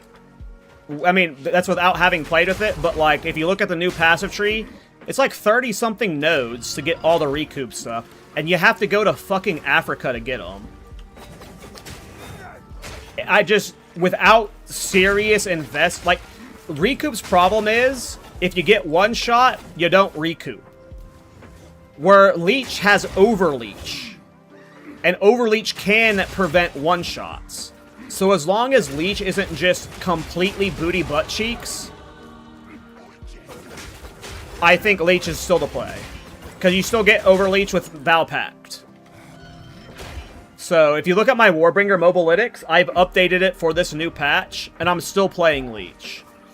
I'm not saying that Recoup Defiance of Destiny can't work, but my assumption is it won't be better than Leech still.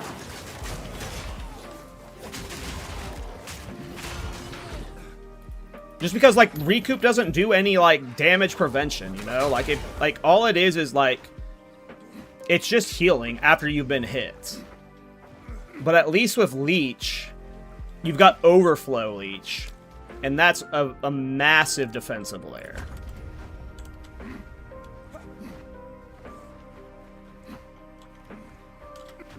I fucking hate the water waves. Is there an endgame mechanic you would recommend for solo Self-Found? Thinking about Abyss, but haven't kept up. I'm not a solo Self-Found main, but, like, it depends on how you want to play.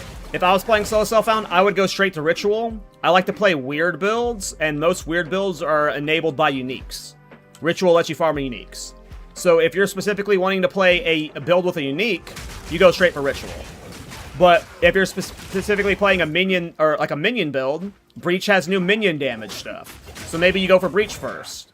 You know, it's like, they've really done a good job of splitting up the league mechanics to where you have to actually choose what you want based off how you're playing it. Hello, I forget if it's a unique or something, but there's an effect in the game that doesn't stop Recoup even when max HP. You can't use that with Thorns.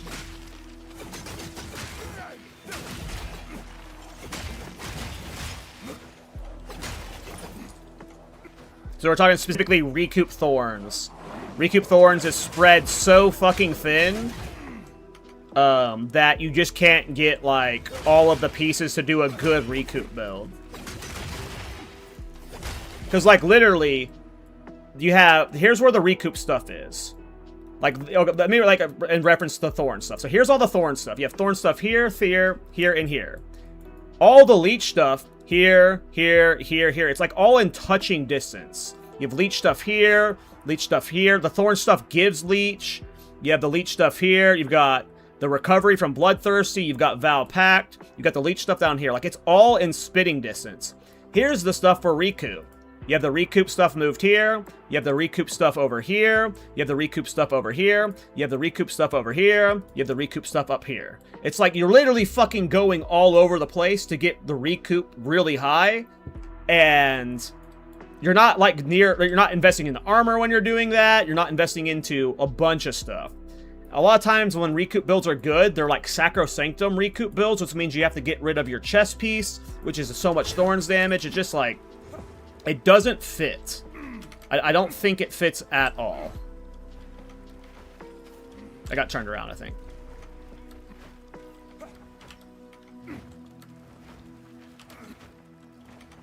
But just with where all the recoup stuff was, like, you still want, like, you're probably not ever going for pliable flesh. You're probably going to, like, make this an anoint or a megalomaniac. So that means your anoint and megla are force, but you're still, like, gonna want to path over here for taut flesh and loose flesh, so...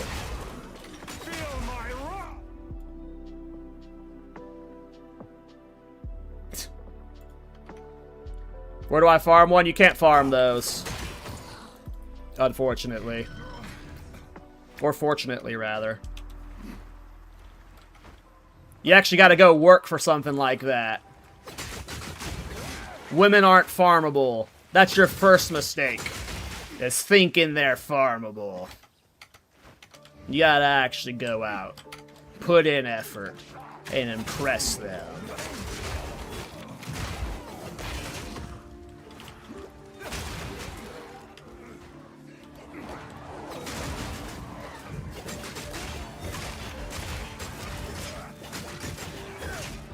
And no, unfortunately, your jet kill times are not impressive enough.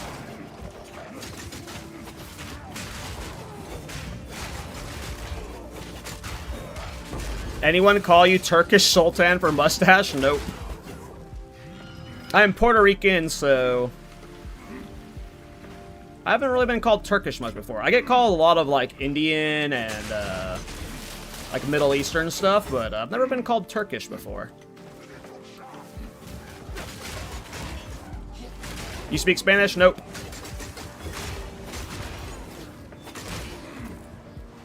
I barely speak English. And it's my main language. I am not capable of learning a second one. Hello, I'm not good at PvE2, but why Spear with Warbringer? It's the best for Thorns. I'm playing Thorns Warbringer right now.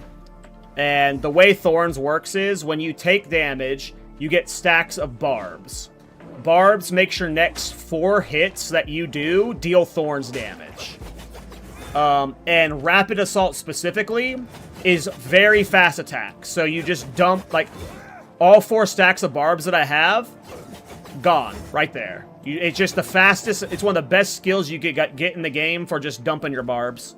So that's just how Thorns builds play right now, is Rapid Assault.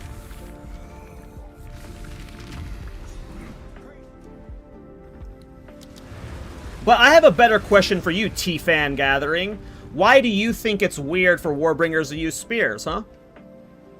You should, you gotta remove that mentality from your brain, you know? This game is designed to where anything can play anything, so you shouldn't ever have that limitation of, but why Warbringer with, spear? Why not Warbringer with spear is the better question. Follow your heart. Play what you want, because you can.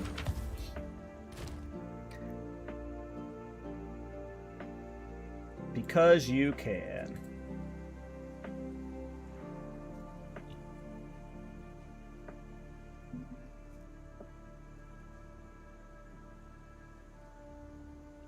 Okay, I do need to get food before the podcast.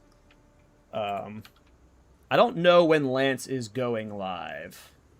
I don't know if he will be live for the podcast either. But if Lance goes live, I will raid into him, but... I do need to get food before long. If I have to stream till Miso's live, I will, but... Yo, I'm gonna league start your bow build. Made a few adjustments for more DPS and slightly less defenses. I mean, so, like, I naturally lean more defensive with my build. Like, even, like, in pre-planning, I overcompensate with defensives. But, like, in general, I'm just a defensive-oriented player, so... even if you're like removing some of the defenses, I'm sure you're going to be defensive enough. But yeah, I tend to lean heavily into defensives. That's just my default style. I don't like dying ever, but I know some people are like okay with a death every 100 maps or whatever.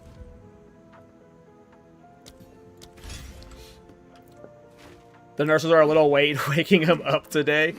Which Thorn starts easier, Warbringer or Druid? Warbringer is easier because you get instant access to Thorn's Leech, where Druid gets the faster access to Thorn's Crit.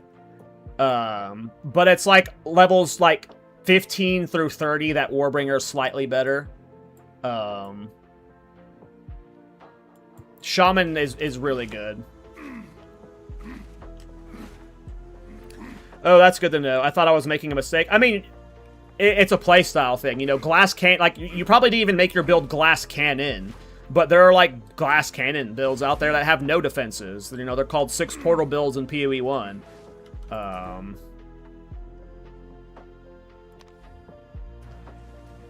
So it's not, like, a wrong way to play the game. I was just saying you're not wrong for, like, wanting to take... Necessarily wrong, you know, for wanting to min-max a little bit out of my defenses, because... I honestly could have over-committed to defenses. I have no idea how tanky this build will be, so... Do you think your build is good in hardcore solo self-found? Which one? In general, probably all of them. The answer is no. I don't usually make good... The only build that I have that's hardcore solo self-found friendly, I would say, is maybe the supporting fire tactician, but even then, that, like... It's not easy crafting minion stuff, so... The Vaal do love their mechanisms. They took out the Act 1 ritual? Yeah. Yeah. Y'all can blame me if you want. I don't know if it was me that got that nerfed.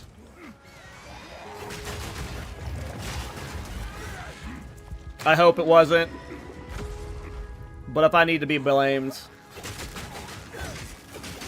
Why, I made a video talking about the... I made a video specifically highlighting a reset you can do for the Freythorn Ritual in case the uniques were coming for it. And it only had 10k views, so, you know... I don't necessarily think that I was. Hey, what's up, Circus Circle? How you doing, bro? What are you league starting, my man? The Mustache of Lies. Someone called me on the podcast the other day. There's a question. I saw you remove rear guard in very late game. How do you even replace that? I really don't think I'll be able to reach 75 block without it. You will be. If you go to my Mobilytics, at the very top of it, there is a calculator that someone in the Thorns Discord made that can calculate how much armor, block, and stuff you need to be able to get it.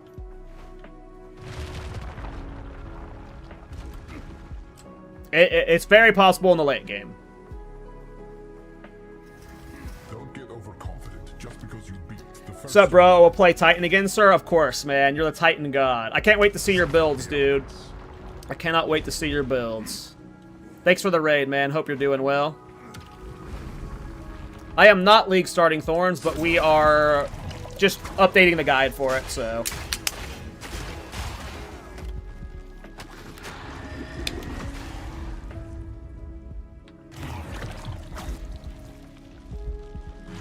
I cannot wait for tomorrow, guys.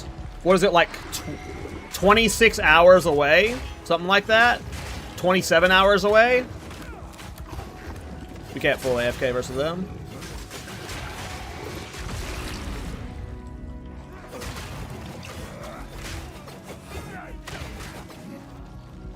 Cannot wait.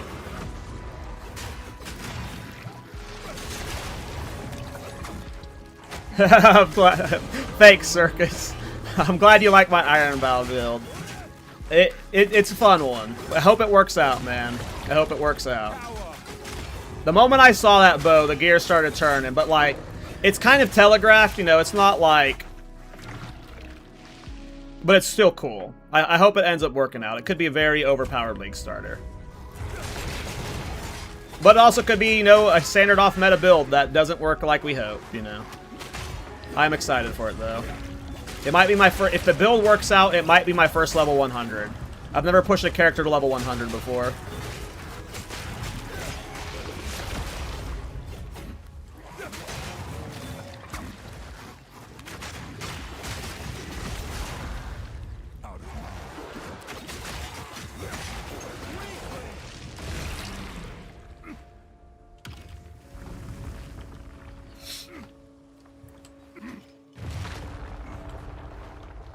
Just came over from Ironbound YouTube short. Gonna league start that. Looks fun. Hell yeah, fuck it.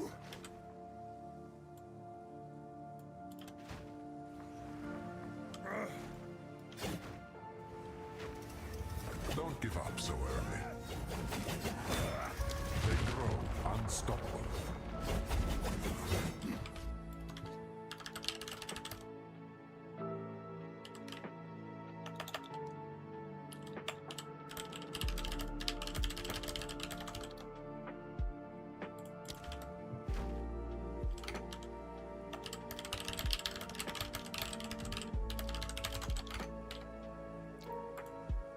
All right, 1 hour to the podcast, you guys.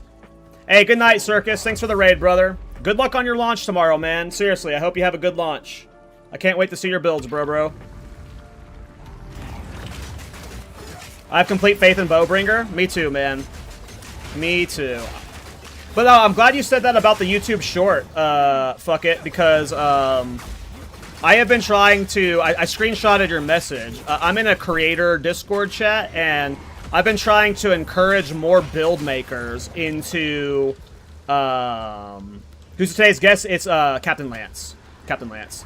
But I've been trying to encourage more build makers into promoting their builds on YouTube Shorts. Because for me, I feel like YouTube Shorts and Reddit does really well for promoting my builds. I think the YouTube short for my build got like over 30,000 views, but the build guide has gotten like, between the two of them, like 13k views. So like, I think build makers very underutilize YouTube shorts. Aren't YouTube shorts for Zoomers? I don't think so. Not anymore. I think TikTok's, like, because YouTube shorts is built into the YouTube app, you're getting like more older people doing it versus TikTok that like, Give up so early. you know, TikTok is like you have to download a specific app. So like, because YouTube shorts are a little less gated, I feel like go look at my YouTube shorts. My most viewed video on my YouTube channel is almost 500,000 views, and it's a YouTube short for PvE2. Like, they get weirdly good views. Same for Reddit. Like, I posted this build on my Ironbound Warbringer on Reddit. Like, Reddit's like a good way for people to promote their builds too. Like, I feel like people don't utilize shorts and Reddit enough for promoting themselves. Oh, we got the fucking... This is the worst of these fights for Thorns. He just does nothing that's really good for Thorns. I'm not ready.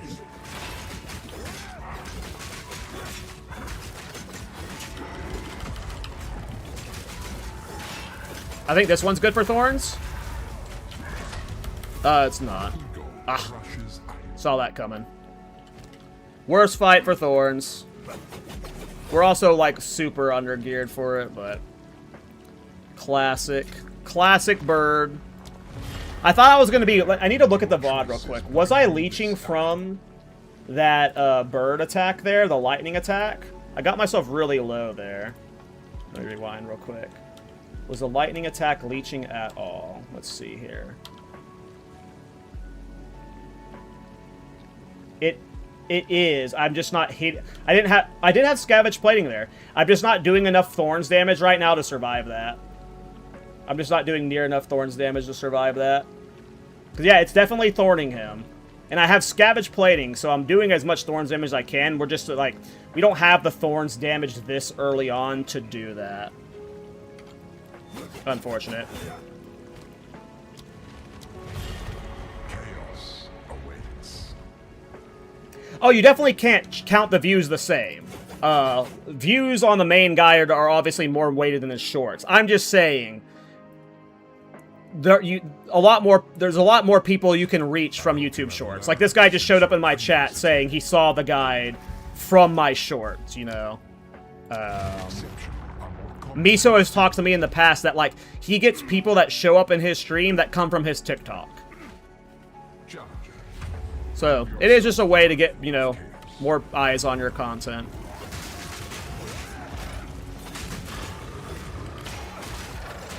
Is there a video you made or a creator you know who makes videos on how to make own builds?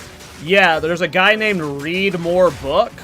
He recently made a video talking about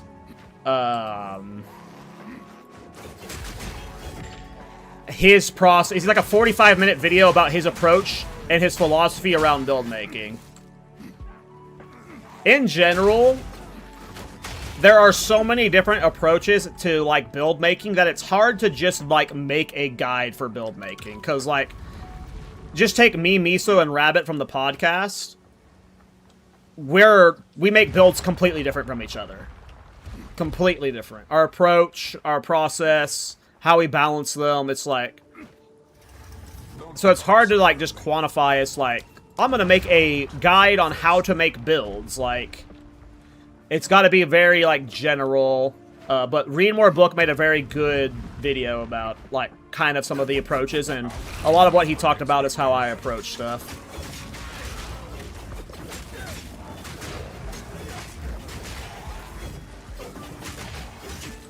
Yeah, exactly. Like, there's a few builds that I've used YouTube Shorts that I've, like, this quick 30, 60-second video, and it ends up leading for a lot of Mobalytics follows, at least. Which is, like, my only metric that I can really gauge to see how well a build does, is Mobalytics follows.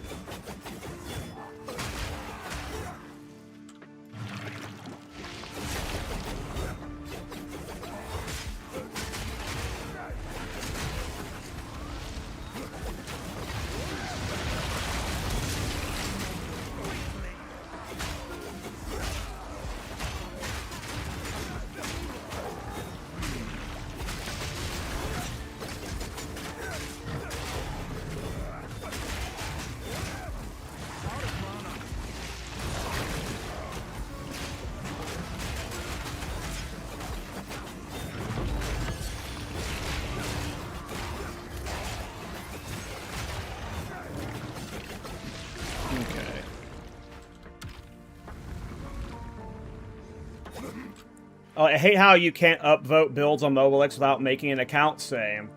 I agree with that too. But like the Mobalytics favorites are like my only real metric of like how a build does. If the build gets a lot of favorites, like supporting Fire Tactician, it's almost got 200 favorites. The Thorns Warbringer has almost 900. Ironbound Warbringer is the first build that, like, usually when I release a build before I've played it, it doesn't get very many favorites because you need to see it in action. But this one has 50 favorites already. Like, so that's how it's a really good gauge for my builds. You think you found it? Thanks, yeah. Read More Book. REEDMOOR Book is the YouTube channel name. If you're there, you found the guy.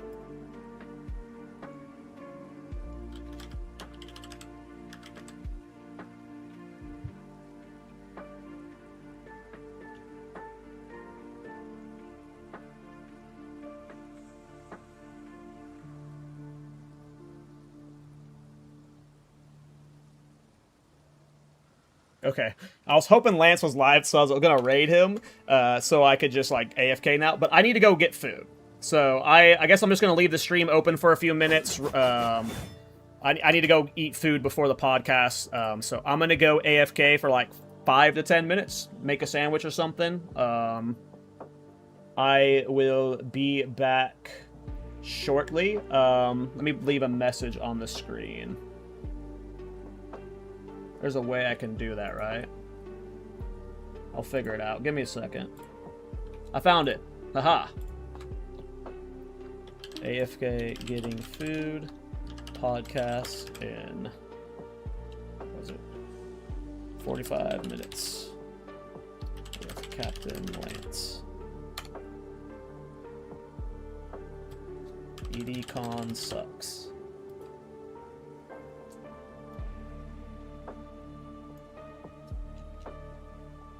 Okay, I'll be right back.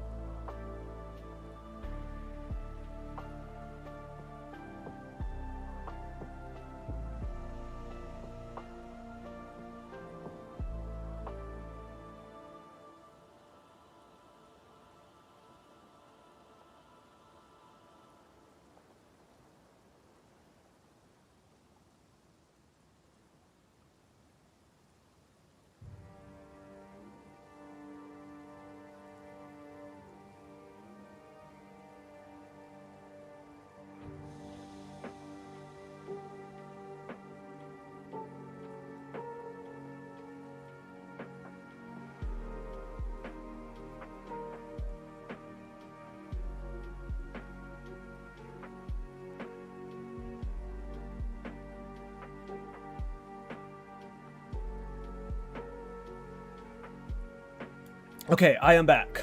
Sorry, guys, about the AFK. Do you get a lot of Mobile Legs follows?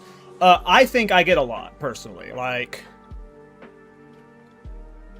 I see a lot of big creators and stuff who, like, they'll post a guide and sometimes they'll get like 10 to 20 follows. And like, I have one with almost 1,000. So I think depending on the guide I make, they do well. I don't know. I think I'm happy with my size as a creator. I think, yeah. I think I do. I'm happy with my numbers. I don't get caught up in that, like, shit, I need more, you know? I think I perform good enough.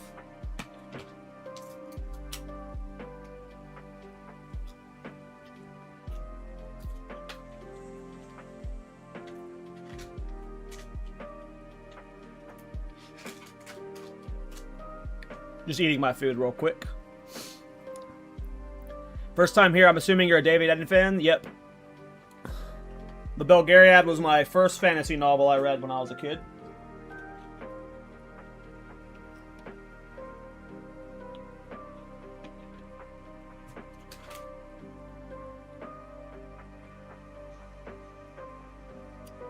And, I used to go by a different name as my online handle. I used to go by Zoya when I used to play Heroes of the Storm. But whenever I was playing World of Warcraft, and my friends transferred to a new server, and I was playing an Orc Warrior at the time. And I had just happened to be rereading the book when we transferred, and my normal name was taken. And Kal Torak just sounded like a cool Orc Warrior name. So, oh, I mean, I love Feist. I fucking love Feist. Feist is the, Feist did, it's like the series with, like, Pug and stuff, right? And Thomas. The Rift War, I believe, is what that first 4 books were called, and then it ended up, like, being, like, 20 books after that. I love Feist.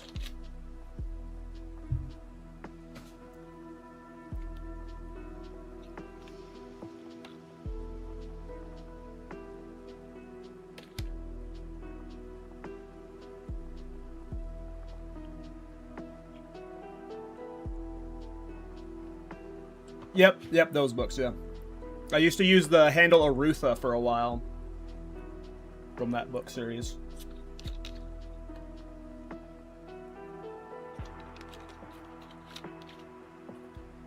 Alright, so we have the podcast in 40 minutes. 40 minutes till the podcast.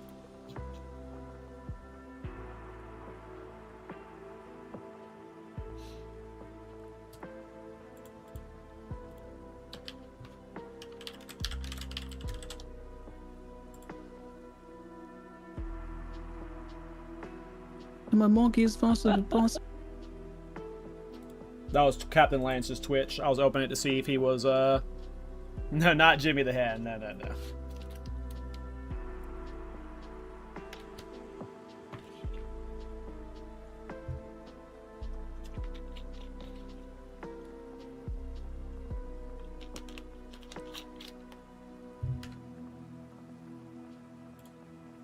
Let me get my league starter up.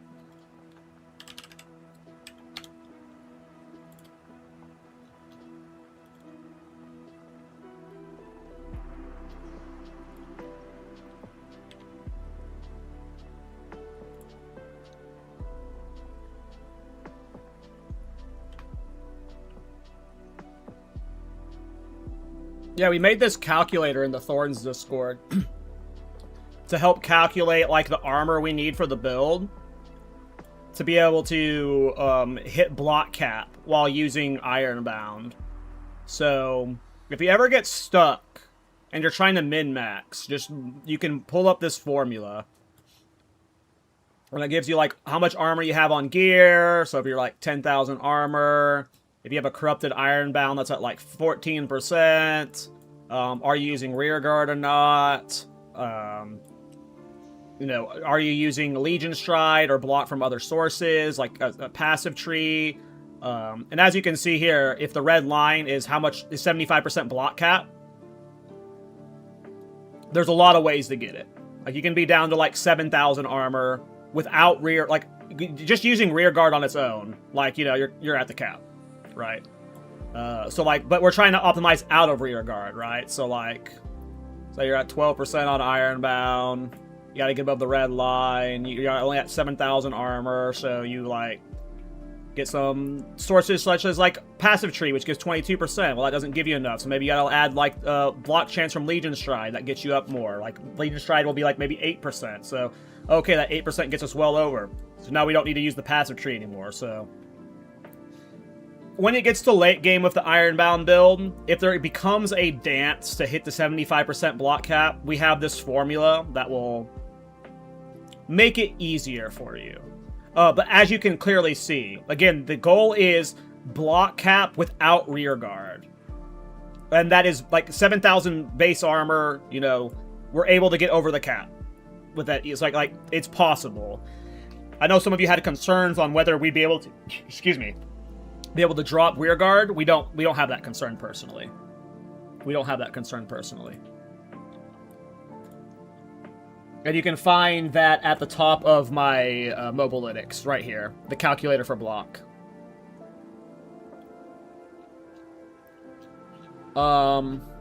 It's mostly done though. Like there's not much I would change about it. The biggest question mark is when do we get the bow? It's a level 11 bow. Will we have it by 11? Probably not. We're probably going to have it before level 20, I guess.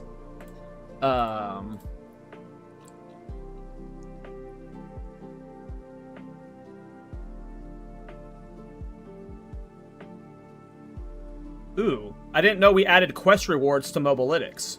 I'm just now seeing this for the first time. I guess this is a new feature we pushed in the last 24 hours, because I was updating my guide yesterday and I didn't see this. I'm so glad they added this stuff to Mobalytics to be built in. Hell yeah. I'll have to update that. That's so cool. Let me see if I can update it now.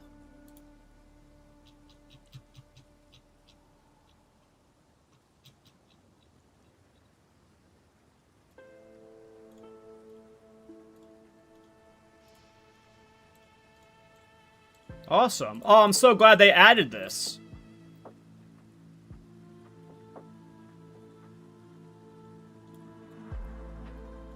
Because you would just have to leave, like, a footnote in the guide for that before. And, like, half the time I'd forget.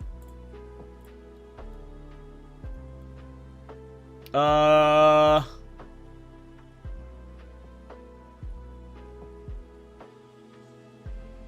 don't actually know what we want.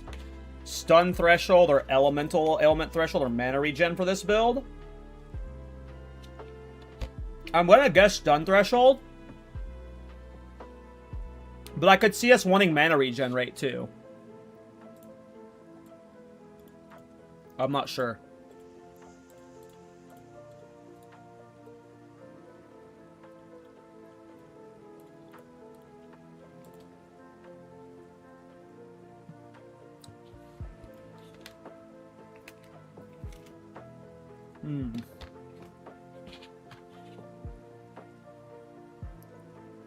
I don't know if we care about stats with this build.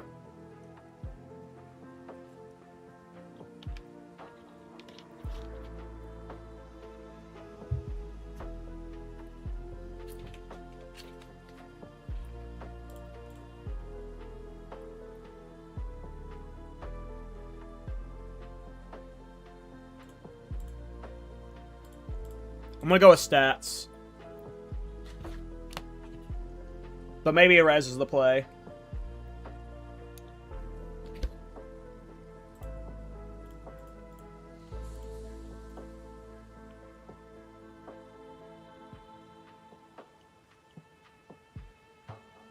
Always move speed. Cool. I'm very happy they added that to Mobalytics.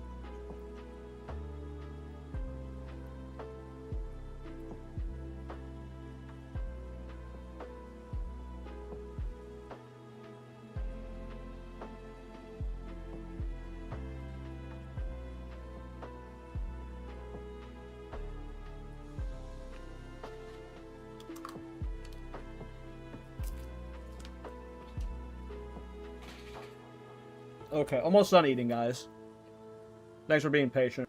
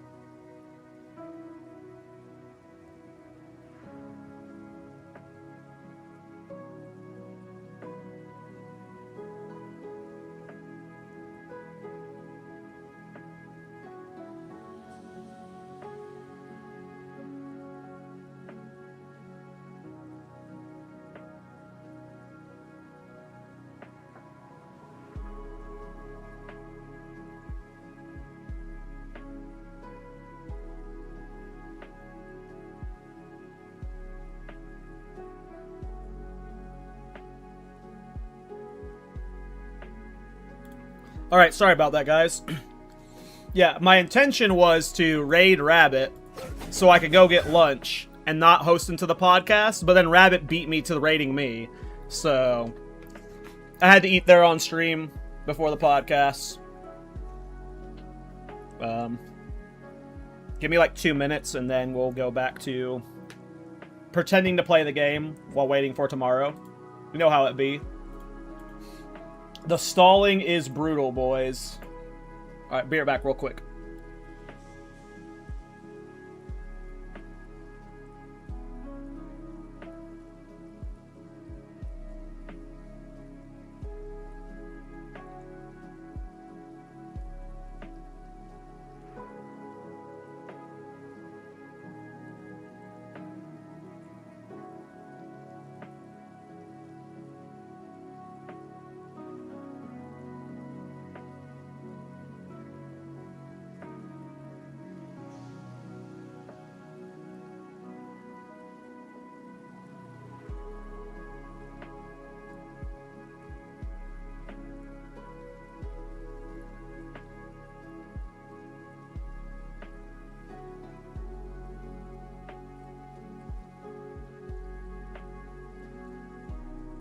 Ah, never mind. Okay. This gives me the time to prep for the podcast that I wanted to do. Lance is live, so I'm going to send you guys over to Captain Lance. He's doing the podcast with me today, so I do a weekly PoE 2 podcast with Miso Shira and Dead Rabbit. It's called the Path to Exile podcast. And yeah, we'll be doing that in 30 minutes. But I do want to prep before it. I want to like comb my hair and stuff. You know what? I'll just stay live. Fuck it. I'll be fine playing. I'll be fine. I'll raid Miso. Miso should be live in like 15 minutes, so it is what it is. We are only getting started. Unless you guys would rather be raided into Lance than Miso. I completely understand if you don't want to be raided into Miso. Weighs you down.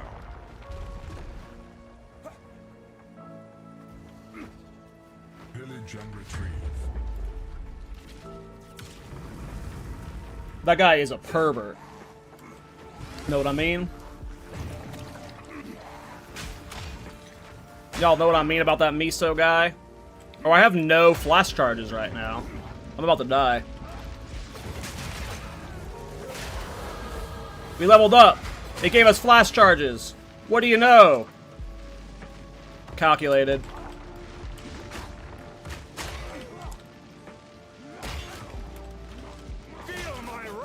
Alright, watch this. I'm going to use one altar, and I'm going to put it in all 3 stones. Look at that. Look at me exploiting. I'm so bad. You guys think I'm cool?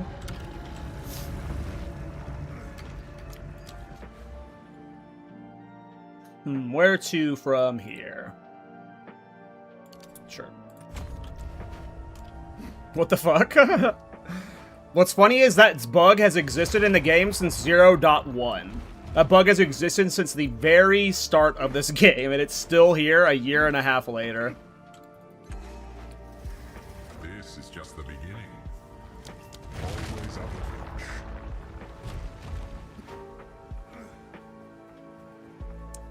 reach. Okay. Oh, we got the Vulture boss. All right, let's see if we can kill him. Vulture boss does hit surprisingly hard at times, so... Will you put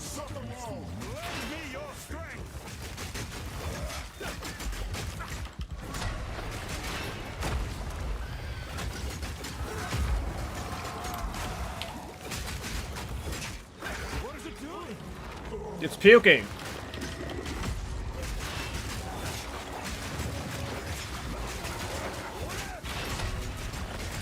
I need more time.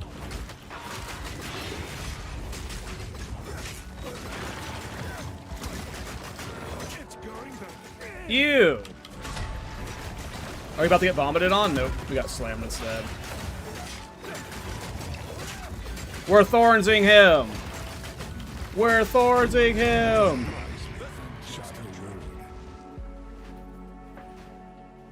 Wait, so you just cancel the animation on 3 and it will let you put in all of them? Yep. Yep. And that bug has existed for a long time.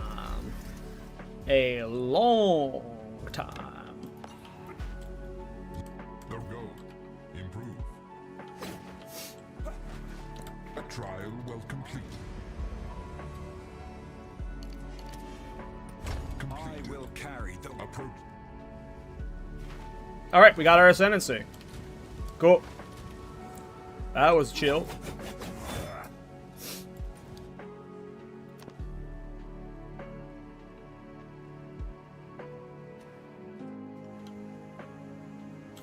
Okay.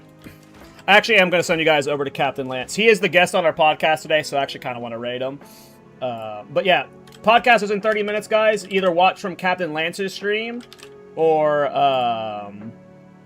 watch from Miso's perspective. Miso's like the producer of the podcast, so like the main podcast stream will be on Miso's stream. But yeah, I'm going to send you guys over to Mr. Captain Lance. He is our guest today, so if I don't see you guys tomorrow or for League launch, please have a wonderful League launch. I hope you guys all have a wonderful fucking launch. It's gonna be so much fun. If you can't watch the podcast live, it'll be the VOD will be posted to Miso's channel or our Spotify, so check it out there. And yeah, if I don't see you guys on launch, please just enjoy the launch, man. Don't get caught up in all the is your build good enough or not. Just have fun. Just have fun with it. But yep, I'm gonna send you guys over to Lance, and I'll see most of you guys during the podcast. Bye.